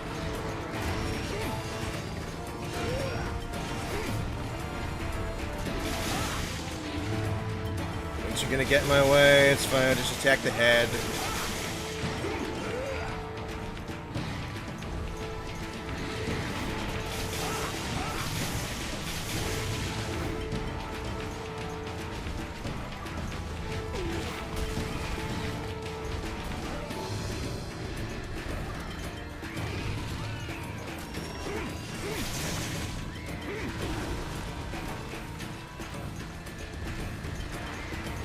This is so much better than Rathian's triple charge by like a lot.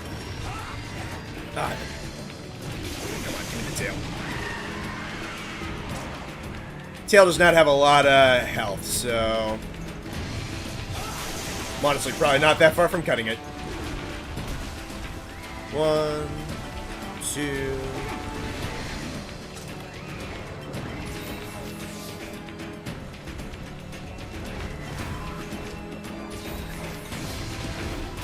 I should have known.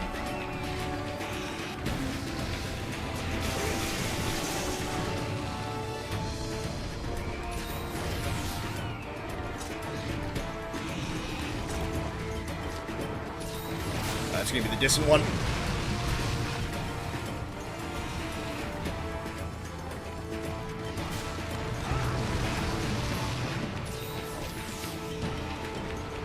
Alright, you can stop.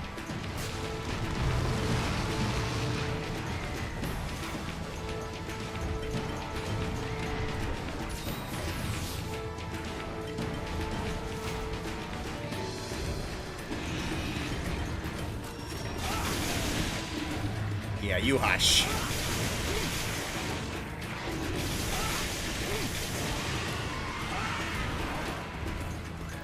Nice, rolled that.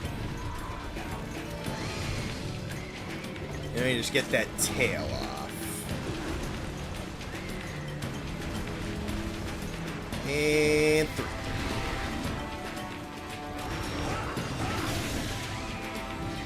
There we go.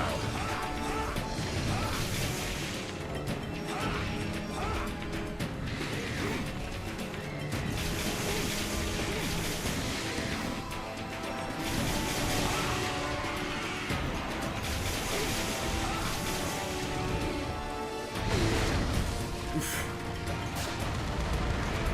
Fair enough.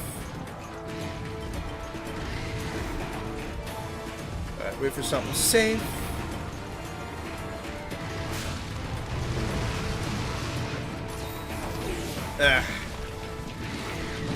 Not safe enough.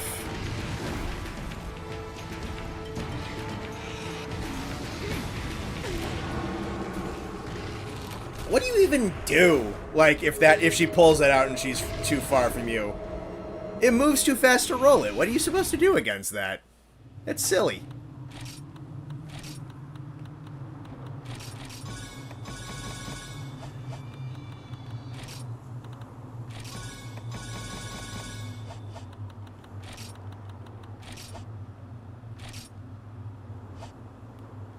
Oh, yeah, I got that maxed. There we go.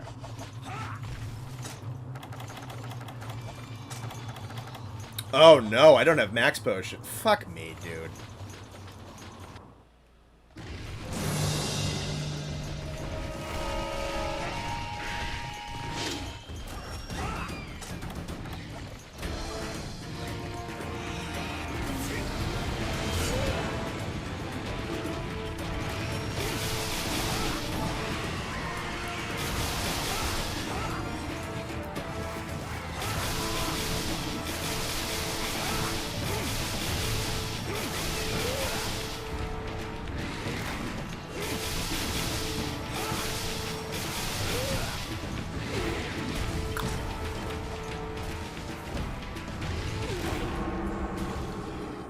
You know what? I'm not doing this again. Stick to her right, you can roll the first instance, and then the second one that comes back around. So stick right. Okay.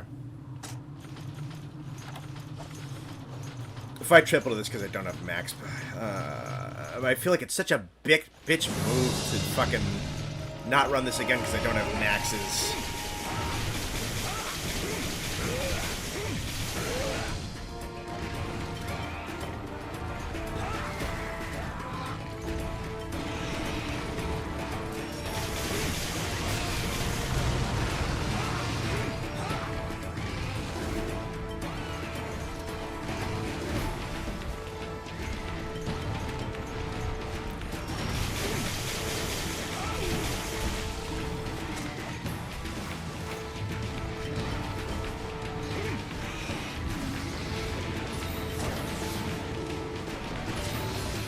Thank you, speed eating. Sit down.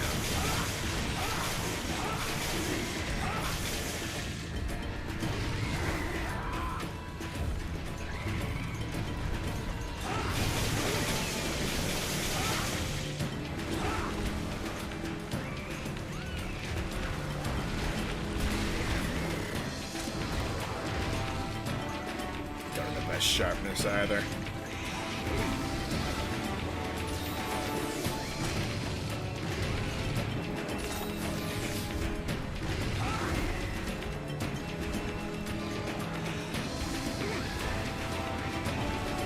Okay. That should have been the end right there.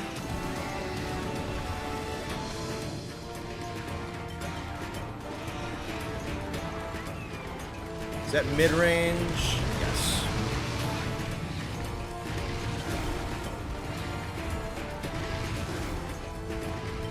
Two hops.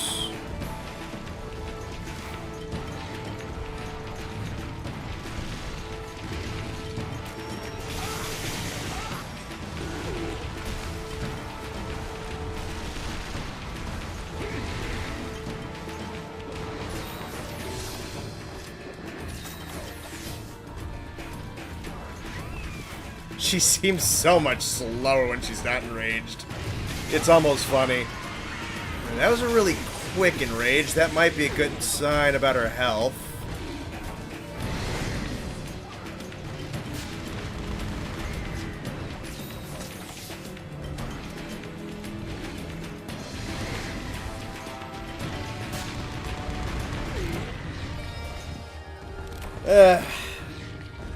I just run right into a detonation cloud.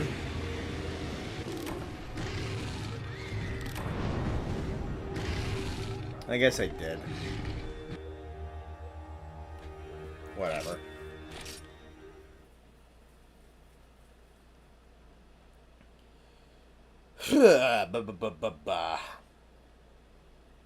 I just, I don't know. Because I don't have the I totally could have done that if I had maxes. But I didn't. But I don't want to waste more time on this. But I also want to fucking... I mean, I know I can do it.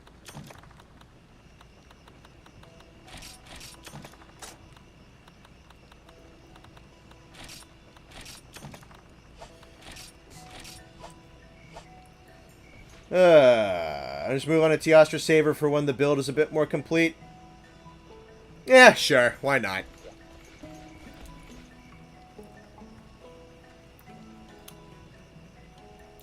Teostra will make me happy.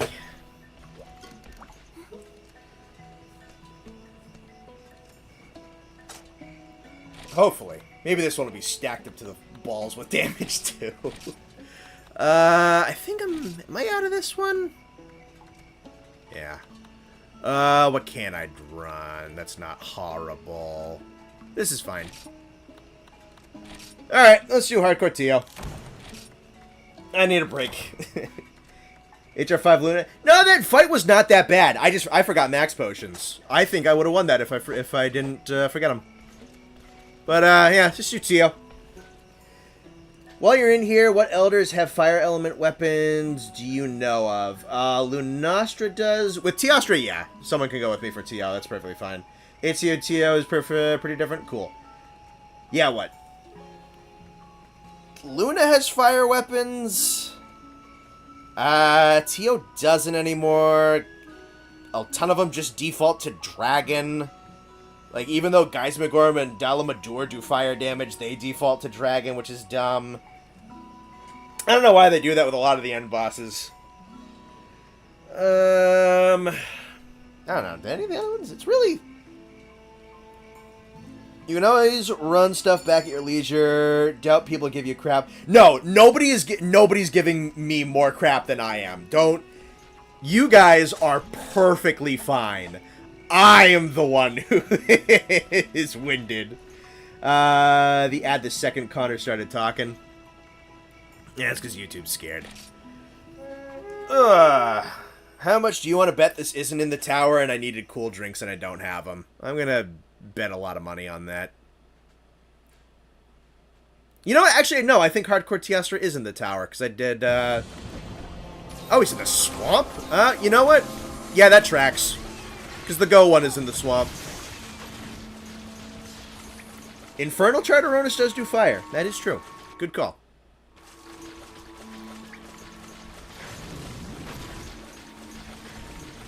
I totally would have had that Lunastra if I had maxes.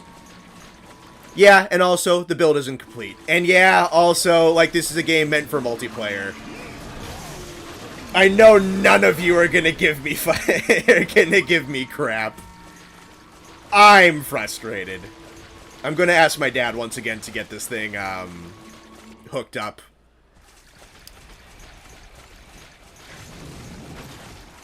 On Ethernet. Gen 2 TO, but good.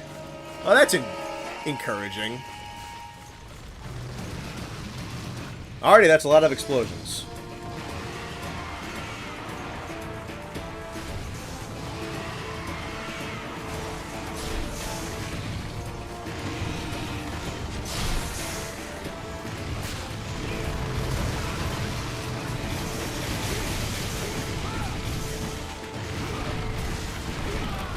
Oh, that's fun.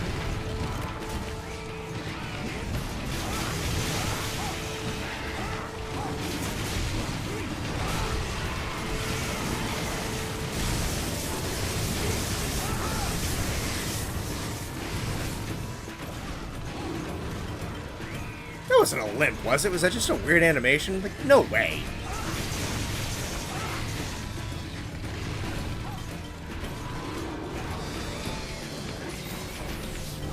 Yeah, it just must be a weird takeoff animation that looks like a limp. Or it's meant to be a fake out.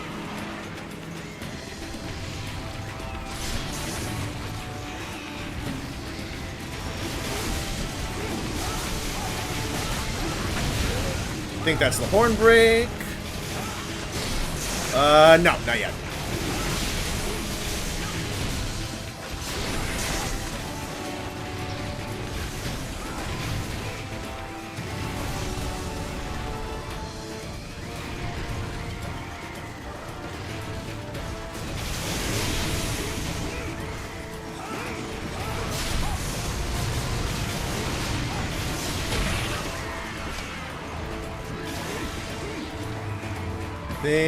Yes, that's horns. I go for wings. The extra lunges he has are pretty cool.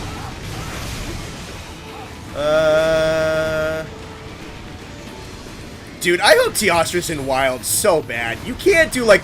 Ooh, that's kind of tough. I like that.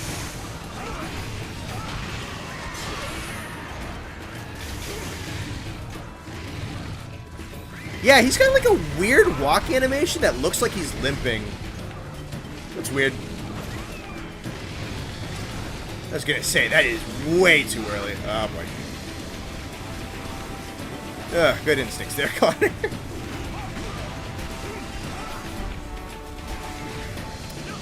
Eventually I will create a build and get good enough at this game that I will solo Supremacy TO.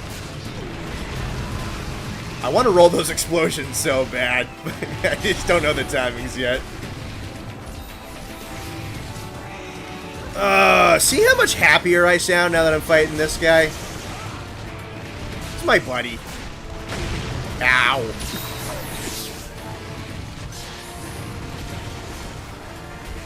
And it's so nice to fight monsters that do actual, real person damage. I have to bid this farewell when we get to see it. And Supremacies, too. Alright. Not a full knockdown.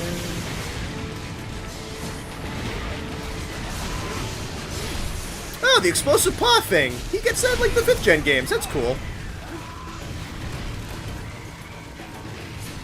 Totally lifted it from this game. Flying flamethrower. Can you imagine like Teostra showing up in like the bountiful season part in the what is it, the Windward Plains or whatever, and he's just able to set like all the savanna grass on fire or some shit? I want that so bad. I hope the Elder Trinity plus Luna are in Wilds, honestly. Because T'Challa's on his redemption arc, Teostra's been really good for 2 games in a row. Chameleos had a pretty damn good outing. And I want to see what like all the natural effects... I'm very excited to see what Elder Dragons can do in Wilds because of all the naturalism and everything in that game.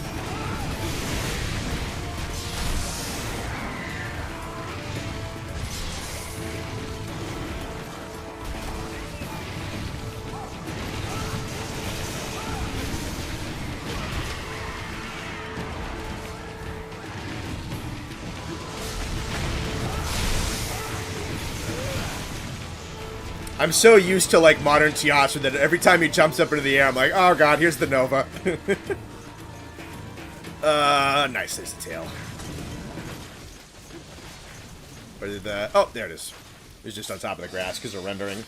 Lunastra, looking like that. Legends of the Guild move and Wilds.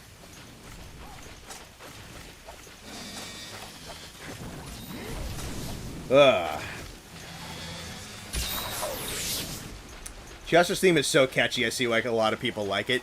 Yeah, and all 3 versions of them are pretty good. Though there's a section or 2 in like the world version that I'm not the craziest about, and like the Rise theme is really good as like kind of like an experimental version, but it doesn't quite have the power of some of the other 2.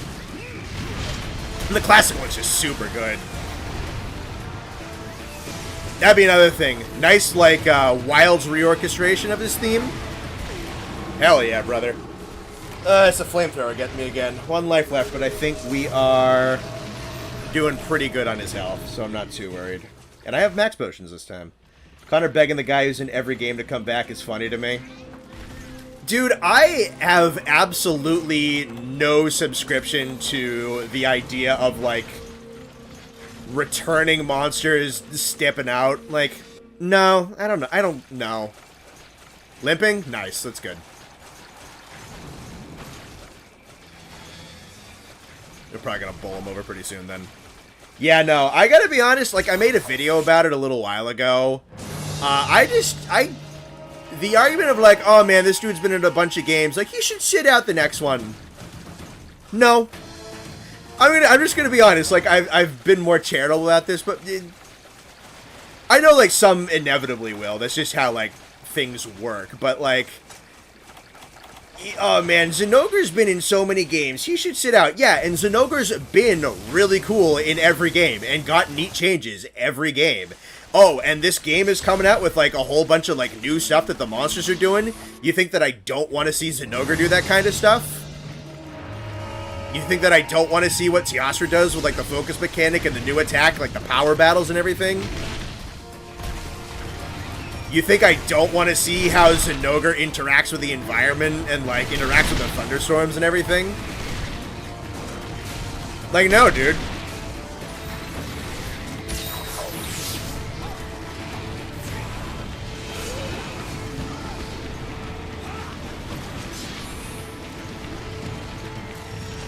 It really kind of solidified, that whole idea really solidified itself with Rathalos and Rise. It's like, Rathalos has been in every game. Rathalos has been mid in every game. And then he shows up in Rise and Sunbreak, 18, 19 years after he's been released. Been around so long. And he's amazing in Sunbreak and Rise. It's his best version, and he's been around for a very long time. Just need a little bit of time and care. Oh, fuck you. Probably just people worry about the whole monster slots thing. Yeah, but that's like a fallacy, right? I mean, let's think about it. If you're porting a monster from World over to Rise, Rise over to Wilds, it's not a copy-paste button. Like, it's not. They need to triple-check that rig, triple-check that model. They need to triple-check those animations, everything. Bug fix them, everything. They gotta up-tune the model. They gotta tune around the sound effects. They gotta do a whole bunch of stuff. It's a whole lot of work to take a monster that was in one game and bring him into another game. But even more work still to create something completely from scratch. So, if you have, like,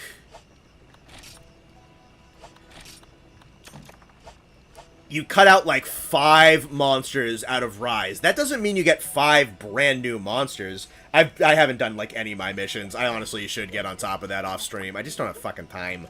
But yeah, no, you cut out, like, 5 monsters from those games, you don't get 5 slots. You get, like, maybe 2. And, that doesn't mean that they shouldn't put a ton of new work into brand new original monsters. Absolutely far from it. They should do a lot of brand new monsters. I'm sure the team is... That's probably what they're... One of the things they're the most passionate about, honestly. Should do Toe and win this for the grind? Yeah, we should. Yeah, no. If Super Gamers or Nexus or Kern wants to join in, that's perfectly fine. I don't mind having 4 for this one, because I do want to get to the HR6 monsters. And we saw the entire fight, so I don't feel too bad about going pretty fast with this one. So we want to bring this one up to 4, that is perfectly fine. I never said the whole slots thing was legit, but I assume that's what people worry about. It's, it's not 100%, but it's probably like a 5-to-2 scale or something like that. It also doesn't make sense for them to say, okay, we're going to have 40 monsters. Who are they going to be? They're going to include whomever they want. There's also a marketing thing behind it. Can I do Toe with Connor? Yeah, sure. It's also like a marketing thing behind it, because let's be honest. Like, they're trying... We have to be honest about Wilds too, right? So Wilds, they're trying to absolutely make it like the biggity big be all end all of Monster Hunter games, right? Like, that's their goal with this one. So this is something else that I said in that video I made like last year, is if this is the big game, if this is like the big game, you're telling me they're not gonna put in the most marketable monsters. Someone in my comment section made the comparison, and I love that comment that they made of not putting something like Tigrex, Zinogre, Diablos, Rathalos in Monster Hunter 6 is like the Americans going to the Olympics and not bringing their Olympians. Was a comparison that someone in the comment section of that video made, and I loved that. They should do obscures, right? And they should do news. There should be a good balance. There should be frontier, a lot of stuff. But I have, and it's not that I'm gonna, like, stamp my feet and, like, pout if I don't get my Zinogre and my Tigrex and my Nargacuga and my Teostra and my Kashador and my Diablos in every single stinking Monster Hunter game. Like, I get it. Sure. I don't need it. But I've never been one of those people who's, like, actively campaigning for those monsters to not be in it. Because every time it happens is like, ooh, here's these cool, awesome new mechanics. And these cool new interactions, and this cool new ecology, and all this awesome stuff that's happening in this game. I want my favorite monsters to be doing this stuff. I want these monsters that I really like, who have had historically kind of mid fights, to have the opportunity to do some of this new stuff.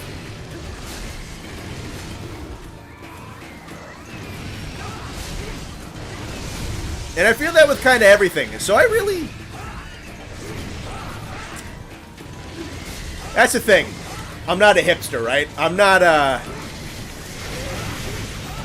afraid to vouch for popular sometimes. Because sometimes popular is popular for the right reasons. Zinogre might have been a boring choice for, like, first place in that poll. But was Zinogre a bad choice for first place in that poll? No.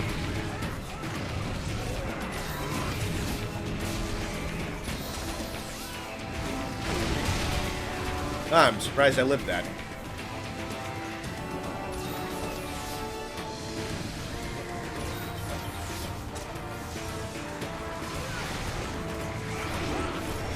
Imagine having a jiggly cold Taroth. The internet imagined that one for you already, buddy.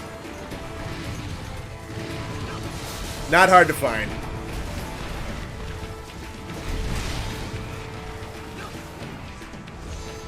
Vespoid Queen is peak. You could make something interesting out of her. You should probably give her, you know, more than one attack animation.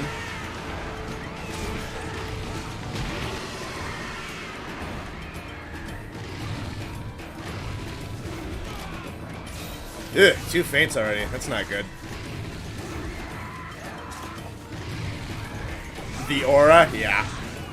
It's a little intense, man.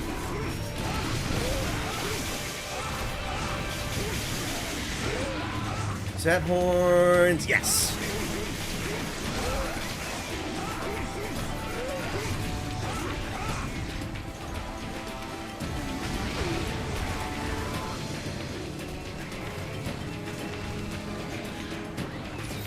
Man, that should have been it. Although, you know what? Maybe he's not enraged.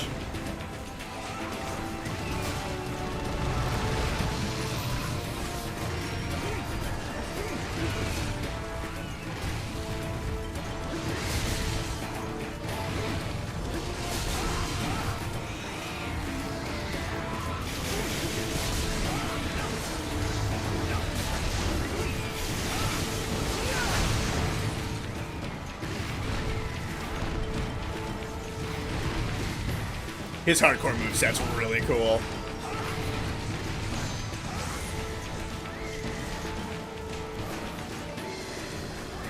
Like, very movement heavy, like your classic Teostra, but, like, so much less annoying. Fax and Nogre was made twice very distinctly for 5th gen. MH also tells me that they're willing to devote a lot more time to monsters than you assume. Yeah, and you also, the other thing you gotta think about, right, is that the amount of development time that Wilds has compared to every other Monster Hunter game. Because, and this is, this isn't like one-to-one exactly, right? But, because certain departments need certain deliverables from other departments and stuff like that.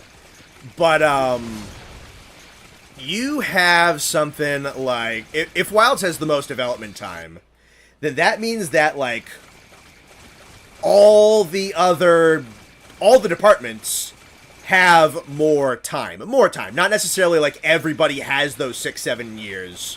Because that's not entirely true, because certain departments need... Like I said, departments need deliverables. They're waiting on some things to deliver everything. But, like... The ecology people have that extra time, and the art department has that extra time, and the animators have that extra time, and all that shit. You know what I mean? So, like, monsters being able to get more attention is going to be a facet of Wilds having this kind of development time. Because the entire team has that extra development time, kind of, sort of. Like I said, it's not exactly like, oh, everybody has been working all the time for these 6-7 years. But everybody benefits. Alright, Hardcore Tio. Really good. Yo, Hardcore Luna and Tio, both not bad at all, I'm gonna be honest. I assume you're noticing the distinct lack of Gen 2 insta-charges? Oh, yeah. I wonder if Wild's pack mechanics would be applied to the smaller pack hunters, or if it stays delegated to the big pack hunters. It seems pretty across the board, honestly. I mean, we'll see, obviously, with stuff like, Gammoth, or, like, Seregios, or the Wraths, or whatnot, but it seems like a lot of stuff is in packs. Like, a lot of stuff. What about HC Kieran? I'm gonna, I like the moveset. I like the kit of Kieran a lot. I just, I would wanna, if I was to run that back solo, I'd run something that had better lightning res to it and whatnot. The kit I thought was perfectly fine. Well, maybe not perfectly fine. I feel like it might have been, it was definitely very fast. Because even with some of these other monsters that have had insane damage, like, I felt like there was some really good opportunities to get damage in. It was pretty tough for me to get damage in on Kieran, even despite kind of the fear of the amount of damage. So that move, HC Kieran might be a smidge too quick, but a smidge, right? I think I'm just biased because most of my favorite monsters fill the same niches as series regulars, so I ain't ever getting my faves back. I can see that, but again, I feel like as the rosters get bigger, we're able to get more monsters with some niche mingling. Cause that is definitely the other advantage of having a nice big meaty monster roster. Get that back. I need like my potion combined. Yep. Because if you have a roster with like 90 monsters in it or something like that, then you can do a lot of, like, crossover of niches. I just hope separating a monster from its pack won't become tedious or obnoxious. I have faith, though. It really doesn't look like it's that bad. Like, there's vine traps and rock traps and stuff that you can drop on them, and, like, you can send the doshas into, like, the Balahara pits and whatnot. It seems perfectly doable. On standby for Toa time. Alright, we wanna...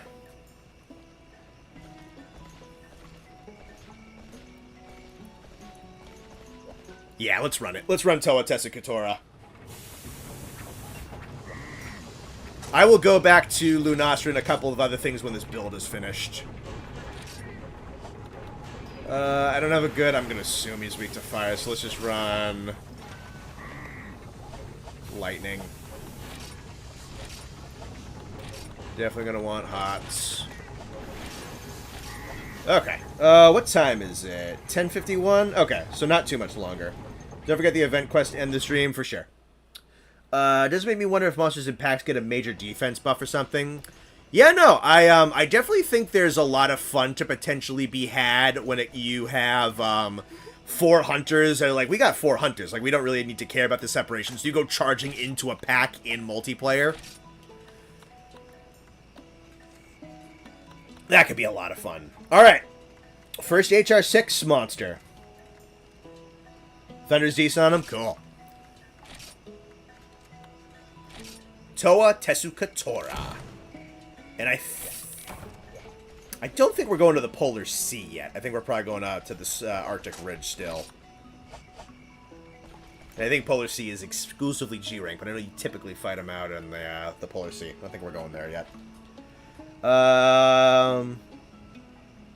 They're saying monsters will also have an enmity system like Behemoth Safi. You'll pull specific monster hard aggros. Okay. Yeah, I'm sure there's a lot of interviews. I might do another video once we have once the press junket seems to have run much of its course. If you want to plop a whole bunch of crap in the news section of our Discord. Polar Sea is G-rank, pretty sure. Yeah, then we're just going to Arctic Ridge, which is fine. Alright, wait for you to be ready. Nearcasters. I don't think I have one of those, man, and I don't know what the combine for that is. Prepare to iframe roll him a lot. Oh, okay. I'm getting better with iframe rolling.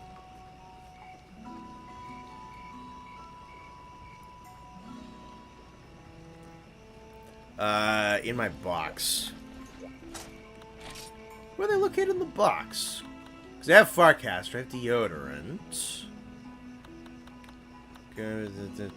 Should I just have them? Ah, here we go. I have 100 of them. Why don't they look like casters? Something that lets you teleport to other players. Cool. Why don't they look like the other casters? That's fucking weird. Whatever, I have one. Alright, let's run it.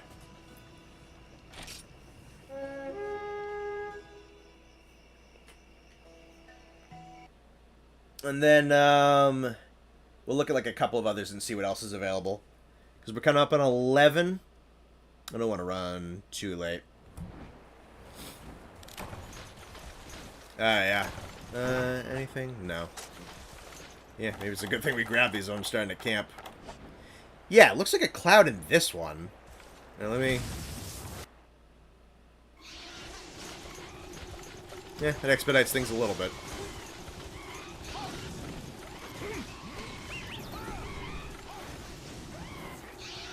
Good call. Good luck. Let's hope for it.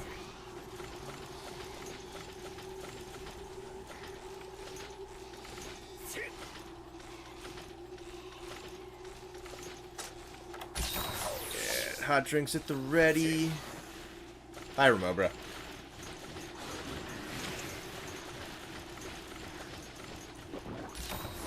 Where is the midcaster?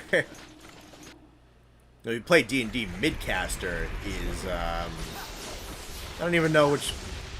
Yeah, I had a joke there, but I actually don't know which caster classes in D&D aren't that particularly good. I don't have a joke. Sorcerer, maybe? There he is. Alrighty. And there he goes.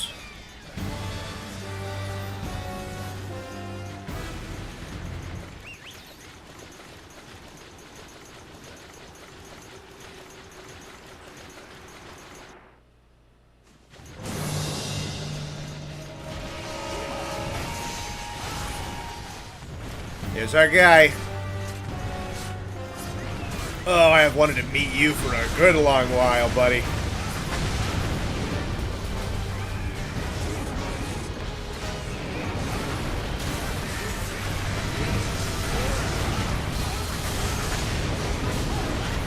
Alright, so we have Hardcore Teostra Explosion Claw, but ice. Nice.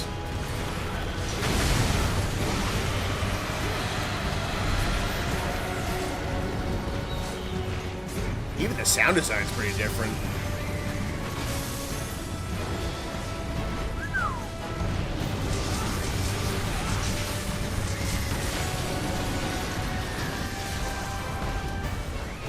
He's got that freezing aura. Oh, this is the box, and I know this move. That's so cool. Help.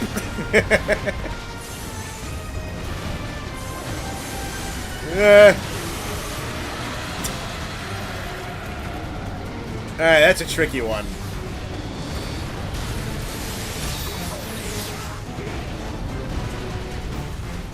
So if I touch those ice walls...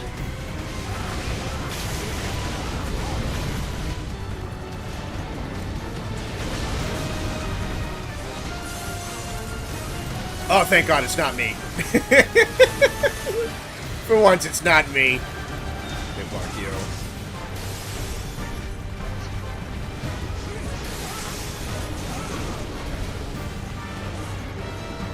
Black version for the male-female.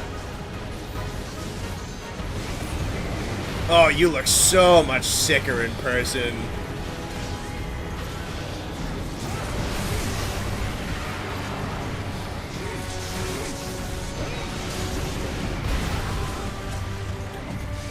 And this isn't a hardcore, so there's just like normal monster scaling.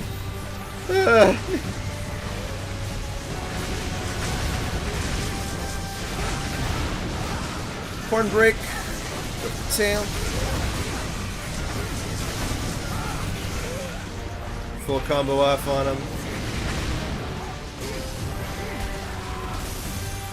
Oh, I can just enjoy this fight because not everything murders me.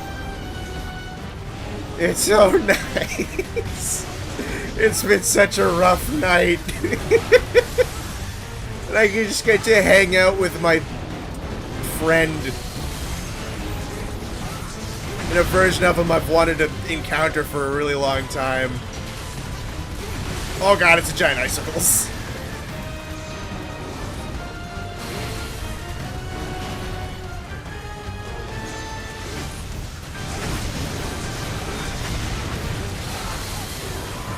Oh, did I actually roll something? Or no, I rolled the first one. That was cool.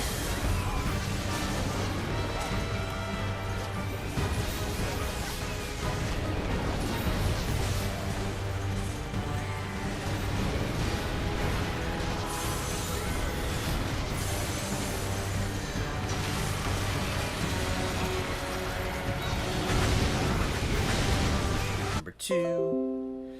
Do do do do do do do do do ba do ba da ba dee ba. Here it comes, it's coming back. We're gonna give it 2 minutes to see if it crashes again. I really hope that it doesn't. But we're gonna give it a second. Ba ba da ba da ba da ba da ba da ba. I'm fine. I'm too burnt out to be upset. I don't care. Whatever. You guys don't care. Ugh. OBS disconnected. Here it comes. It's coming back. Ba ba da ba da ba da ba da da ba. Now it's reconnected back again. Ba ba dee ba da ba da ba da ba da ba. No drop frames. We should be stable. Let's gonna see if anything happens again. I hope not. Ba ba da ba ba da ba ba dee ba da ba ba da boop da ba. If you're just gonna dip. All right. We'll see you tomorrow then. Or, not tomorrow. Let's see you around. Usually gonna watch the thing tomorrow. Okay, that should be stabilized. Night, Athos. Ba ba da ba da ba da ba da ba ba. Boop boop boop boop boop boop boop. Do do do. We're just gonna roll it back. Not even worth being angry about anymore. Whatever. I get to hear Connor sing, yeah. I'm either so over it and so just kind of reined in, or I'm so angry that I'm singing. It's one of the two. It's one of the two. Good move on the ice floor back there. I was like, oh, did I roll something? Maybe I did. Connor has a hidden talent, he can sing. You know what? I don't try that much. Oh, thank you. I don't try that much. I might have a pretty nice singing voice. I think I have a decent voice in general. A lot of people hate their voices, but I'm so used to mine now that I'm like, yeah, it's a good voice. I like it. I get a lot of compliments on my videos about it, too, which is nice. Goes in waves, and time to roll is when it pops up a bit, yeah. Means we get to spend more time with Ice-Tio, yeah. Which was, like, compared to the 3 streams of hardcores that we've been doing, I'm like, oh, it's just normal damage. Thank God. So I'm like, that's the other thing, is this isn't like crashes during Kieran where I'm trying to like focus up and like really pay attention, and then it crashes, and then I gotta run back and forth between the tower and whatnot. This is just like, it's fine.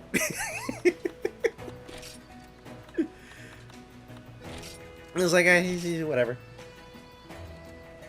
I thought Connor would be more upset. I might have, my upset barometer might have just kind of passed me by. Yeah, HCs are gonna rip your nuts clean off if you're not prepared for them.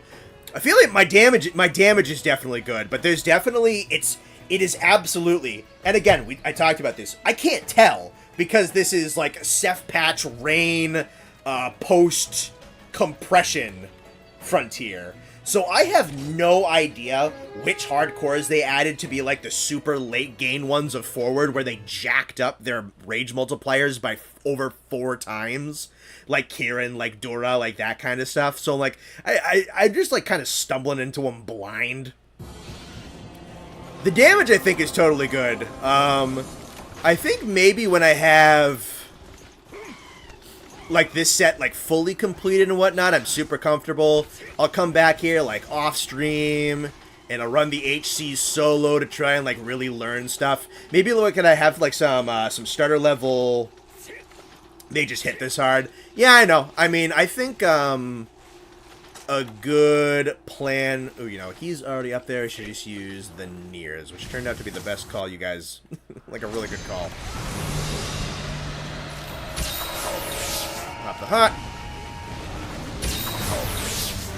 Maybe when I have like some early G rank gear, I'll go back to like the hardcores and just like solo them and just learn.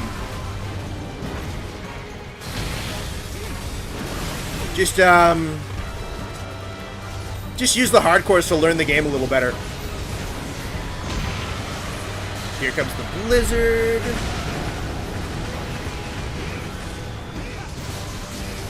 Though, you know what? I am glad that I decided to run all the hardcores. Frustrating as some of them are.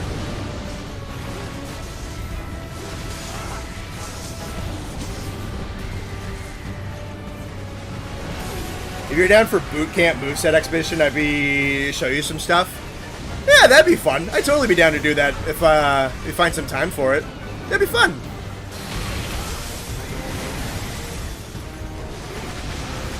I definitely feel myself improving.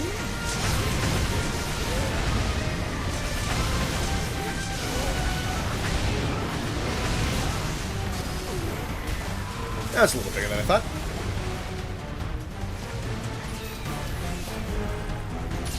Origin theme also goes really hard. Hang on, I think this is going to be a certified BGM 3 moment. You and your dad need to slay Ruka Diora and connect your PC to the internet. I know. I'll ask him about it again tomorrow. I've asked him about it a couple of times. I think I'm going to just, like, extra press the issue.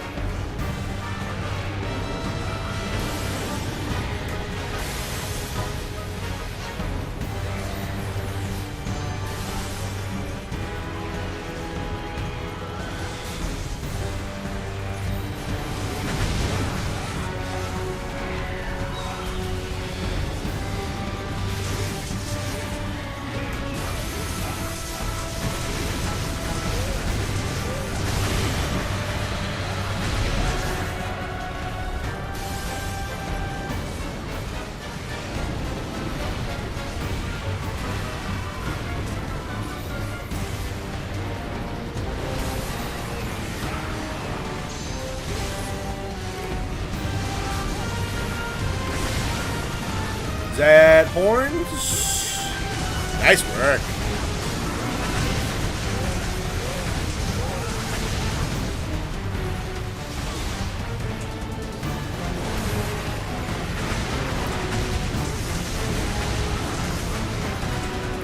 Kind of odd that they did a universal theme for the origins and individual themes for the bursts.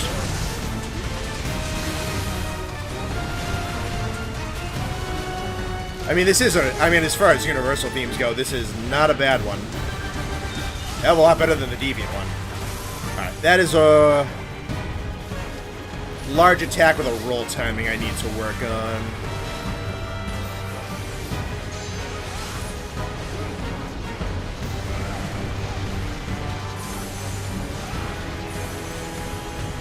No, my internet is fine. I think there's an issue with the ISP where I am.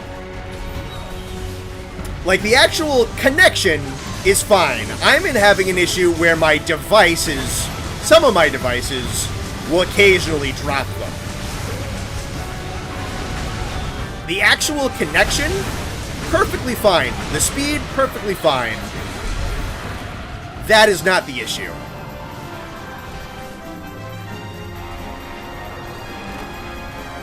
Nice. I just need Infinite. I think it is an ISP issue.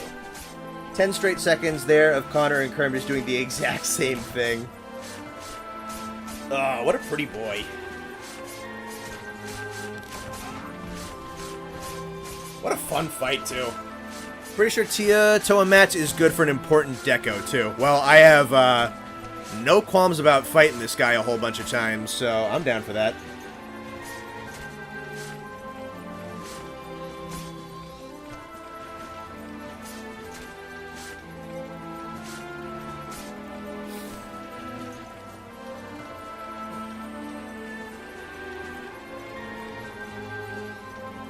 Eepy. What a pretty boy. His boots. He looks so much better in person.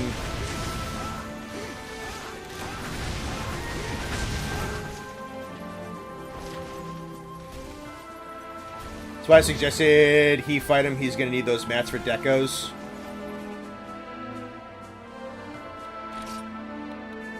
Ooh, I got his gem. Yeah, things are turning up.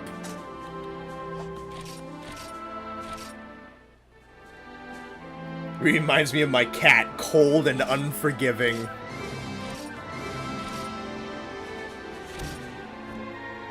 Would you get his autograph? I would. I would get his autograph. Man, Goatee, Astra, and Toa is really fun.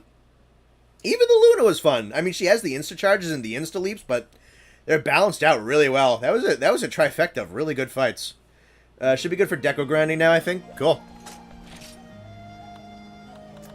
That'll be an off-stream issue. I think we'll do, like, I don't know, a couple more. Because we just had a crash. So, maybe we'll be good for, like, a little bit. So there's double Quaru. There's double Fish, Torrid Clash, double Abio, Gasura, Varu, Harudo,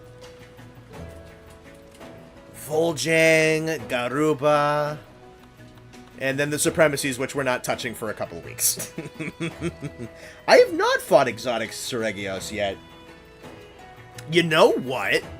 That is a stellar idea. Let's fight, Seregios on stream so that if I can farm his stuff off stream. I love that idea, Kerm. I don't even know that was necessarily your idea, but you're getting credit. Haru and Vol'jang are the hardest ones that aren't Supremacy. Sick. Well, I'm very excited for Harudo. And then, you know what we gotta do? Especially, like, if I have everything, like, all set. No, I didn't mean to do that. We gotta do doubles on Varu.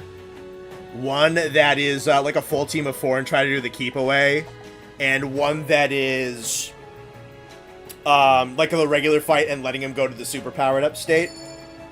We should run doubles on Varu Sabaros. Maybe not tonight, but eventually for sure. Alright, I know we're going to Painted Falls. Exotic Burb time. Most underrated monster in your opinion? Mine's Almadron. Almadron's a good pick. Most underrated? Underrated.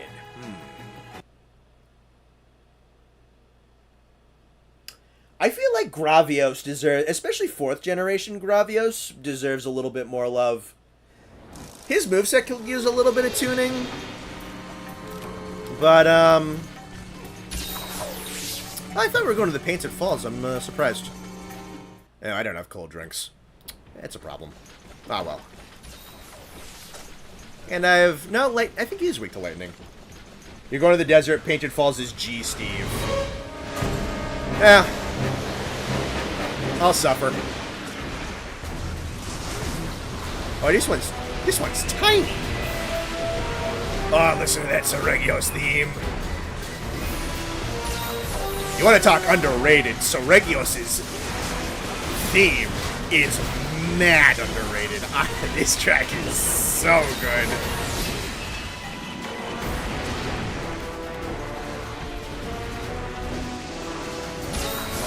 Why is he so little?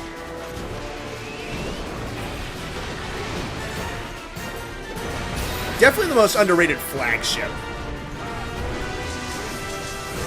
This is a prime base game Wilds monster.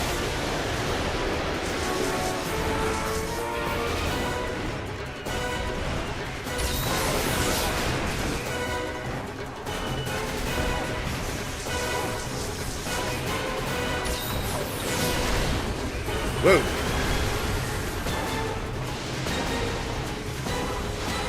Other guy sick.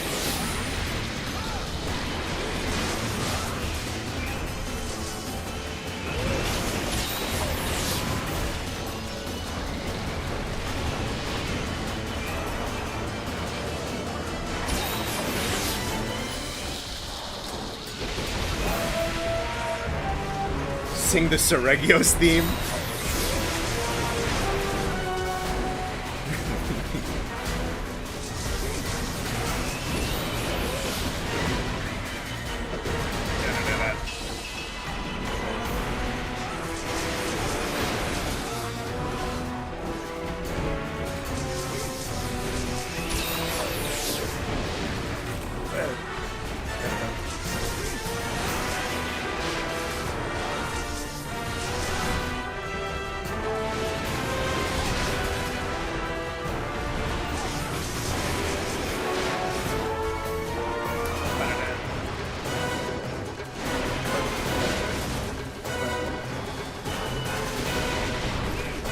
Look at him go.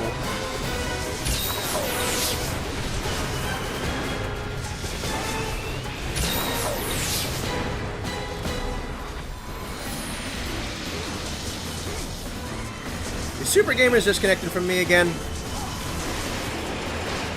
I think he is.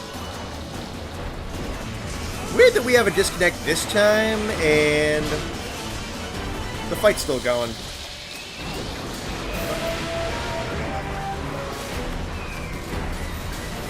Yeah, there he goes.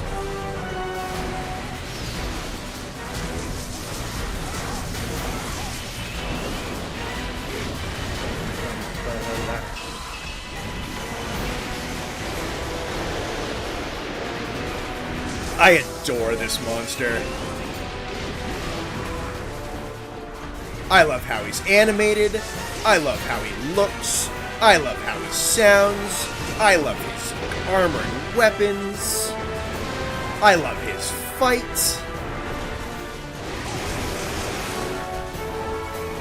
You want to actually? You know what? Most underrated monster.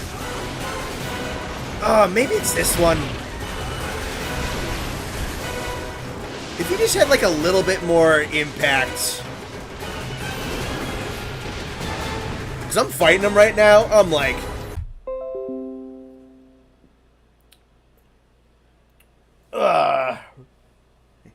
Seregios is a monster for me that on paper everything is perfect, but I'm not a massive fan of the fight.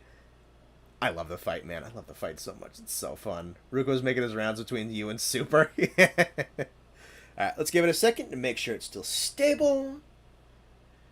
Give it a second. You just had to say something. Yeah. Do your thing, OBS. Take care of yourself. Maybe you should call Ruko the most underrated one, that way he doesn't nuke your net. Yeah.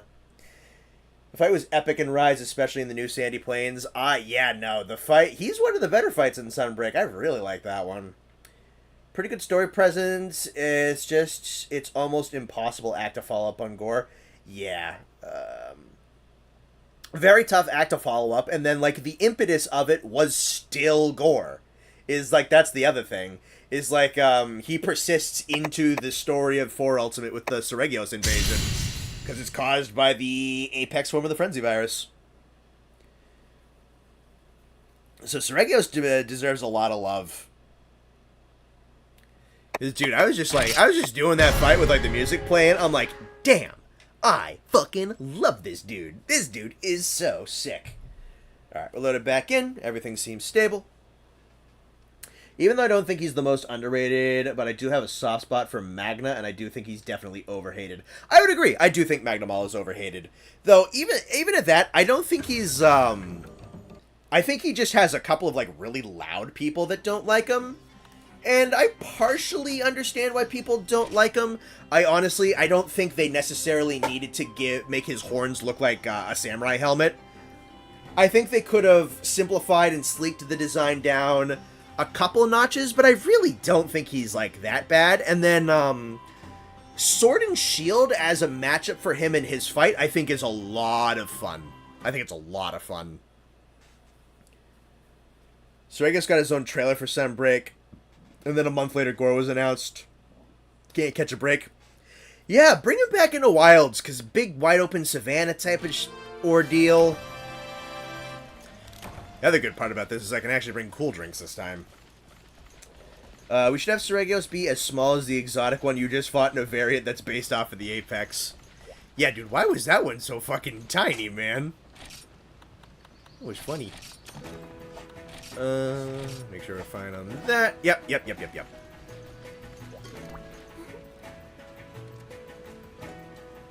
I don't know why that one was so fucking bitty. It was kind of funny, though. Alright.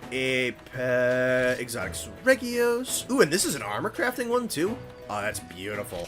So I can just guarantee the chest piece after this. Lovely. Then we'll have to... And then we can run it a whole bunch of times to... get it to the pre-G level.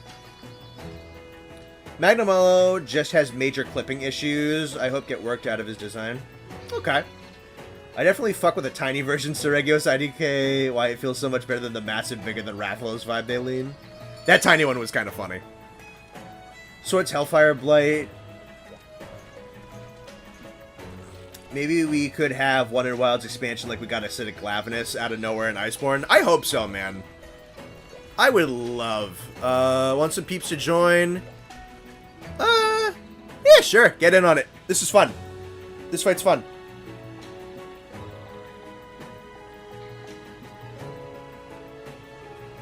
Yeah, I know. There's a minor stream delay. Always happens. Don't worry about it. A flock descends on you, kills the herd you're fighting, and then goes after you. That's what I was talking about in the video the other day, dog. You remember the cutscene of Seregios, like, going over, like, the fucking invading the countryside in 4U, dude? And it's, like, the massive flocks of him. He's so perfect. He's perfect for that map, and he's perfect for flocks. What is a flock of flying monsters in that game gonna look like, dude? That's so cool. That'd be so cool. I want Seregios in Wild Wicked bad. Especially because of the amount of 4 DNA that Wild seems to be having. And, like, Gore is a pretty, like, heavy one. Put Seregios in there. Put, like, the 4U flagship in there. Isn't Seregios canonically a pack monster? I believe so. The massive flock would be terrifying. It would be. But it'd also be so fucking cool.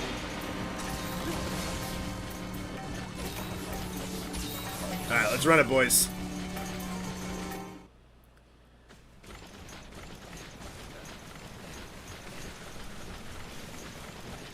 A Rathian's worst nightmare. They do happen to kill a lot of Rathian, yes. Oh, that's the 4 music, too, for the...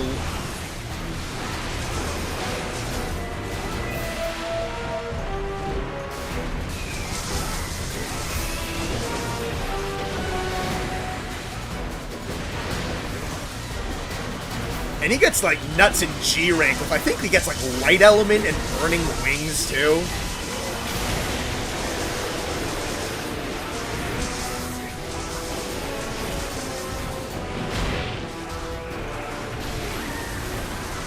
Ooh, you see that? I rolled it, baby.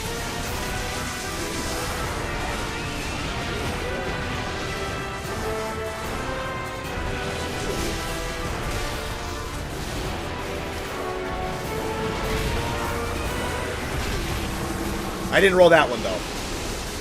I didn't roll that one. That one I died. I want Rathian and Rathlos to have more proper interactions in Wilds if possible. I'd love that. And I think they will. I think that's a pretty safe bet. Give the Wraths a lot of well-deserved attention. Keep like the bulk of Rise Rathalos moveset. Give Rathian a couple new moves. Let them fight as a pair. Make the Wrath super cool in Wilds. Crouching doesn't stop bleeding, by the way. Oh, nice.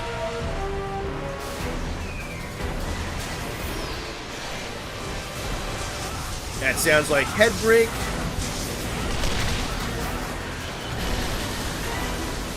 Ooh, I rolled it again. I'm nasty.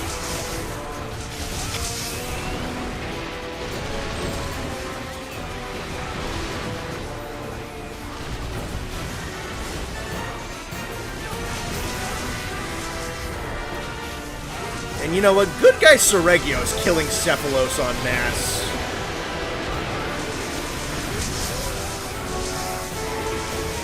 Such excellent pest control.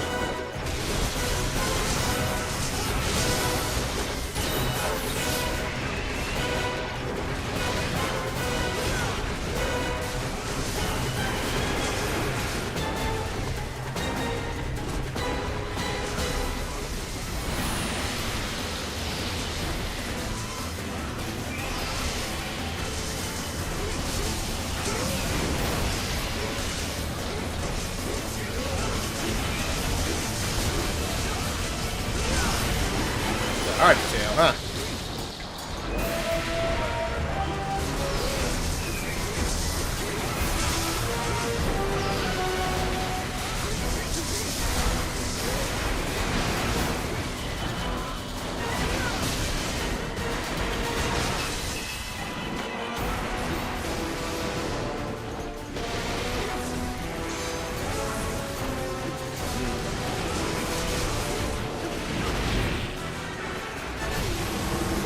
Didn't get it.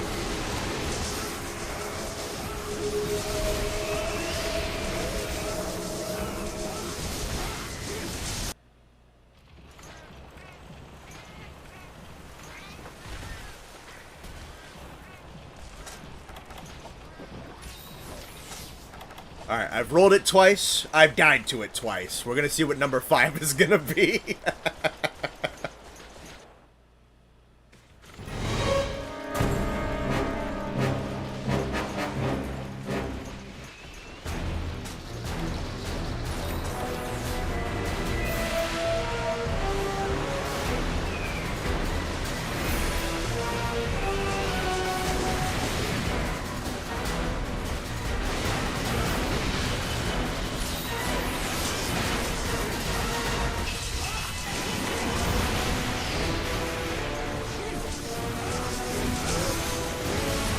A lot of health on this one. Holy cow.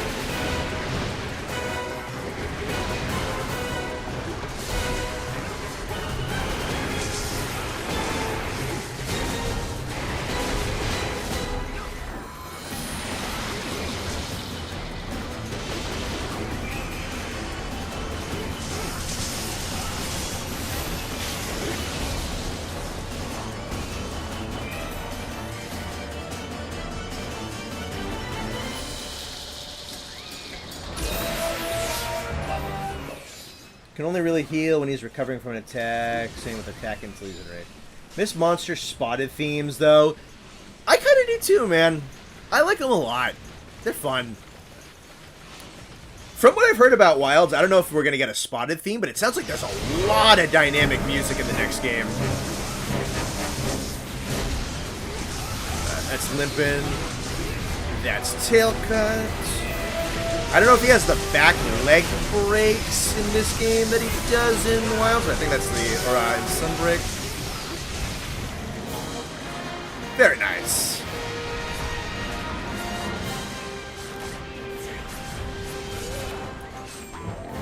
Paler. Listen to that 4 clear music. So nice. Monsters in the world are very passive, so it only really work when they begin to get aggro. What is that Absolos doing? I was looking at chat for a second. He was Beyblade. That was funny.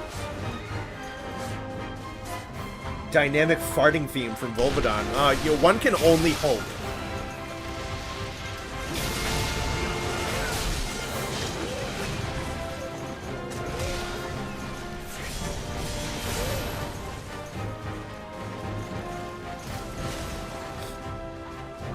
Unless they keep it low-key on passive monsters and ramped up over them. Absaros is in Spain without the A.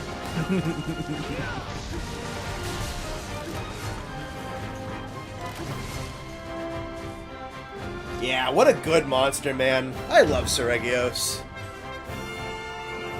Someone else besides Max put out more info today. He did,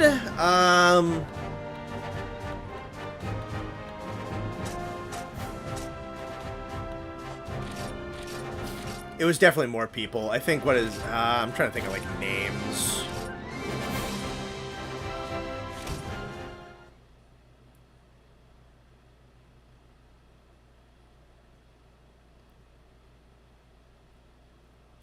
Other people did. Other people did put out stuff. And there's, like, interviews with other gaming outposts and whatnot. There's a lot of info on Wilds to find out and about there.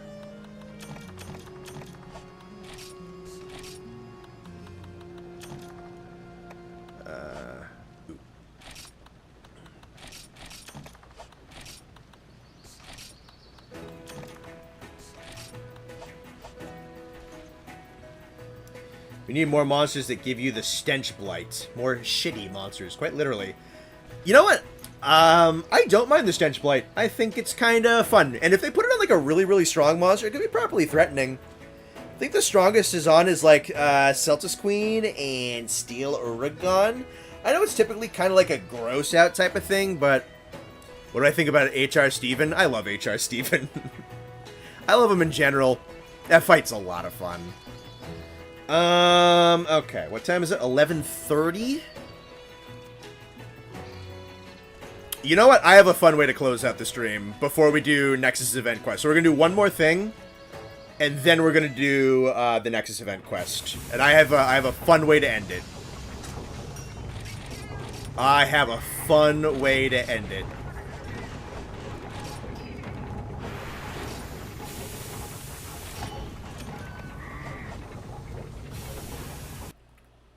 I remember thinking about rolling Muddy and Stench into Earth Blight as a blight that stops item usage. That could be cool. Alright. Let's do something silly. Something, something goobery. Something, dare I say, silly. Something goofy.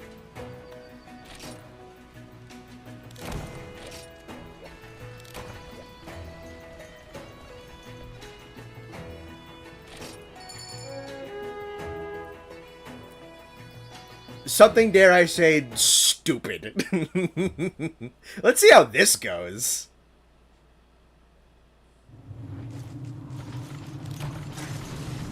Spoiler alert, it's gonna go bad. It's gonna go really bad. It's gonna go really bad. I saw Zephyrus in the chat. Oh boy. Let's see him. Today's been a big Tio day. Let's see him. Let's see what he does.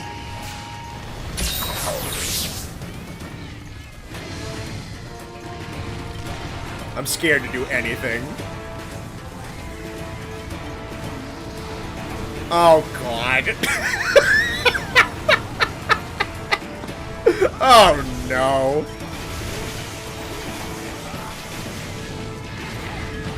Alright, there's the HC move. Of course, that explodes. I don't know what that does. I'm scared of it. I don't know what that does, and I'm scared of it. That's a lot of wind. Oh, boy. This is a cool color palette for him, though. Is that long range? I think that's long.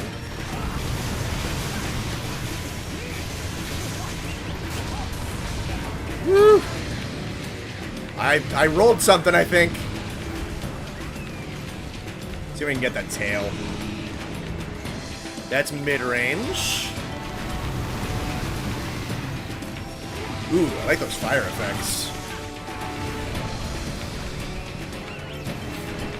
I see him in the chat camp. Oh, there I go.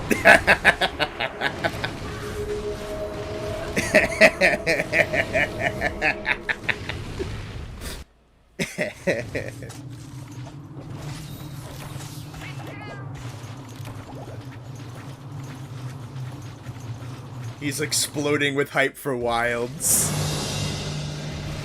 Come on, give me the tail break. Give me the tail cut. Give me the tail cut.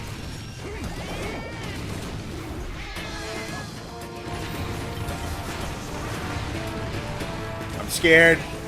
I'm scared. I think behind him is fine.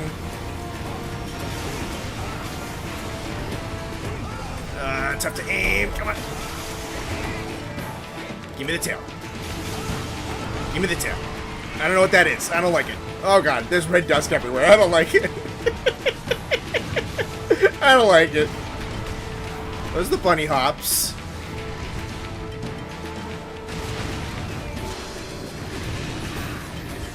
Mid-range. Died to the easy one-shot? Yeah, you know, the easy one-shot. Everybody dies to the easy one-shot. What the hell's that?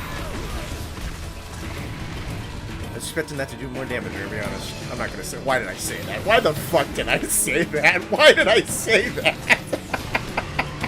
I'm so stupid. Come on, I want the tail. I want the tail. I want the tail. Lower it, lower it, lower it. Ugh. No, don't look at me.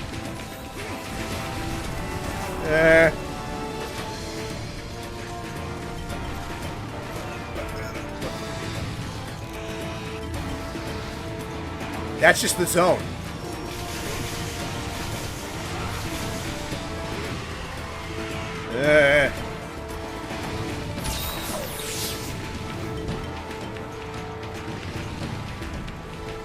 Oh, my partner's dead. I think... No, Nate's alive. Yay, Nate. Go, buddy. Good job, buddy. Oh, he flinched him. We gotta flinch. Why is this going kind of well? Why did I say that? Oh, there's the damage. I found it. I found the damage. Oh, no. Oh, no. Oh, no. Oh, no.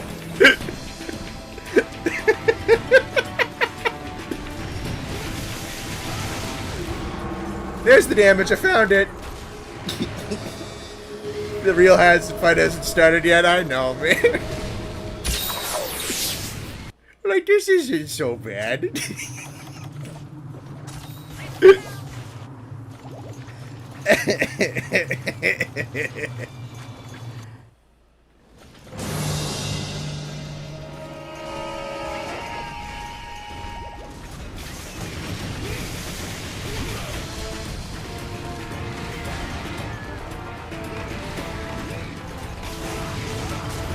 No, it's okay. You don't have to look at me.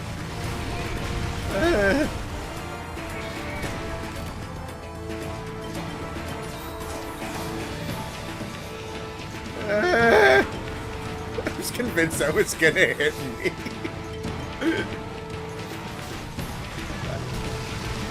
Can I get the kit? Can I get the tail? I just want to get it. Come here. Oh, it's okay.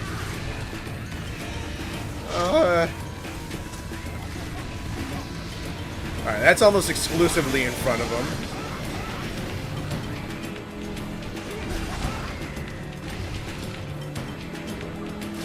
Come on. Yes, I got it. Oh, that's victory. That's I win. I win. I win this quest. I win.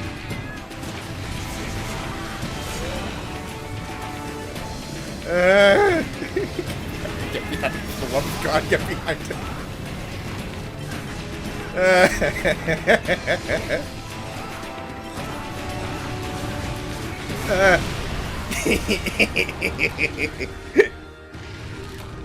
Yeah, I got the tail, boys.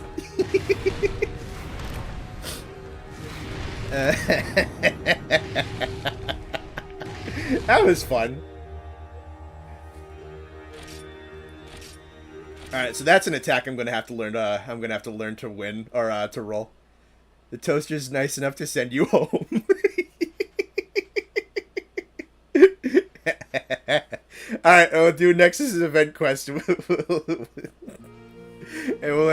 do the thing. I got a tail, boys. I got a part break on him, and like a flinch. All right, let's see it, Nexus, and then we'll take it on home.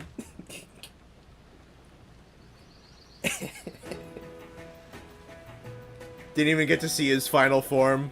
I'm not shocked. I'm invisible? Oh. It's stupid crap again. I'm sure if I did get to second phase, that would have been really fun.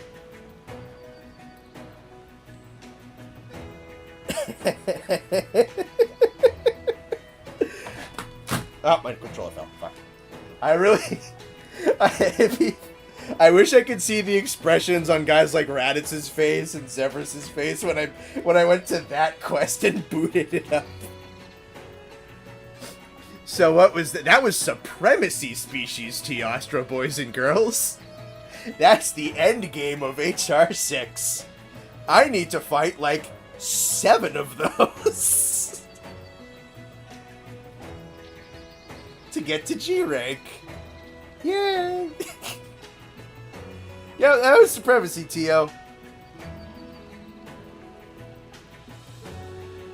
I knew exactly what you were gonna do when you said, let's do something funny.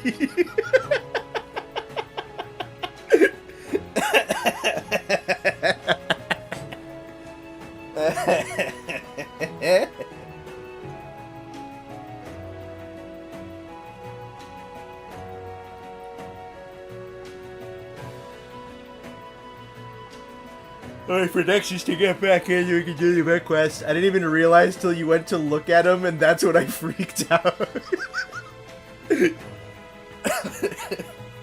I'm like, alright, this stream's running down. I have a bad idea. Let's do it.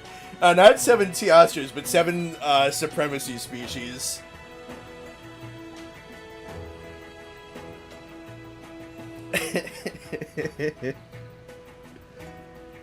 Alright, good night, Ruko. Have fun. You know, you say you've been tormenting me too much. I'm probably gonna get another crash before this is over. Even if this only is like another 10 minutes. Another day in the Connorverse. Yeah, what a delightful place. On the plus side, you did around 9% HP going off the 2 flinches.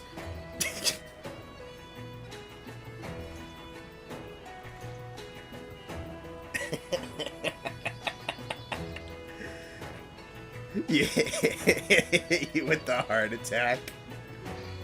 Scale of 1 to pain, how was your experience? I don't know, that was kind of fun.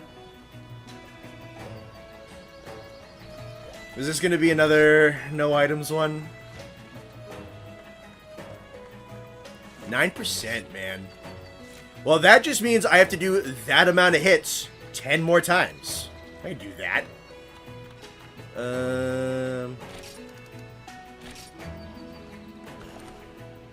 Okay, it's not banning me from taking any items. Actually, might want to restock. Not that these event quests are typically all that difficult, but just so I don't have to do it later. Yeah. There we go. You'll be good.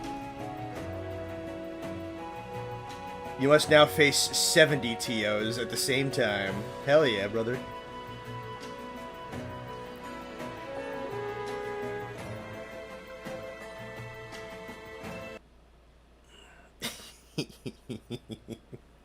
That was funny. Arriving at the destination. Oh, I already know what this is. I know where you brought me. I know what this is gonna be. The second we loaded into this, I knew what this was gonna be. I don't know how difficult this is gonna be, but might as well just... so I don't have to waste my actual resources. I know exactly what this is. I know what we're fighting.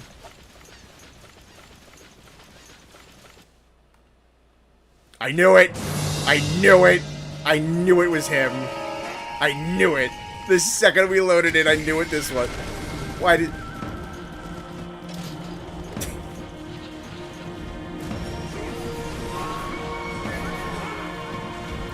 Why is the music so scary? Yeah, he's dead.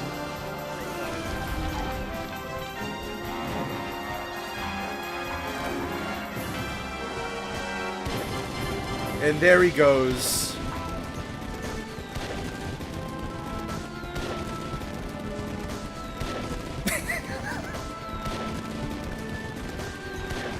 I love that it has a zipper.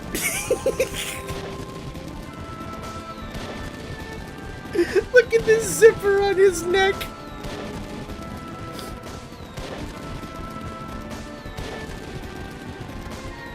The evil is defeated. Oh, do I get a plush out of this? That's nice.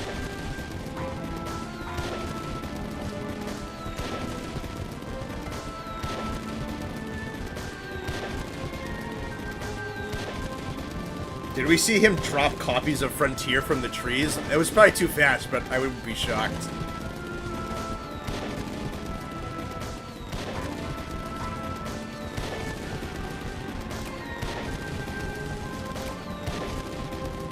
You know, all these fireworks in the trees is probably a horrible fire hazard. You can carve Gunlance coolant off of him. That's nice.